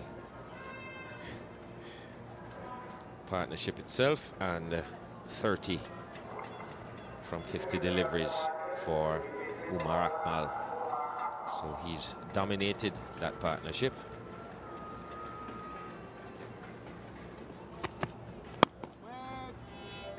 And he's looked to be attacking.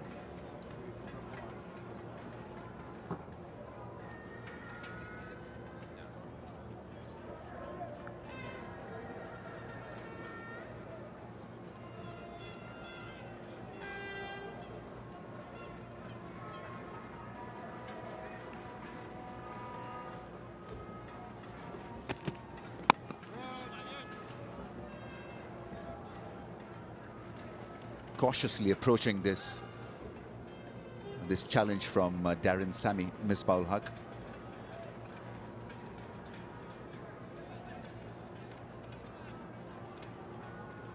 He goes at different paces, Misbah-ul-Haq, during an innings. Can be attacking when he wants to, can be watchful just like that. That's why he would be a real irritant for any opposition, because you cannot read his mind. What is he thinking?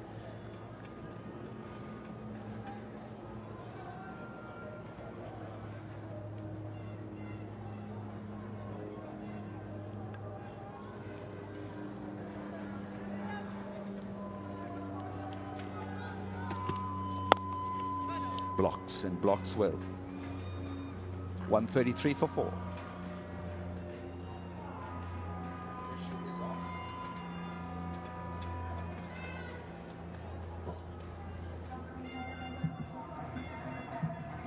Not a great crowd, but let's see when West Indies near a win, maybe more people would come and enjoy the victory.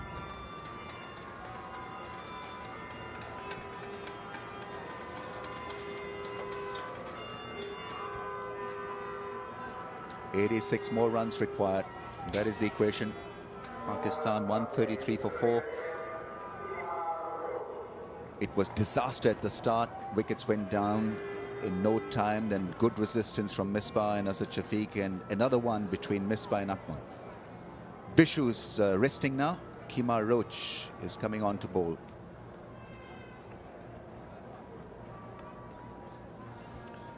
Tended to bowl a little bit too wide of off stump in his last spell. Did Kemar Roach.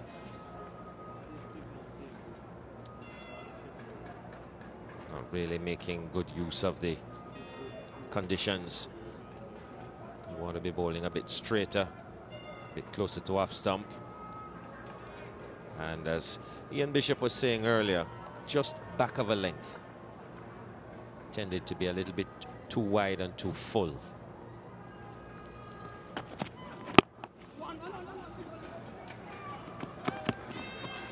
It's a danger period for Umar Akmal because in the 20s and 30s, it's when he loses his focus. Tries to do something out of the ordinary. So far, he's been very disciplined out there. Constantly having a glance at the big scoreboard. Maybe having a look at his own score. Maybe looking at the total, team total. But he needs to be calm. And if he keeps on running like that, I'm sure he'll take some pressure off Misbah-ul-Haq as well, and off himself as well. Misbah admiring that run, because I think it was encouraged by Umar Akmal.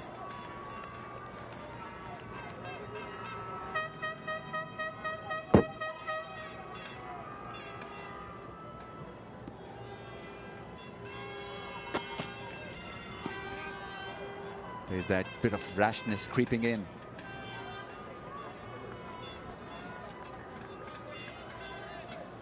Well, he hasn't been afraid to go at anything outside off stump. He's made contact with a few. Played some nice shots into the offside. But you'd have to say that in these circumstances, that's really unnecessary.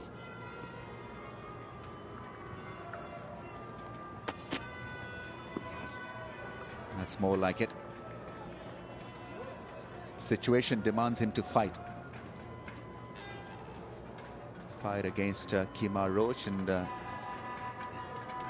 got to fight for himself. Defensive percentage is 62.3%, which is not bad. He's tried to maintain that balance between defense and attack.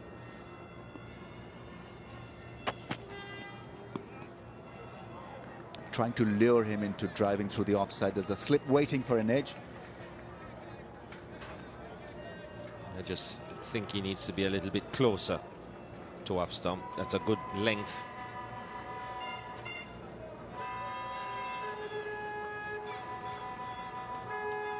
Slight wind blowing across the ground from the batsman's leg to off, so may just get a little bit of shape away.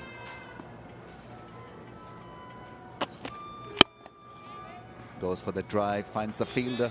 No run of the last ball. 135 for 4.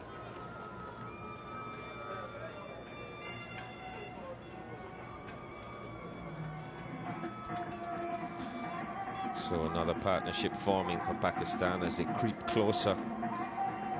Never mind the run rate at this point. They just want to accumulate this 86 runs to get home in this first test match. 84 runs it is.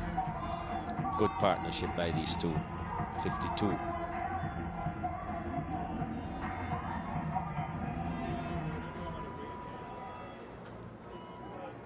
There's certain bowlers who adjust according to pitch conditions. Ravi Rampaul comes across as one. Certainly adjusted beautifully, adjusts his line and length, and bowl beautiful in-swingers to get good result. Kemar Roach appears to be one who needs a lot of guidance in that respect.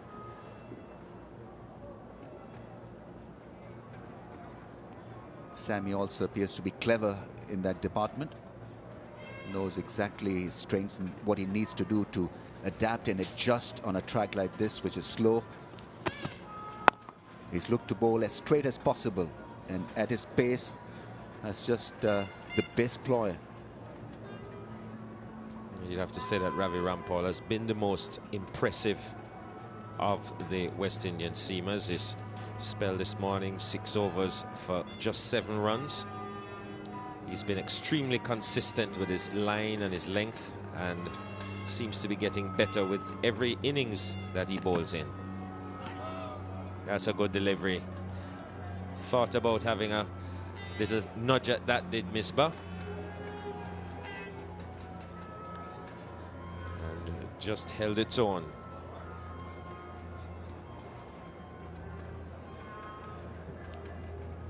That's where he wants to put it. Looked to be coming in and just straightened slightly.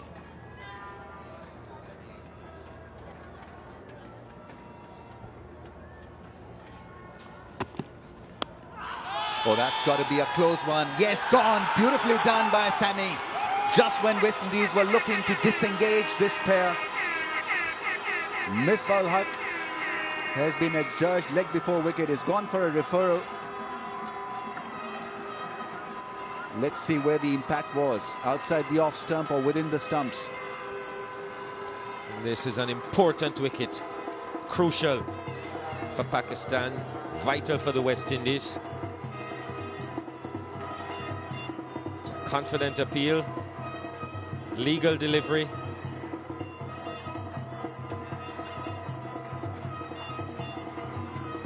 And let's see where he was struck. No bat involved, and he struck very close to off stump. It'll be interesting what Hawkeye determines. High enough on the pad that it may have gone over the stumps, but looks to be pretty close to that off stump, Ramis. It has to miss the stumps for Misbah to win this decision for him. Missed a ball that came in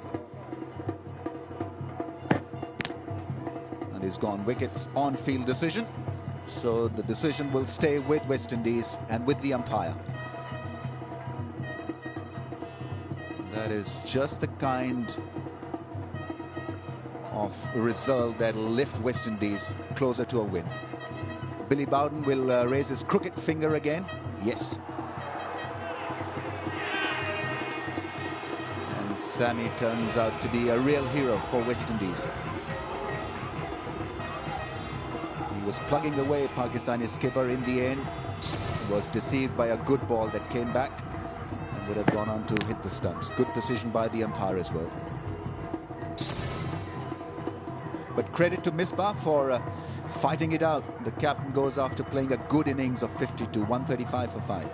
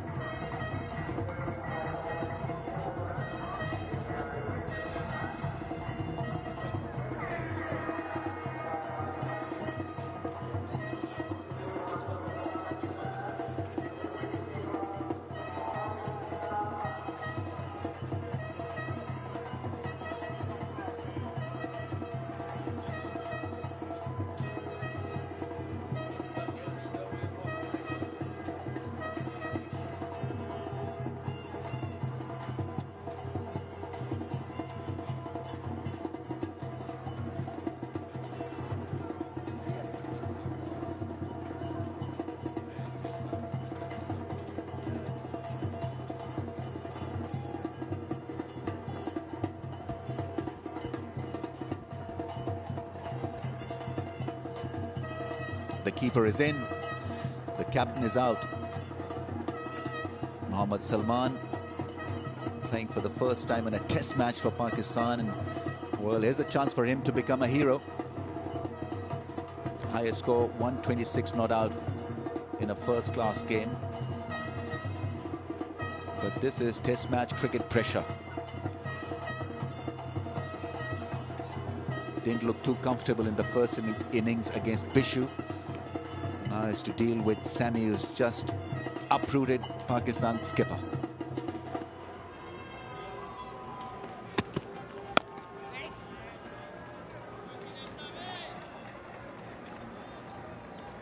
And Salman is here because Misbah misjudged the line of a delivery from Sammy. It hit the pad and would have gone on to hit the stumps. It was given out officially, and it was confirmed by Hawkeye. And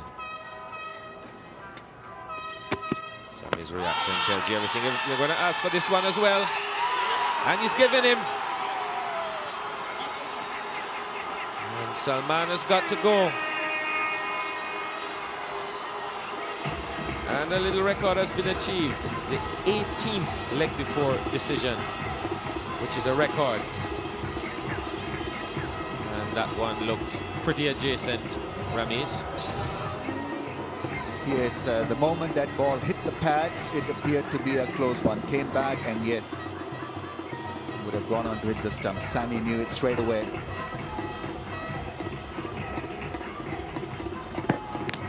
Oh yeah, good part of leg stump would have been touched by that ball. So Salman goes for not. More pressure on Pakistan, 135 for 6.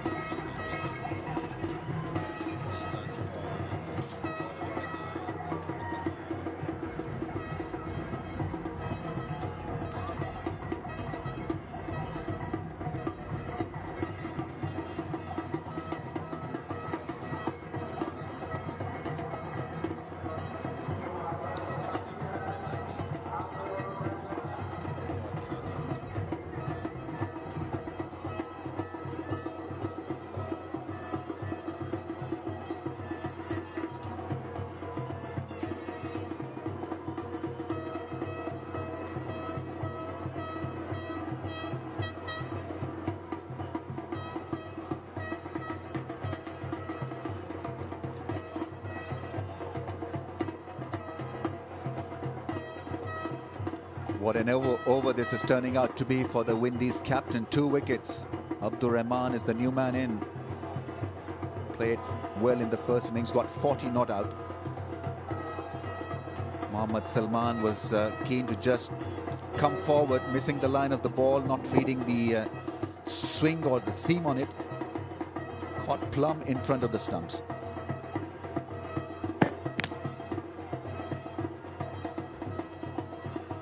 The celebration started immediately.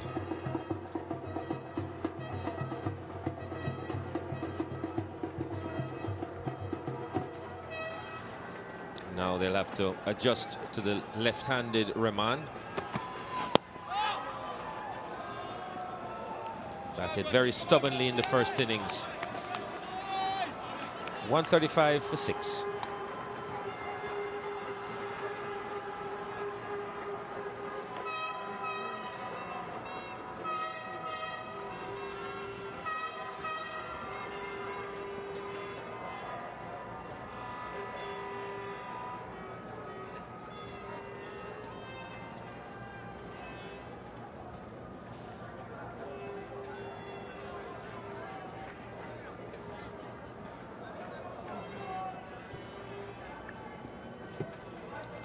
Well, the flow is certainly now with the West Indies. 2 wickets for Sammy in the last over has tilted the balance in favour of the home side. Pakistan 135 for 6. And you take you further till the luncheon period. Michael Holding and Tony Cozier. Thank you, Rameez.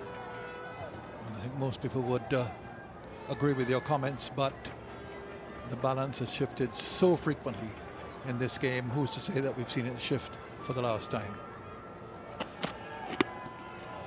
Off the pad, and it looks as if it will get for 4. Yes, it does. Leg buys. Roach down the leg side. The fast bowler really hasn't been at his best. One of the rare occasions since he's come into the West Indies team that he hasn't been at his best or near it. And just drifting down the leg side. Record number of leg before dismissals. Previous test match also involved the West Indies and Pakistan at the Queen's Park Oval.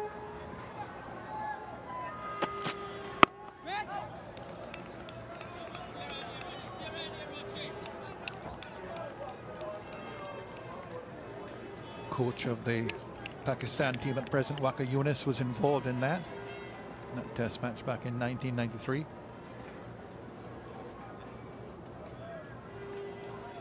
Remember him bowling some big in-swingers for leg before decisions. Wasim Akram as well.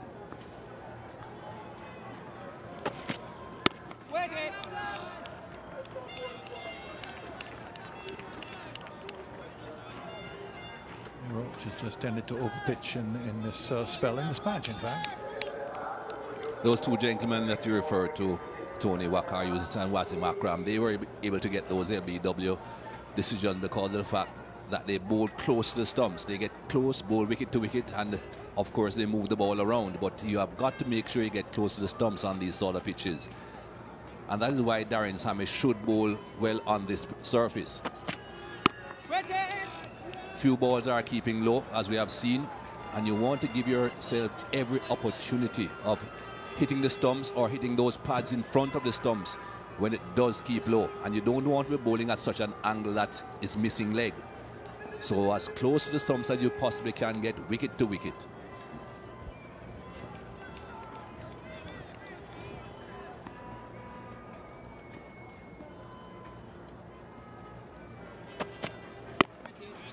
Yeah, 3 wickets today, 2 leg before, 1 bowled on the stumps. Sammy now calling in fielders to prevent Umar Akmal from getting a single if possible. Get at the new batsman. Everybody coming into single saving positions.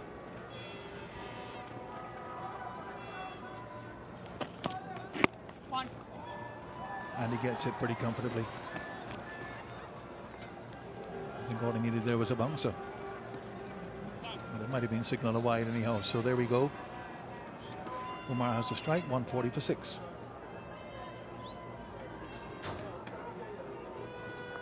A lot will depend on Umar Akmal now. He scores his runs quite quickly. 32 runs to his name at the moment. Strike rate of 52.5, which is well above what most of the batsmen, or all of the batsmen rather, have been able to do in this test match.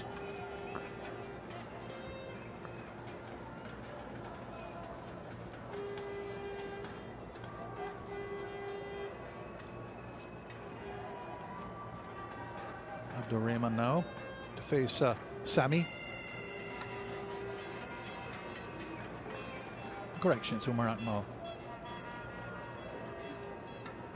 My memory is going pretty quickly. When I said in the last over that he got a single to get the strike, and right after I say that it's the other man facing.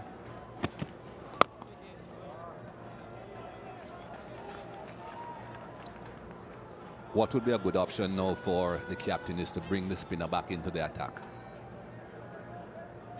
What I would also like to see him do is to get the spinner to bowl round the wicket to the right-hander, bowl into the rough outside his legs.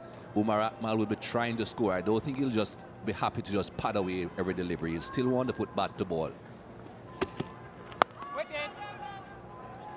And if he's trying to put bat to ball with the ball pitching in the rough, there's always a chance of a mistake, always a chance of something out of the ordinary happening. And that would also help with him bowling to the left-hander, but he wouldn't then have to change his angle to bowl to the left-hander. He can still round the wicket, bowl the same line, the same length to the left-handed batsman. So not much adjustment would be needed for young Bishu.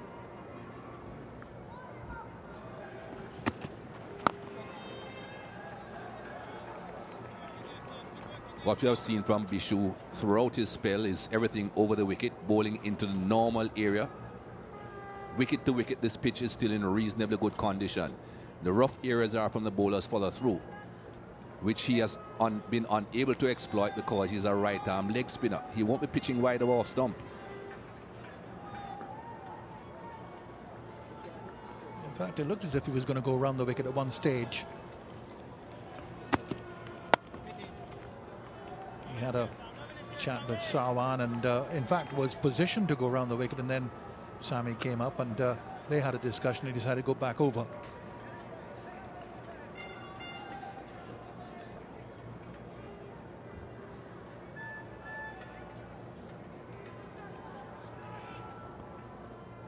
Just going back to that 1970s, correction, 1993 match in which there were 17 leg before wicket decisions, 18 here. I mentioned Waqar Younis, a present Pakistan coach. He was involved in that. Batting consultant with the West Indies, Desmond Haynes, and the manager, Richie Richardson, who were here, also involved. So 3 in the management side and also 3 in the commentary side. Ian Bishop and Ramiz Raja involved.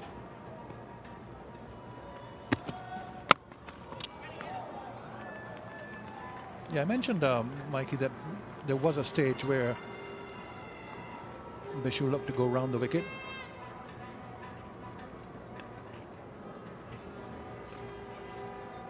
There's that card. 17 leg before dismissals in that match. 18 here. New record for Test cricket. A couple of them for Darren Sammy in the same over today.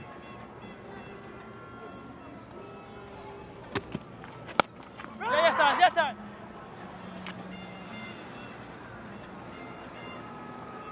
Well, he's kept him on strike. 140 for 6.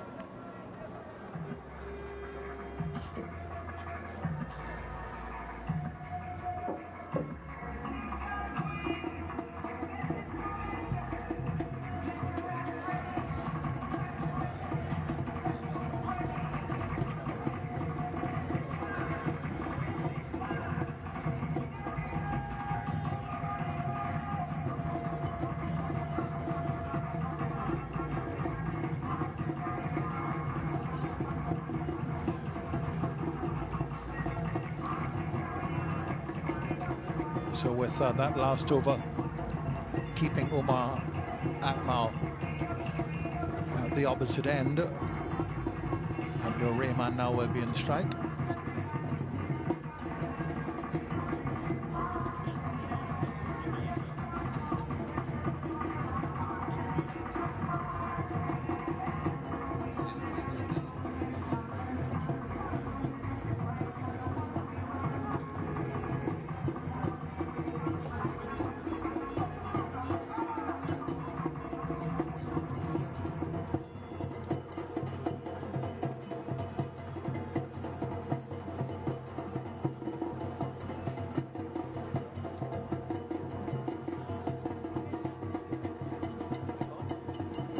Roach now to Rahman.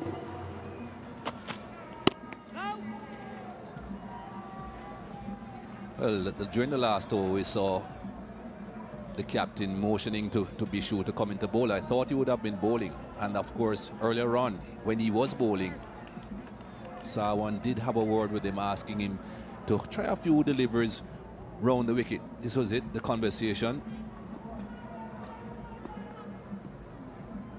Sawan, of course, who knows Bishu very well. Both from Guyana here, of course, knows the young man's capabilities. But he wasn't to be successful with his suggestion to get him to bowl round the wicket. Not too sure why they would have been afraid to experiment. All the rough is outside the leg stump to the right-hander. And of course now with a left-hander on strike, it's outside his off stump. Yeah, and at that stage as well, nothing too much was happening. Misbah and Umar Akmal were in together. So that I think what Sawan, if he did say to Bishu, and we assume that he did because Bishu in fact lined himself up to come around the wicket, and that nothing was happening, let's try something to make it happen. Well, it's happened at the opposite end now. 2 wickets have fallen off the pad.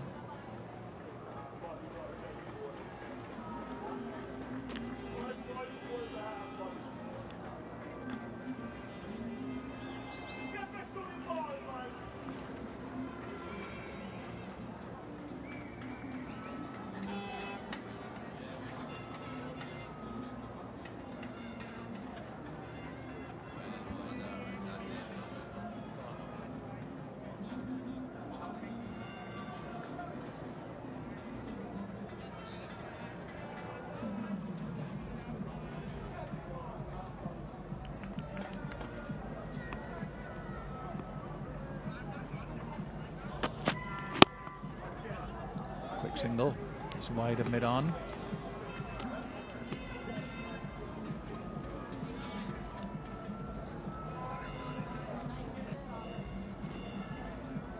It's just in his third over. He took over from Bishu, in fact. Bishu hasn't picked up a wicket yet. 10 overs for 31 today.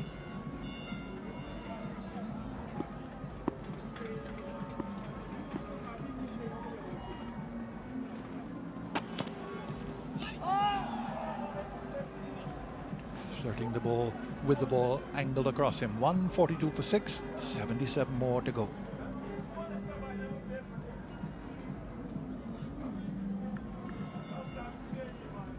Not a great deal of luck for young Kimar Roach.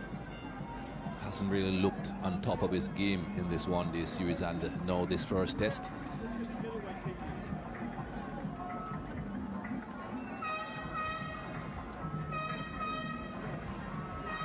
Four wickets or 77 runs. Which one will be coming first?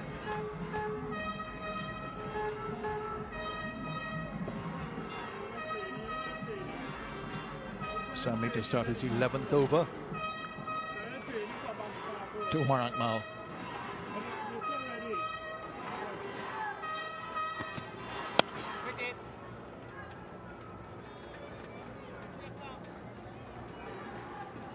Committing to the front foot very early, Rampaul, and of course pushing back at ball, getting the bat in front of the pad. Don't think he wants to be another part of this statistic of being another LBW victim.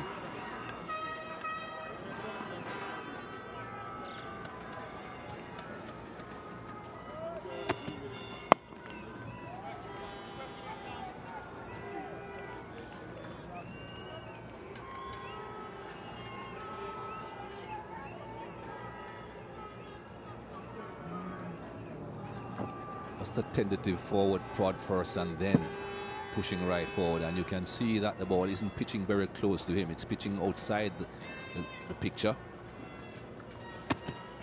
Oh yes, Oh.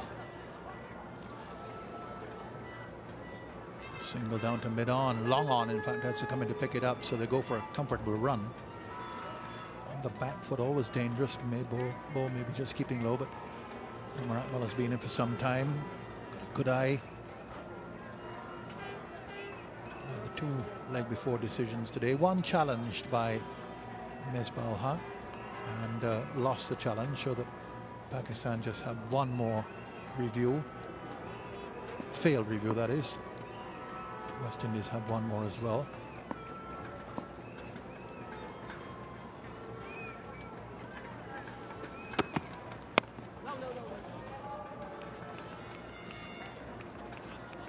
Misbah's decision showed the ball just hitting the top of the stumps. And the on-field decision by Billy Bowden was held up. Of course, there was a time yesterday when Sammy did hit the top of the stumps and the ball didn't fall off, but I don't think Hawkeye considers that. The bail didn't fall off. Just short. Good effort. Outside edge found. Second time Abdur Rahman has flirted outside the off stump, this time at edge. Devon Smith is the man in the slip cordon, and he immediately signaled that it hadn't carried. Bounced well in front of him. Not a great deal of pace in this pitch. Not easy for the slip cordon. Sammy's bowling some good deliveries though. Going round the wicket, slanting it in and then getting it to straighten.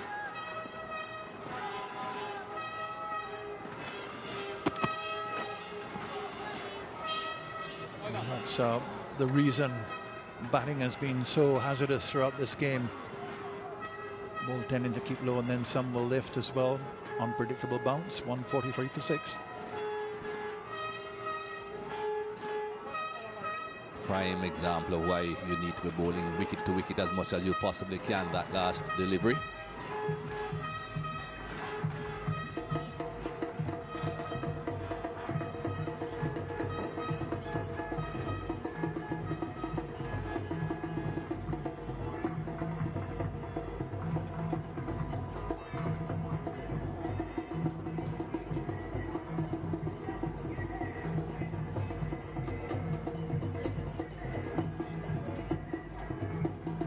Shows that these two added 50 in the first innings.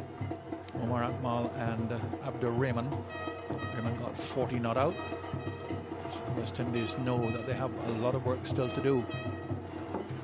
Bishu is back for Roach. Over the wicket to Omar Akmal. Field set out. They want to get at Rayman, who is relatively new to the crease. He hasn't scored yet. Edge one just short of slip. Flirted with one outside the off stump. So not settled.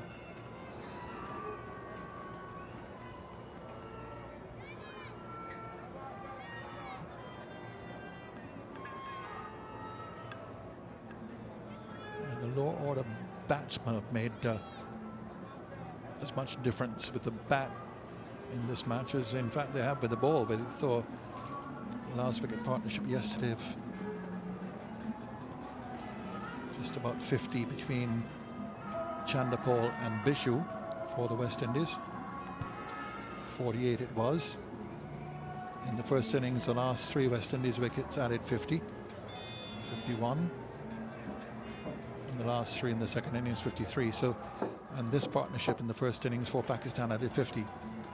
So important runs coming from the low order, and just emphasizing to them how they're just not out there to bowl and get wickets, but to score runs as well.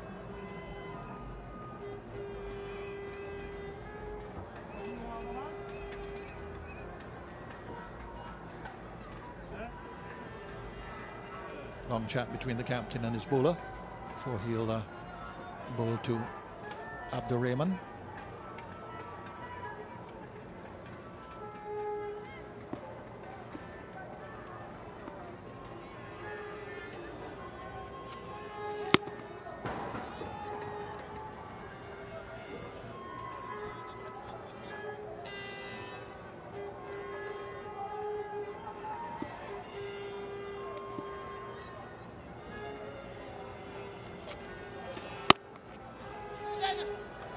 Just past the diving Nash. He's not a tall man, and the ball will go to the boundary for 4. Good aggressive shot to a short ball.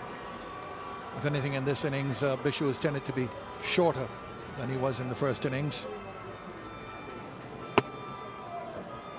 That's not always going to be the safest shot for the batsman who are playing, though. Spinning back in towards him. But I think the problem for Bishu here is that the ball isn't misbehaving anywhere near as much as we saw when Syed Ajmal was bowling.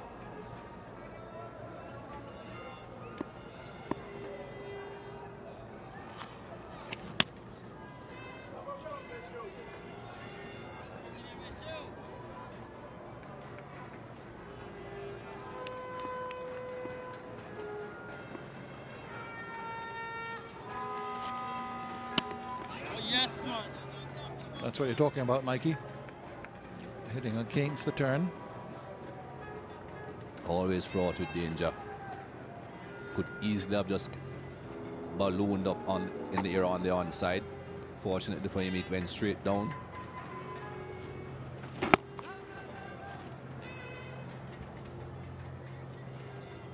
End of the over, 148 for 6, 71 away, and 4 wickets in hand.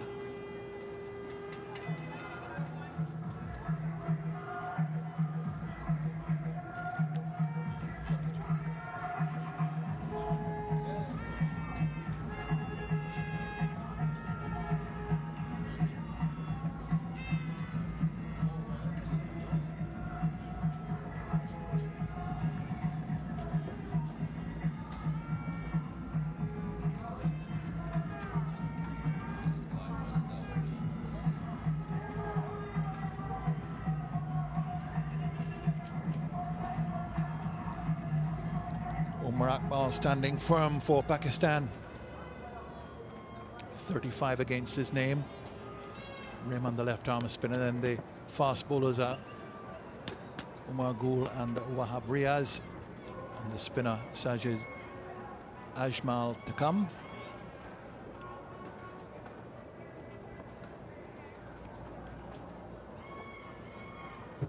And now Ball decides to go back. He was standing up to the stumps, now decides to go back.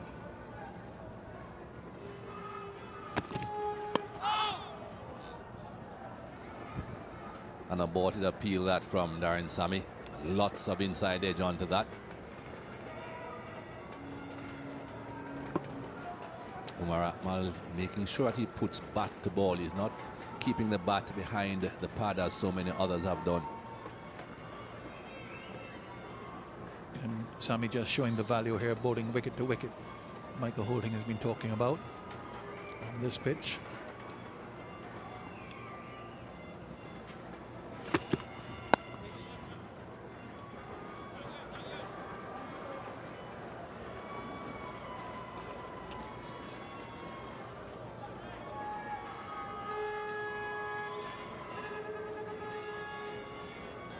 Just allowing that single so that Sammy can get at the new batsman. Abdul Rahman left-hander, edged in the last over just short of second slip.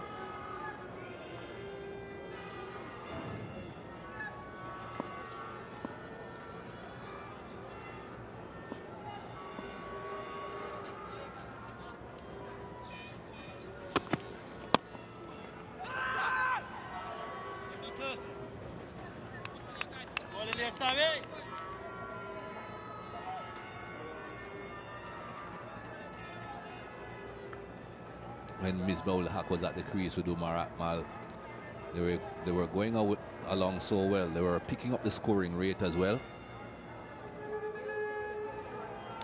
Now with Rahman there, I think Umar Akmal recognizes that it's going to take a bit longer now. They'll have to slow down a bit now.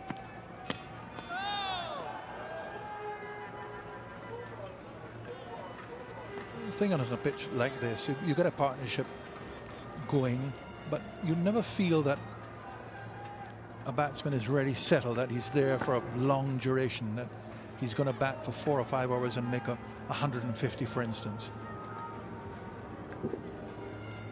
Far from the edge, reaching for it.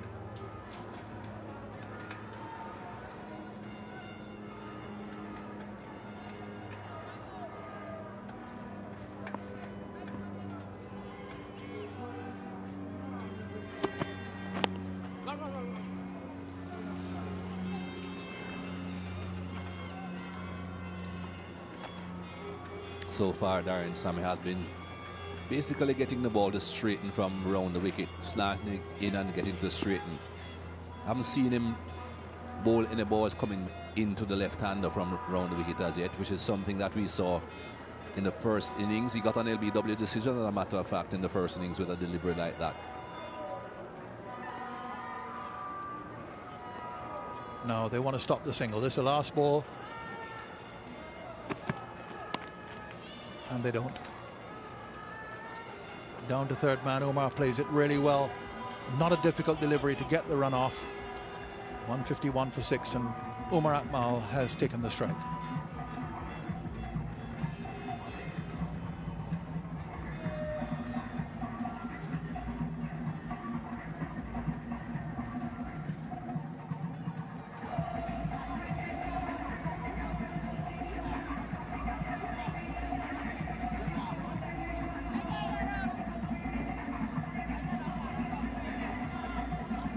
The girls are back from the South Sea Islands yesterday.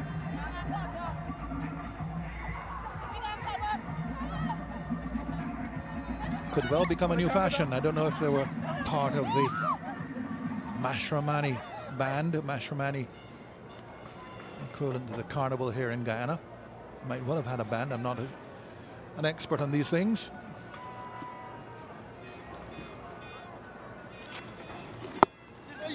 Whether or not they were, they make an attractive decoration to the Providence Stadium.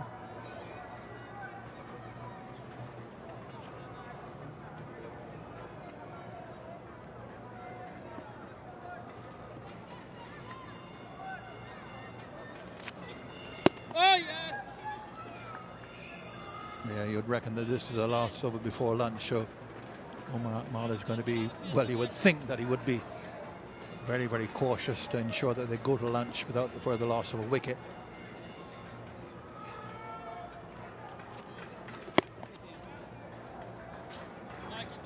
Might be an opportunity though for Bishu, with Umar Akmal looking to defend every delivery. Bring another close infielder, put some more psychological pressure on him.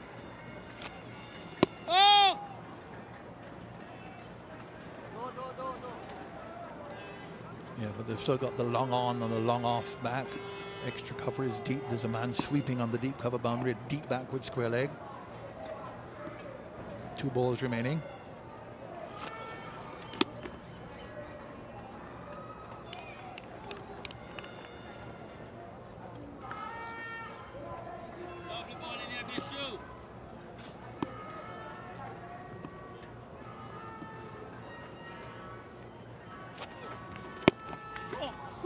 And they'll take 2. Just pushed away on the leg side, no problem. So that's the end of the over. That is lunch on the 4th day of this opening test. This quite tense and gripping opening test. First of 2, 153 for 6. 3 wickets have fallen during the course of the morning.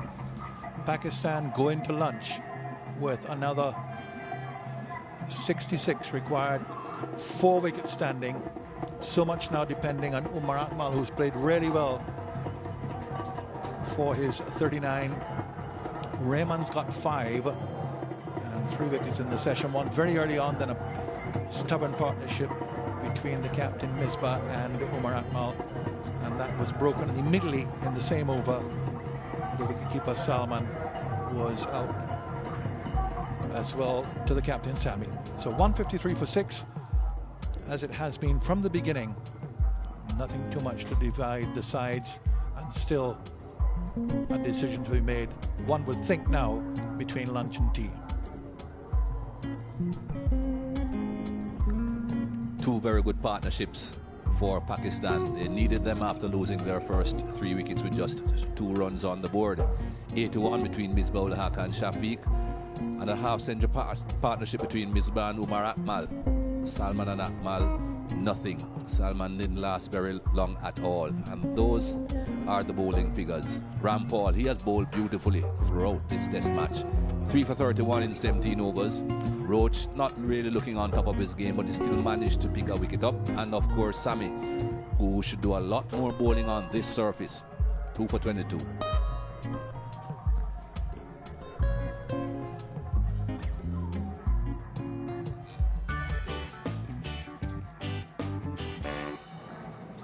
That's the man who started it all. Did it yesterday and did it again today. Got an early wicket, which West Indies needed. But then Misbah ul Haq, fantastic shot that. Certainly showed his team exactly what he was capable of and what was needed. Another big hit down the onside. And then LBW. Aaron Sammy, wicket to wicket. And again, Salman. Sammy started to celebrate before the thing that even came up. That's what you want to be doing on this surface. Bowl as straight as you can. So that is the position at lunch on the 4th day. Match still on a knife's edge. Pakistan requiring 66 more. Umar Akmal has been in there for 81 deliveries for 39, and one feels really that everything depends on him as if Pakistan are to get up to get their 219, which is required. 153 for 6. We're at lunch on the 4th day, and we come back after the interval to continue our coverage of this absolutely gripping and tense test match. So all to play for. Got to make sure that the spirit is up, that the focus is on, that they do not miss opportunities, create pressure on Pakistan. Pakistan, on the other hand, would be expecting good cricket from this pair, Akmal and Rahman. Rahman, resolute, determined character. Umar Akmal has played a fluent innings. All eyes will be on Umar Akmal, all Pakistani fans. The entire Pakistan dressing room will be hoping that he could be the hero for them today. Akmal on 39, Rahman 5 from 17 balls. But what a test match this is turning out to be. I've got Jeffrey Bujon here with me.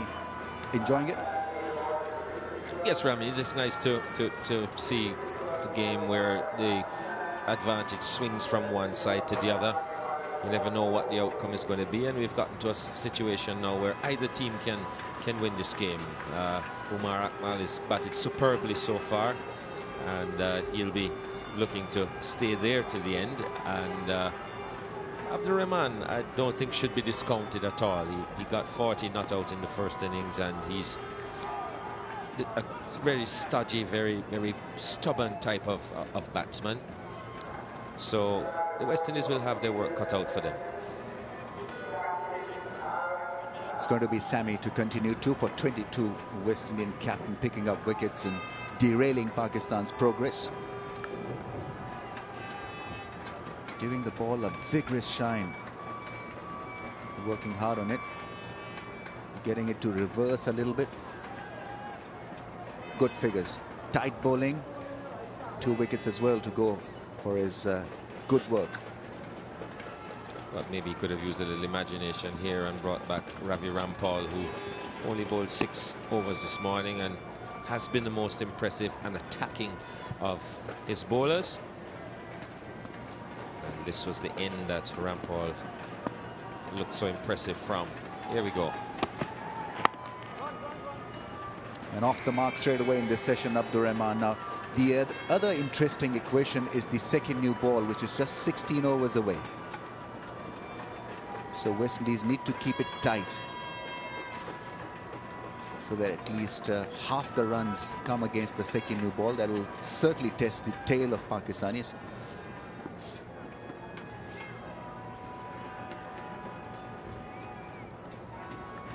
The game can swing again so easily. If Akmal were to get out, then the West Indies would feel that they're right back in it. But at this point in time, they've got to keep it very tight.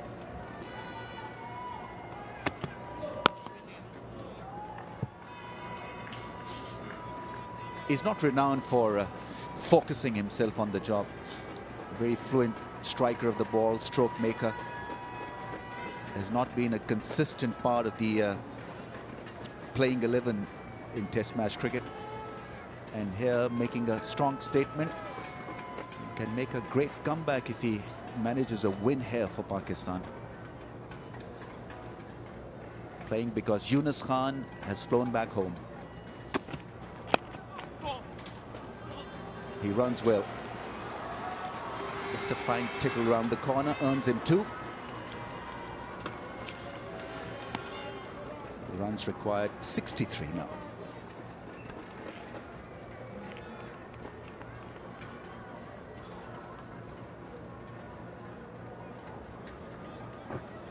He's always looked to score at every opportunity, taking a few chances as well, but no chance here. Just nicely inside that one and turned it away. Nice early call, well defended at point. It's Nash with the throw back to the keeper.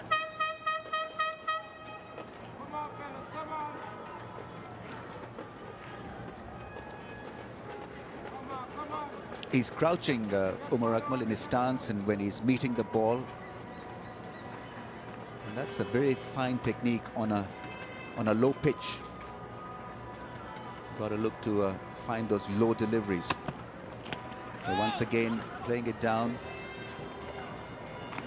Playing it down nicely for 1.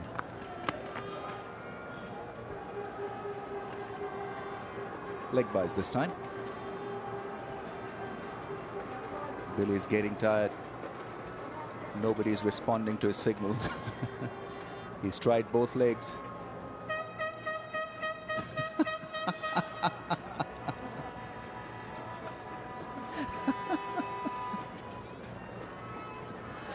Finally gets a response.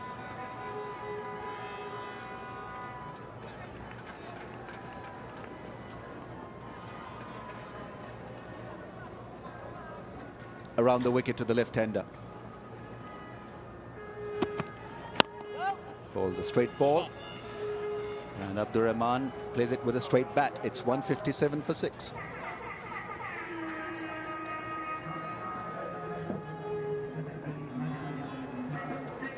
Shafiq looked good for his 42. Misbah was a big wicket. Prize scalp. 52 from 162 balls. And And the focus is now on Kamran Akmal, 41, playing with the tail here. Rahman on 6. Gul Wahab Ajmal to follow.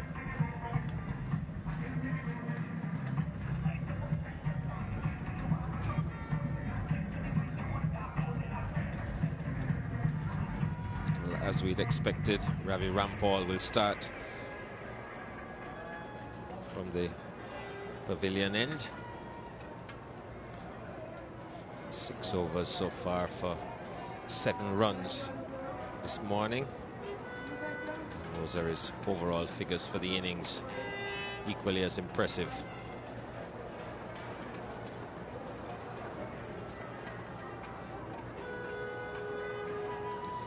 Picked up 2 wickets from that end with the new ball.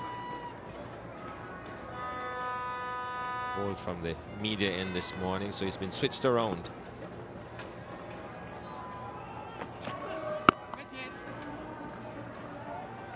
He's the big boy in this partnership now, Umar Akmal. Misbah-ul-Haq was trying to coach him from the non-strikers end.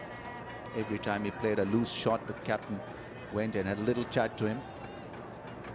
But now he's on his own.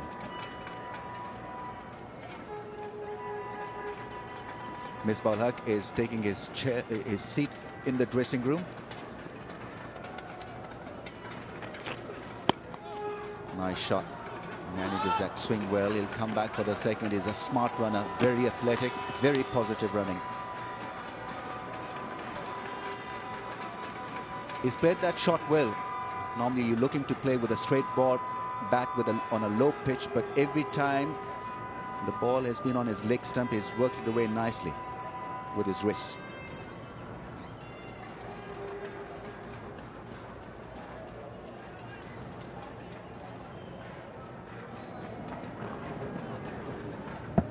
Just floats down towards leg stump.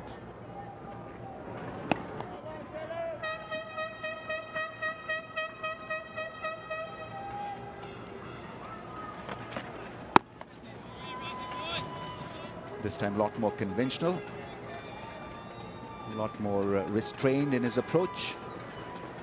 See a lot of singles, twos taken down the leg side. He's played a few smashing drives through the offside as well.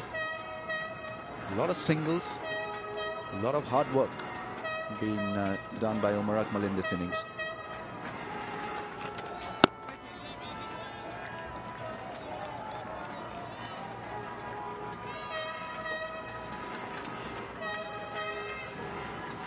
And something he's done very well throughout his innings is assess the pitch. He's gotten out onto that front foot very early,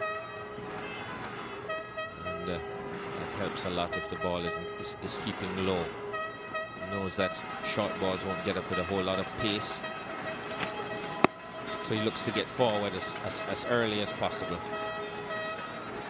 And he's looked very solid coming forward.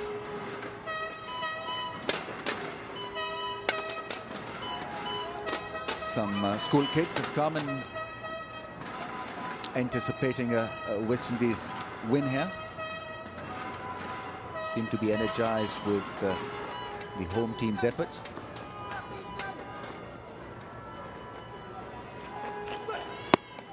Goes back.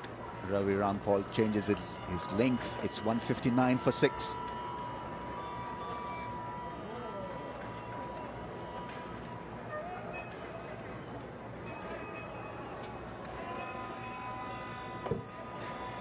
Every block of 10 runs would mean less pressure for Pakistan and more work for the West Indies. It's that kind of a game. Partnership 24 from 55 balls.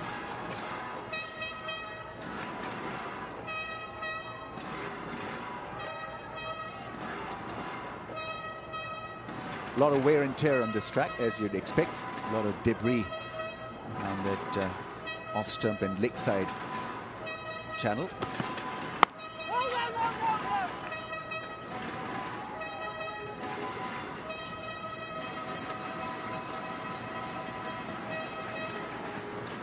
Seem to be connecting well as a pair.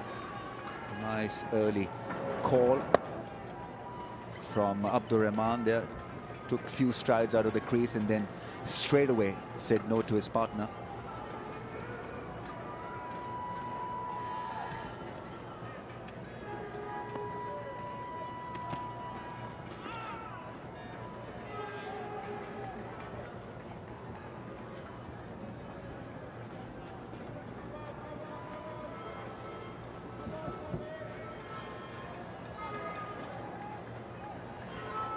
I'm sure they'll swing into action the moment a wicket falls.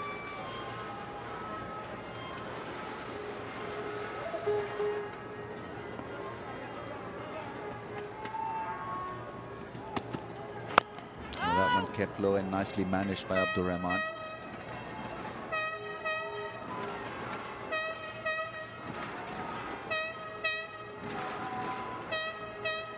They all think highly of his caliber in the dressing room, Abdur Rahman. A real team player, they say. A fighter. Will do his best with the ball, and whenever he's come out to play an innings for Pakistan, I remember against South Africa also, where he got a 50 in one of the games. That one's gone to the slip cordon, but on the bounce.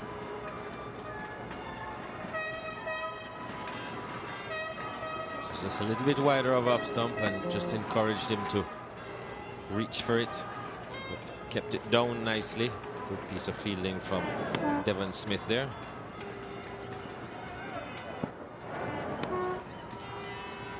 Yeah, nice relaxed hands. Didn't go hard at the ball.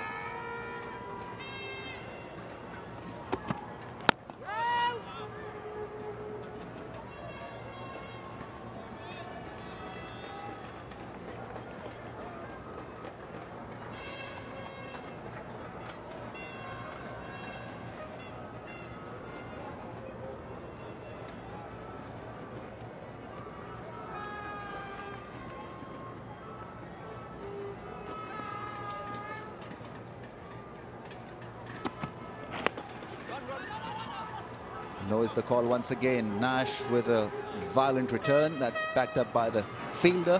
159 for 6. So Sammy trying to keep it nice and tight from his end. I don't know whether that's a good strategy or not, because you'd be looking to attack Rahman early in the session when he's trying to settle down once again. It's a settling period for this pair. So you've got to get your best bowler in, which has got to be Bishu on such a track.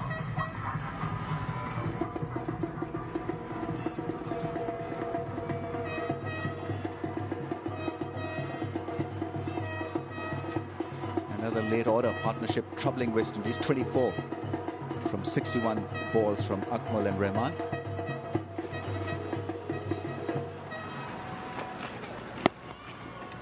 Plays that shot really well. Keeps his eye on the ball because he's dragging the ball away from the stumps. So he has to play it with his bat.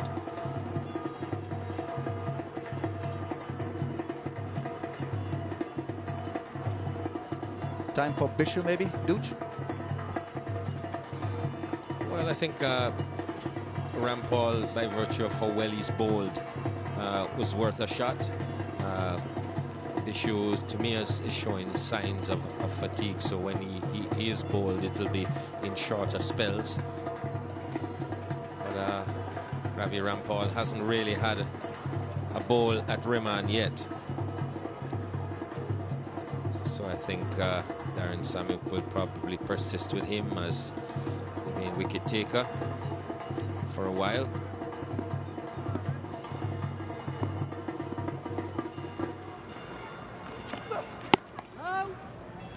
Jumps a little bit this time, Abdur Rahman. There's a short leg in place as well. 2 slips waiting for the outside edge.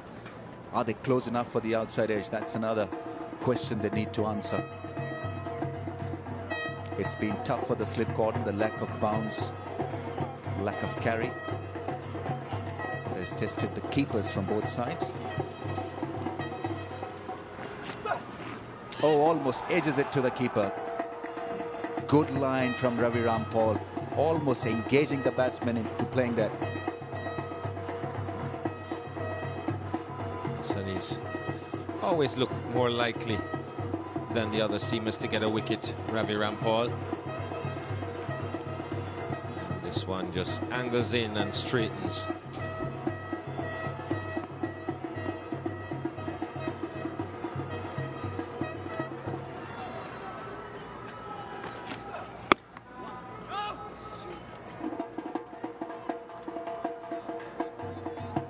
Ravi Rampaul is clearly reversing this ball now.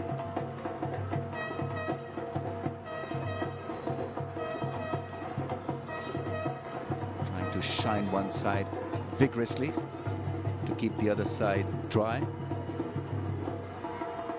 And the swing will be with the shiny side.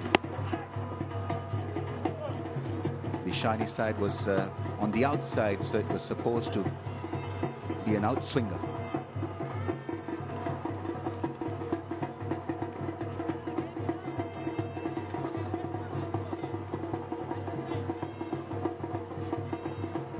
Looks like the shiny side is on the outside, and it should be going away from the left-hander, going with the shiny side. Edge and taken beautifully. Smith has got lovely hands. Abdur Rahman awaits the decision. He's not 100%. I think it's Tim Hill that's not 100% sure that it went to hand. He'll check with Billy Bowden to see if it did carry.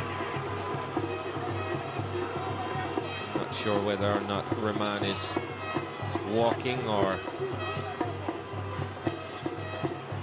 hasn't taken his gloves off or anything.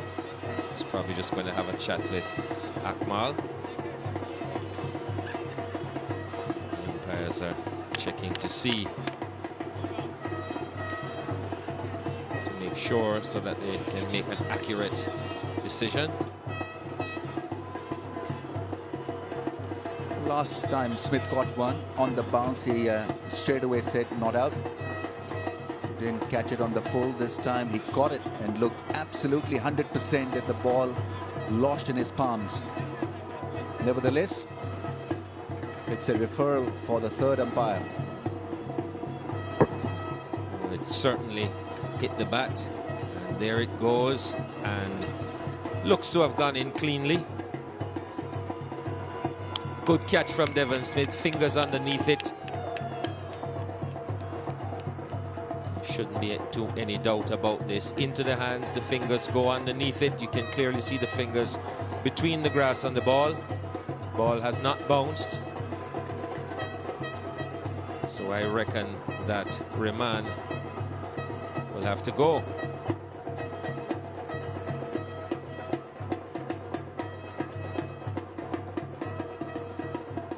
And this, by the way, is not a review.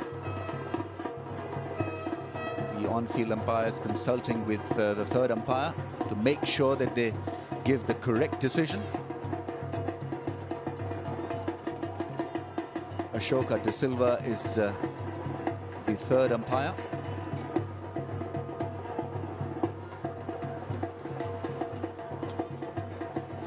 Abdur Rahman just asking about his fate.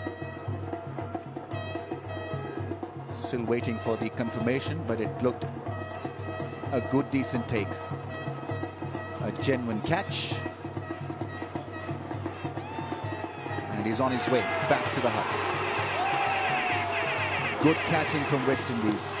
It was a low catch. He got there in time. His fingers all wrapped around the ball. And Pakistan suffer a serious loss of Abdur Rahman. Have a look at this one. Good fielding. Out of the face of the bat, barely carried to Smith, got the fingers under it and took it cleanly. Rahman goes for 6. It's 160 for 7.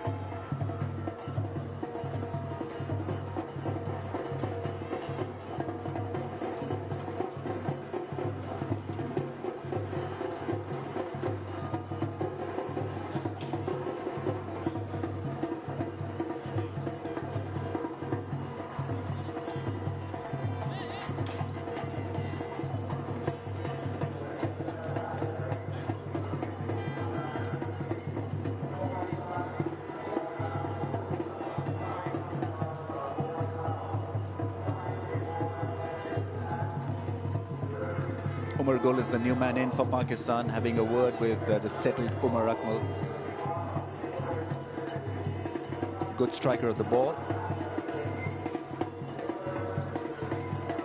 65 not out, his highest against England, where he hit plenty of sixes and fours. Now it's a clear-cut strategy from West Indies. They want to give a single to Umar Akmal to get Umar Gul on strike. 3 more wickets to go for West Indies.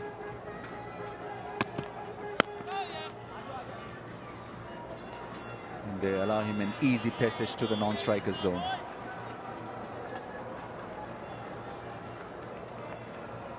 And this is the reason why Umar Gul is there. Full delivery from Ravi Rampaul. Thick outer half of the bat from Abdurrahman, and Devon Smith stays down nicely and takes a sharp catch. Well-deserved wicket for Rampaul. He's been extremely consistent and impressive in this test match. And a good catch for Devon Smith. Hasn't had a great time with the bat, but at least he can feel that he's contributed, taking a very sharp catch.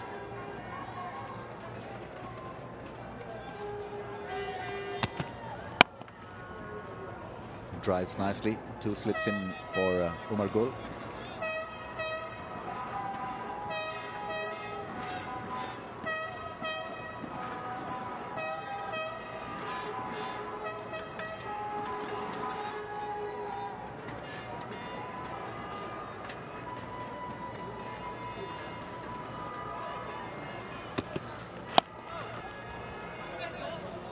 Picks up a single, is off the mark.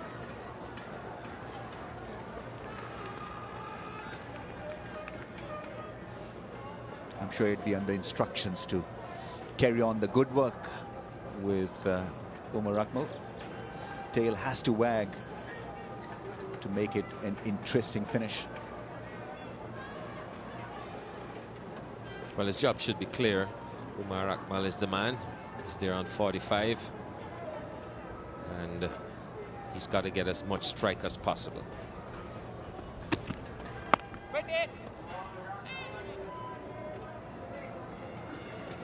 Doesn't need to be too clever here, Umar Akmal, because you can easily get into a situation where trying to create shots to get more than the single that's on offer here for him.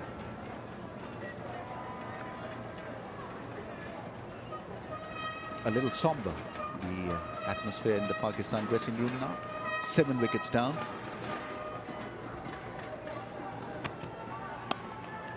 That's nicely played.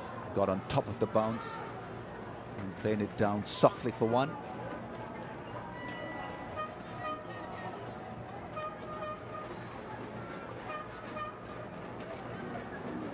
As he starts from a very low position, comes up and gets on top of that. Great balance and watches the ball very keenly. Just a stroke away from his 50. Very fine strike rate on a tough pitch. He's made batting look easy.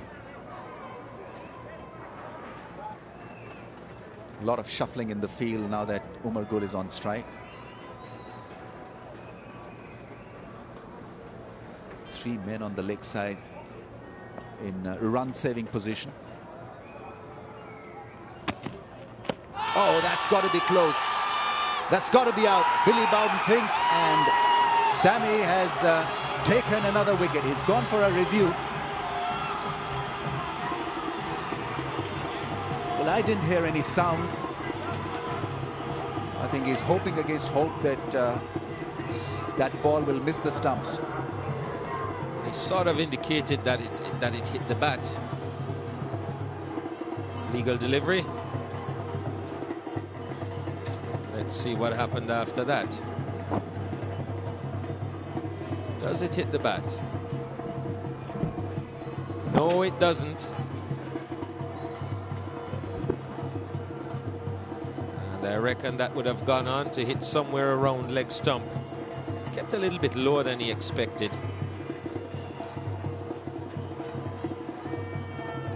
And there it is. There you go. Man fixing a pipe couldn't be plumber than that.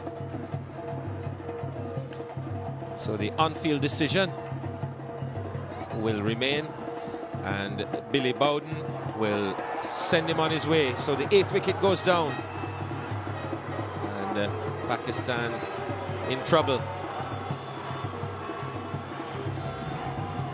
Still waiting, Umar Gul, but it was extremely adjacent to the stumps, and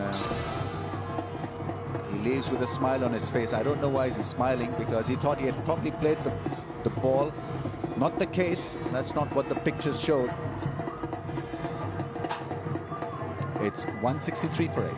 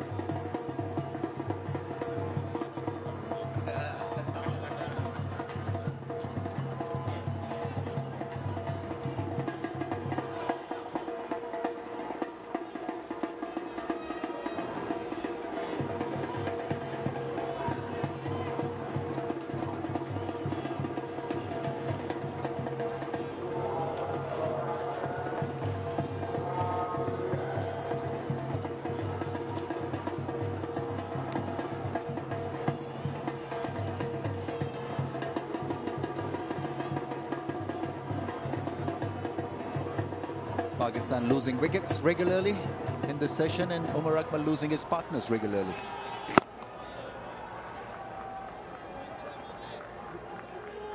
It's Wahab Riaz, fast bowler, 25 years of age, no 50s, no 100s, best of 27. That 27 would be sorely needed right now.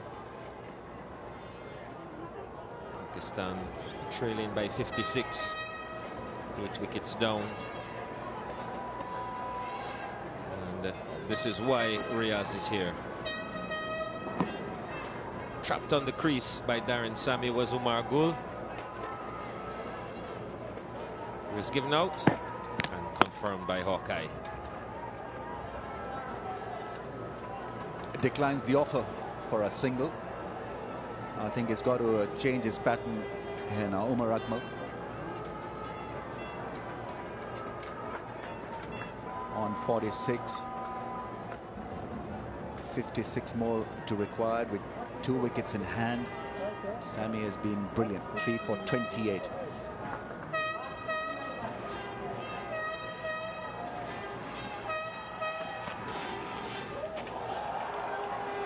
He can bowl that length. There's a fielder there deep at square leg.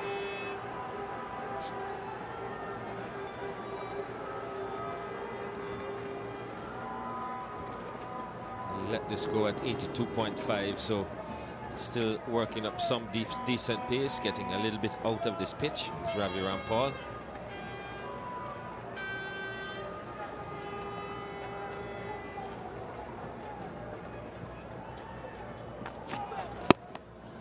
This time he picks up 1. 2 more balls to be. 2 more balls left in this over. And it's Wahab Riaz is on strike for the first time.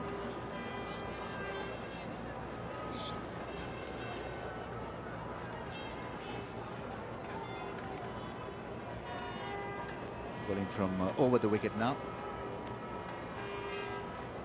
Challenges to pick up another wicket against Umar Akmal. He was quite keen to use defensive tactics.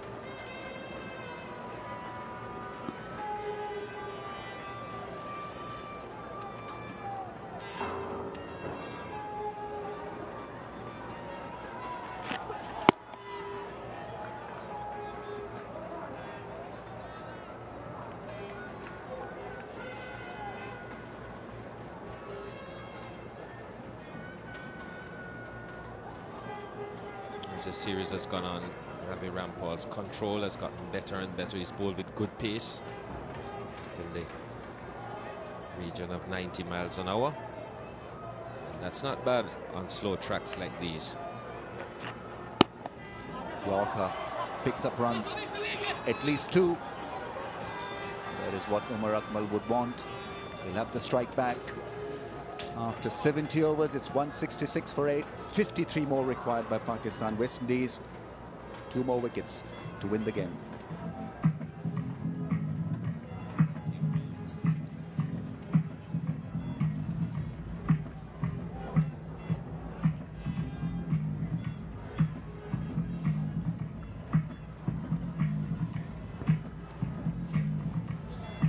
Akmal on 47 from 99 balls.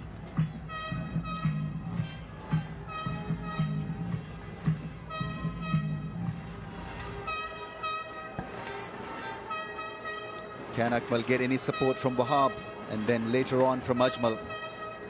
But West Indies at this stage look like the likely winners. Take you further, Ian Bishop and Tony Cozy.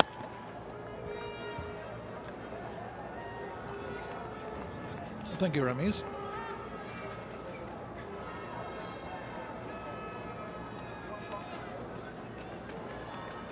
Yes, I think everyone will agree with you, but of course, in that American sports saying, it ain't over until it's over.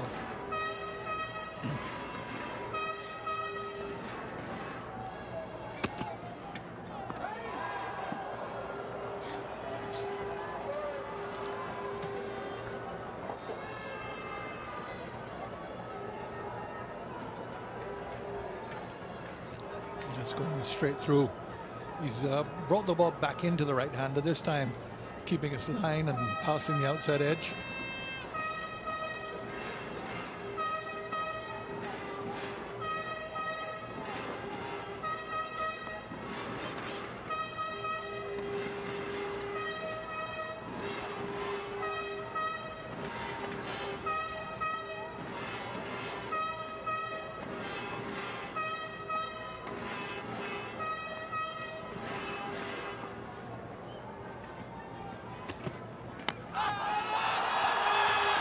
Leg before, that's the big wicket, and that could be the victory for the West Indies. They still have 1 wicket to go, but Darren Sammy gets another leg before decision, and it is the key man.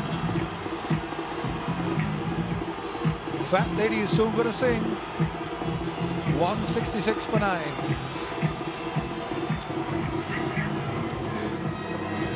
That's the biggest wicket. Really is stump to stump. Yeah, would have hit some part of the stump even if they had a review left to go for it, but they don't. It's been a good spell from Sammy. 4 wickets to him. Really, with 53 left, that should be the end of that.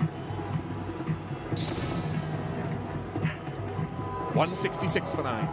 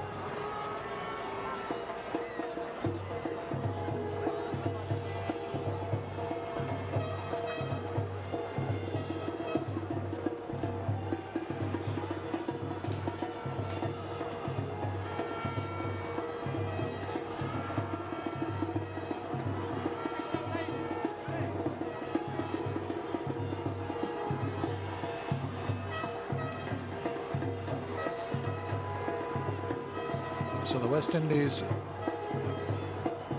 just 1 wicket away from what would be a famous and uplifting victory for them, given all the circumstances coming into this game.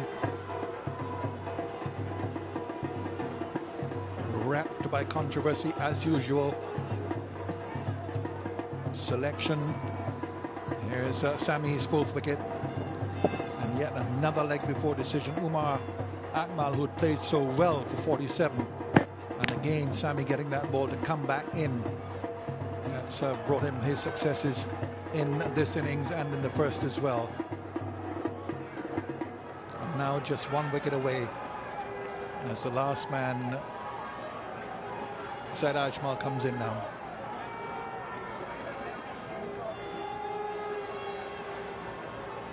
Surely he's got to have a man on short leg instead of a short mid-wicket.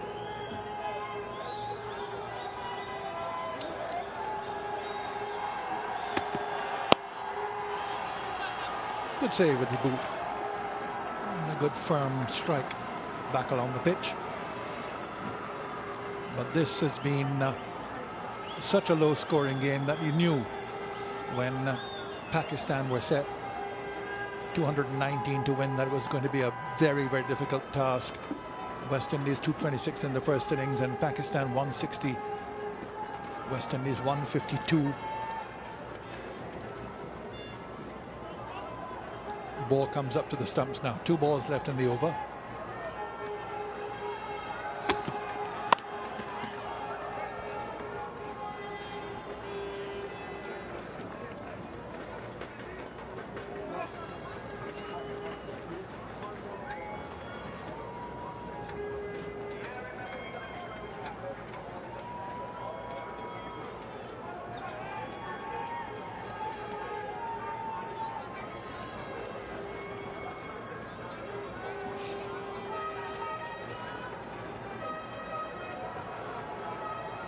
Now Wahab Riaz, good hitter of the ball, likes to hit it as well. And what will his response be? 52 required.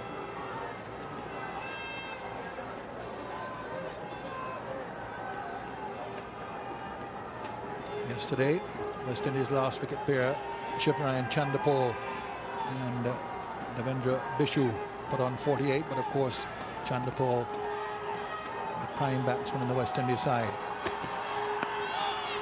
Now Pakistan just down to the last 2 in the over. 167 for 9, 1 wicket required by the West Indies. 52 more for Pakistan.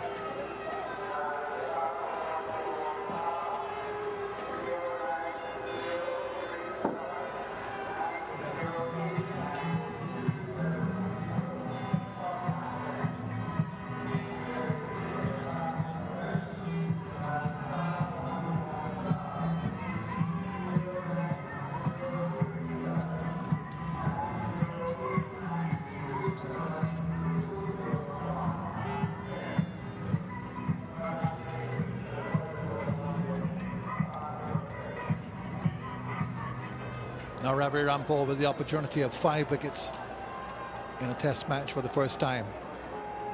Said Ajmal in strike.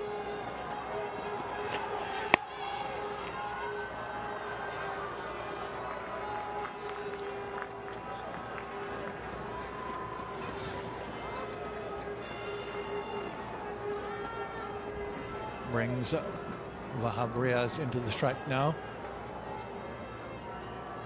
It must be extremely satisfying for Ravi Rampaul, not only from the team point of view, and that's the first thing of course, but from his own personal point of view. Had a long wait before he got into the West Indies side, struggled to get wickets.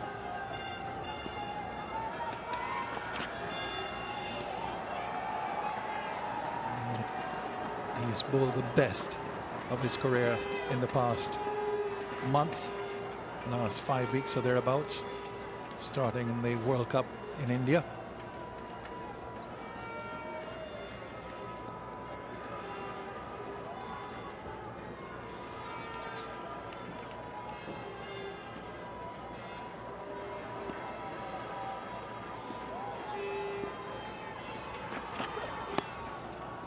Nice shot.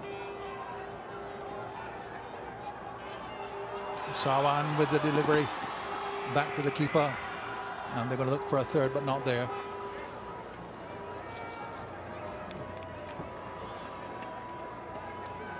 A little bit of a misunderstanding as to whether to go for the second or not.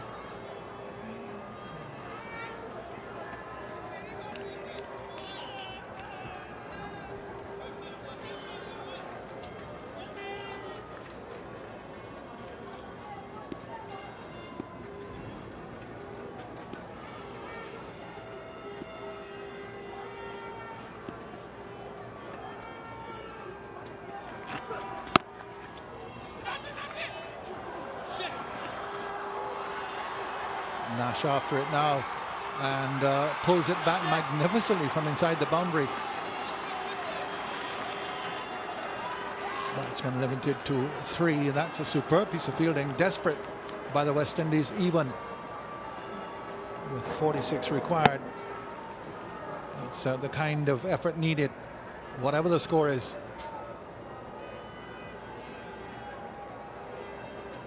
Great work.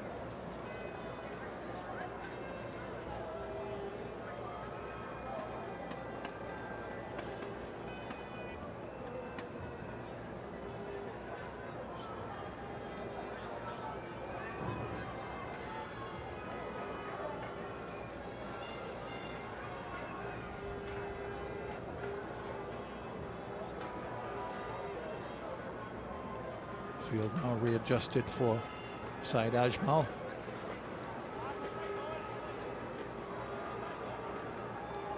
Two balls left in the over from Rampaul.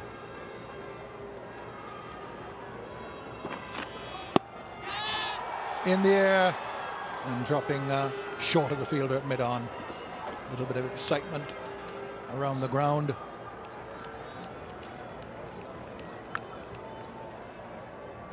You get the feeling with these two at the crease, it's not a feeling, it's a reality that for however long it lasts, there's going to be a fair amount of excitement. They're very keen, and sometimes that keenness will transcend itself into doubt. Now that's what you might call an improvised shot. He gets 4 for it. End of the over. 11 runs off it, 178 for 9, and now just 41 required.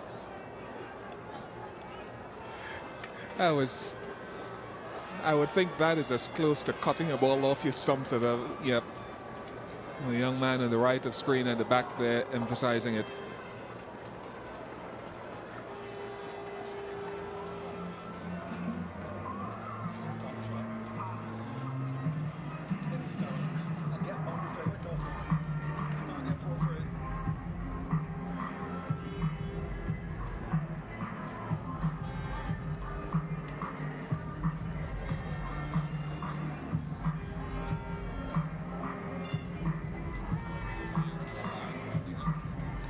Now Darren Sammy tries to finish things off here for the West Indies. Would be a tremendous boost for him as captain. Nice looking shot. Because he has been under a lot of pressure, Darren Sammy, since he was appointed captain. Here's the last ball of the previous over.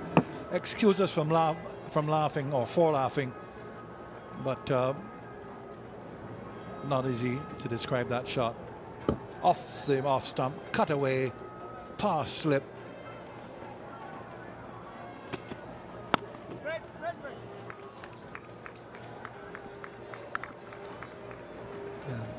I think what you can anticipate here, every possible way to be dismissed in the game could happen here with these two. And Sammy's bowled very, very straight. He's used the conditions well, conditions that require bowling stump to stump.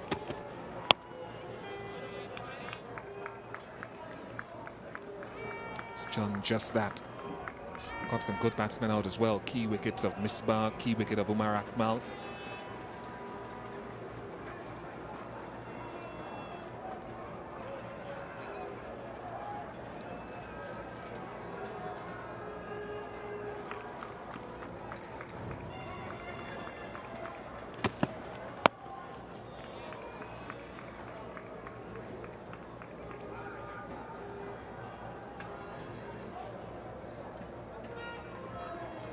Yes, I was saying about Darren Sammy, appointed captain, never could command a permanent place in the side. A lot of questions as to whether he merited his place. Performances have dipped since he was captain, named captain. And there's a ball which just angled down the leg side. They thought for a moment that perhaps that might have been it.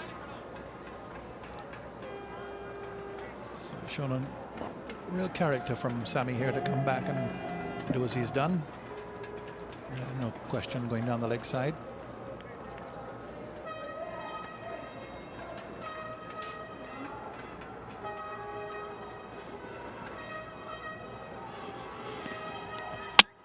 That's it, all over. West Indies have won. They win by 40 runs. 5 wickets for Darren Sammy for the 4th time in his Test career. Celebrations around the ground, and now the fat lady can sing. It's the first West Indies victory in 17 Test matches. The last time the West Indies won a Test match was when Jerome Taylor blasted England out for 51 at Sabina Park, and the West Indies completed a victory then by an innings and 13 runs. That was, in fact, an innings and 23 runs. That was in February in 2009.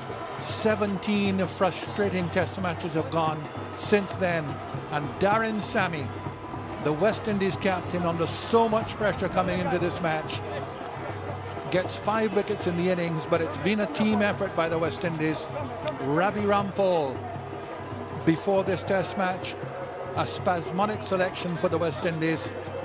Supporting him, Devendra Bishu with his bowling, and then the batting of the most experienced, the senior player in the side, Shivnarine Chanderpaul, yesterday, just holding the innings together as he's done so often. There the West Indies celebrating their victory, having bowled Pakistan out for 178. Darren Sammy finishes with 5 for 29. So it's full 5 wicket haul in Test. Ravi Rampaul 4 for 45. And the West Indies come off the field. The first time the Guyana public has seen victory for the West Indies in a Test match in 1998, and that's what completed it. Stumps spread-eagled. And this is an absolutely vital victory for West Indies cricket. As we've been saying, they came into this match with all sorts of controversies swirling around their heads over the debated departures of Chris Gale and Jerome Taylor for the Indian Premier League. Darren Bravo given permission to play in the Indian Premier League as well, not here. Dwayne Bravo, I should say. And also the criticism of the selectors and the manager and the management, generally speaking, by prominent players in the side and even administrators in the West Indies Cricket Board. All of these situations hung over the West Indies team coming into this Test match. And they've won it. And they've won it decisively. They've won it with character. It's been a difficult pitch for batting. It's been a low-scoring match. It has been tense. And it's called for tremendous application, focus and temperament. And that's what the West Indies have done here. You can say that the pitch hasn't been the quality that is expected at the highest level, but both teams have had to play on it. And the West Indies, in the end, have secured victory. 178 all out. An early wicket today, Shafiq being bowled by Rampaul, but then we had that partnership between the captain Misbah and Umar Akmal, which looked as if it was steadying Pakistan and steering them towards a victory.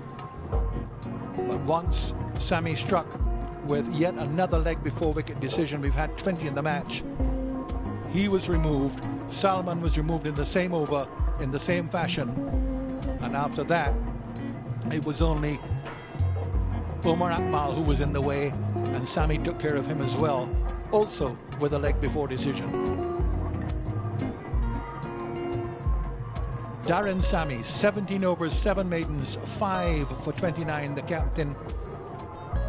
Ravi Rampaul, 21 overs, 6 maidens, 4 for 48. A wicket to Kemar Roach, none for Bishu in this innings.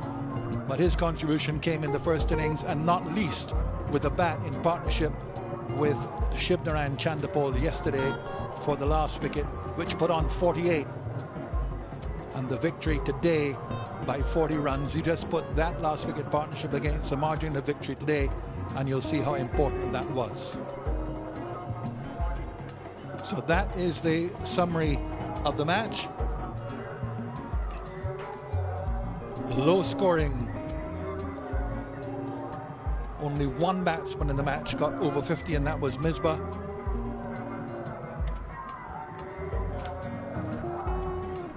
So there it is then, and that makes a really encouraging reading for all West Indians who will become accustomed to the decline, not only the problems on the field, but more especially off the field. And it's victory on the field that will just blow them away.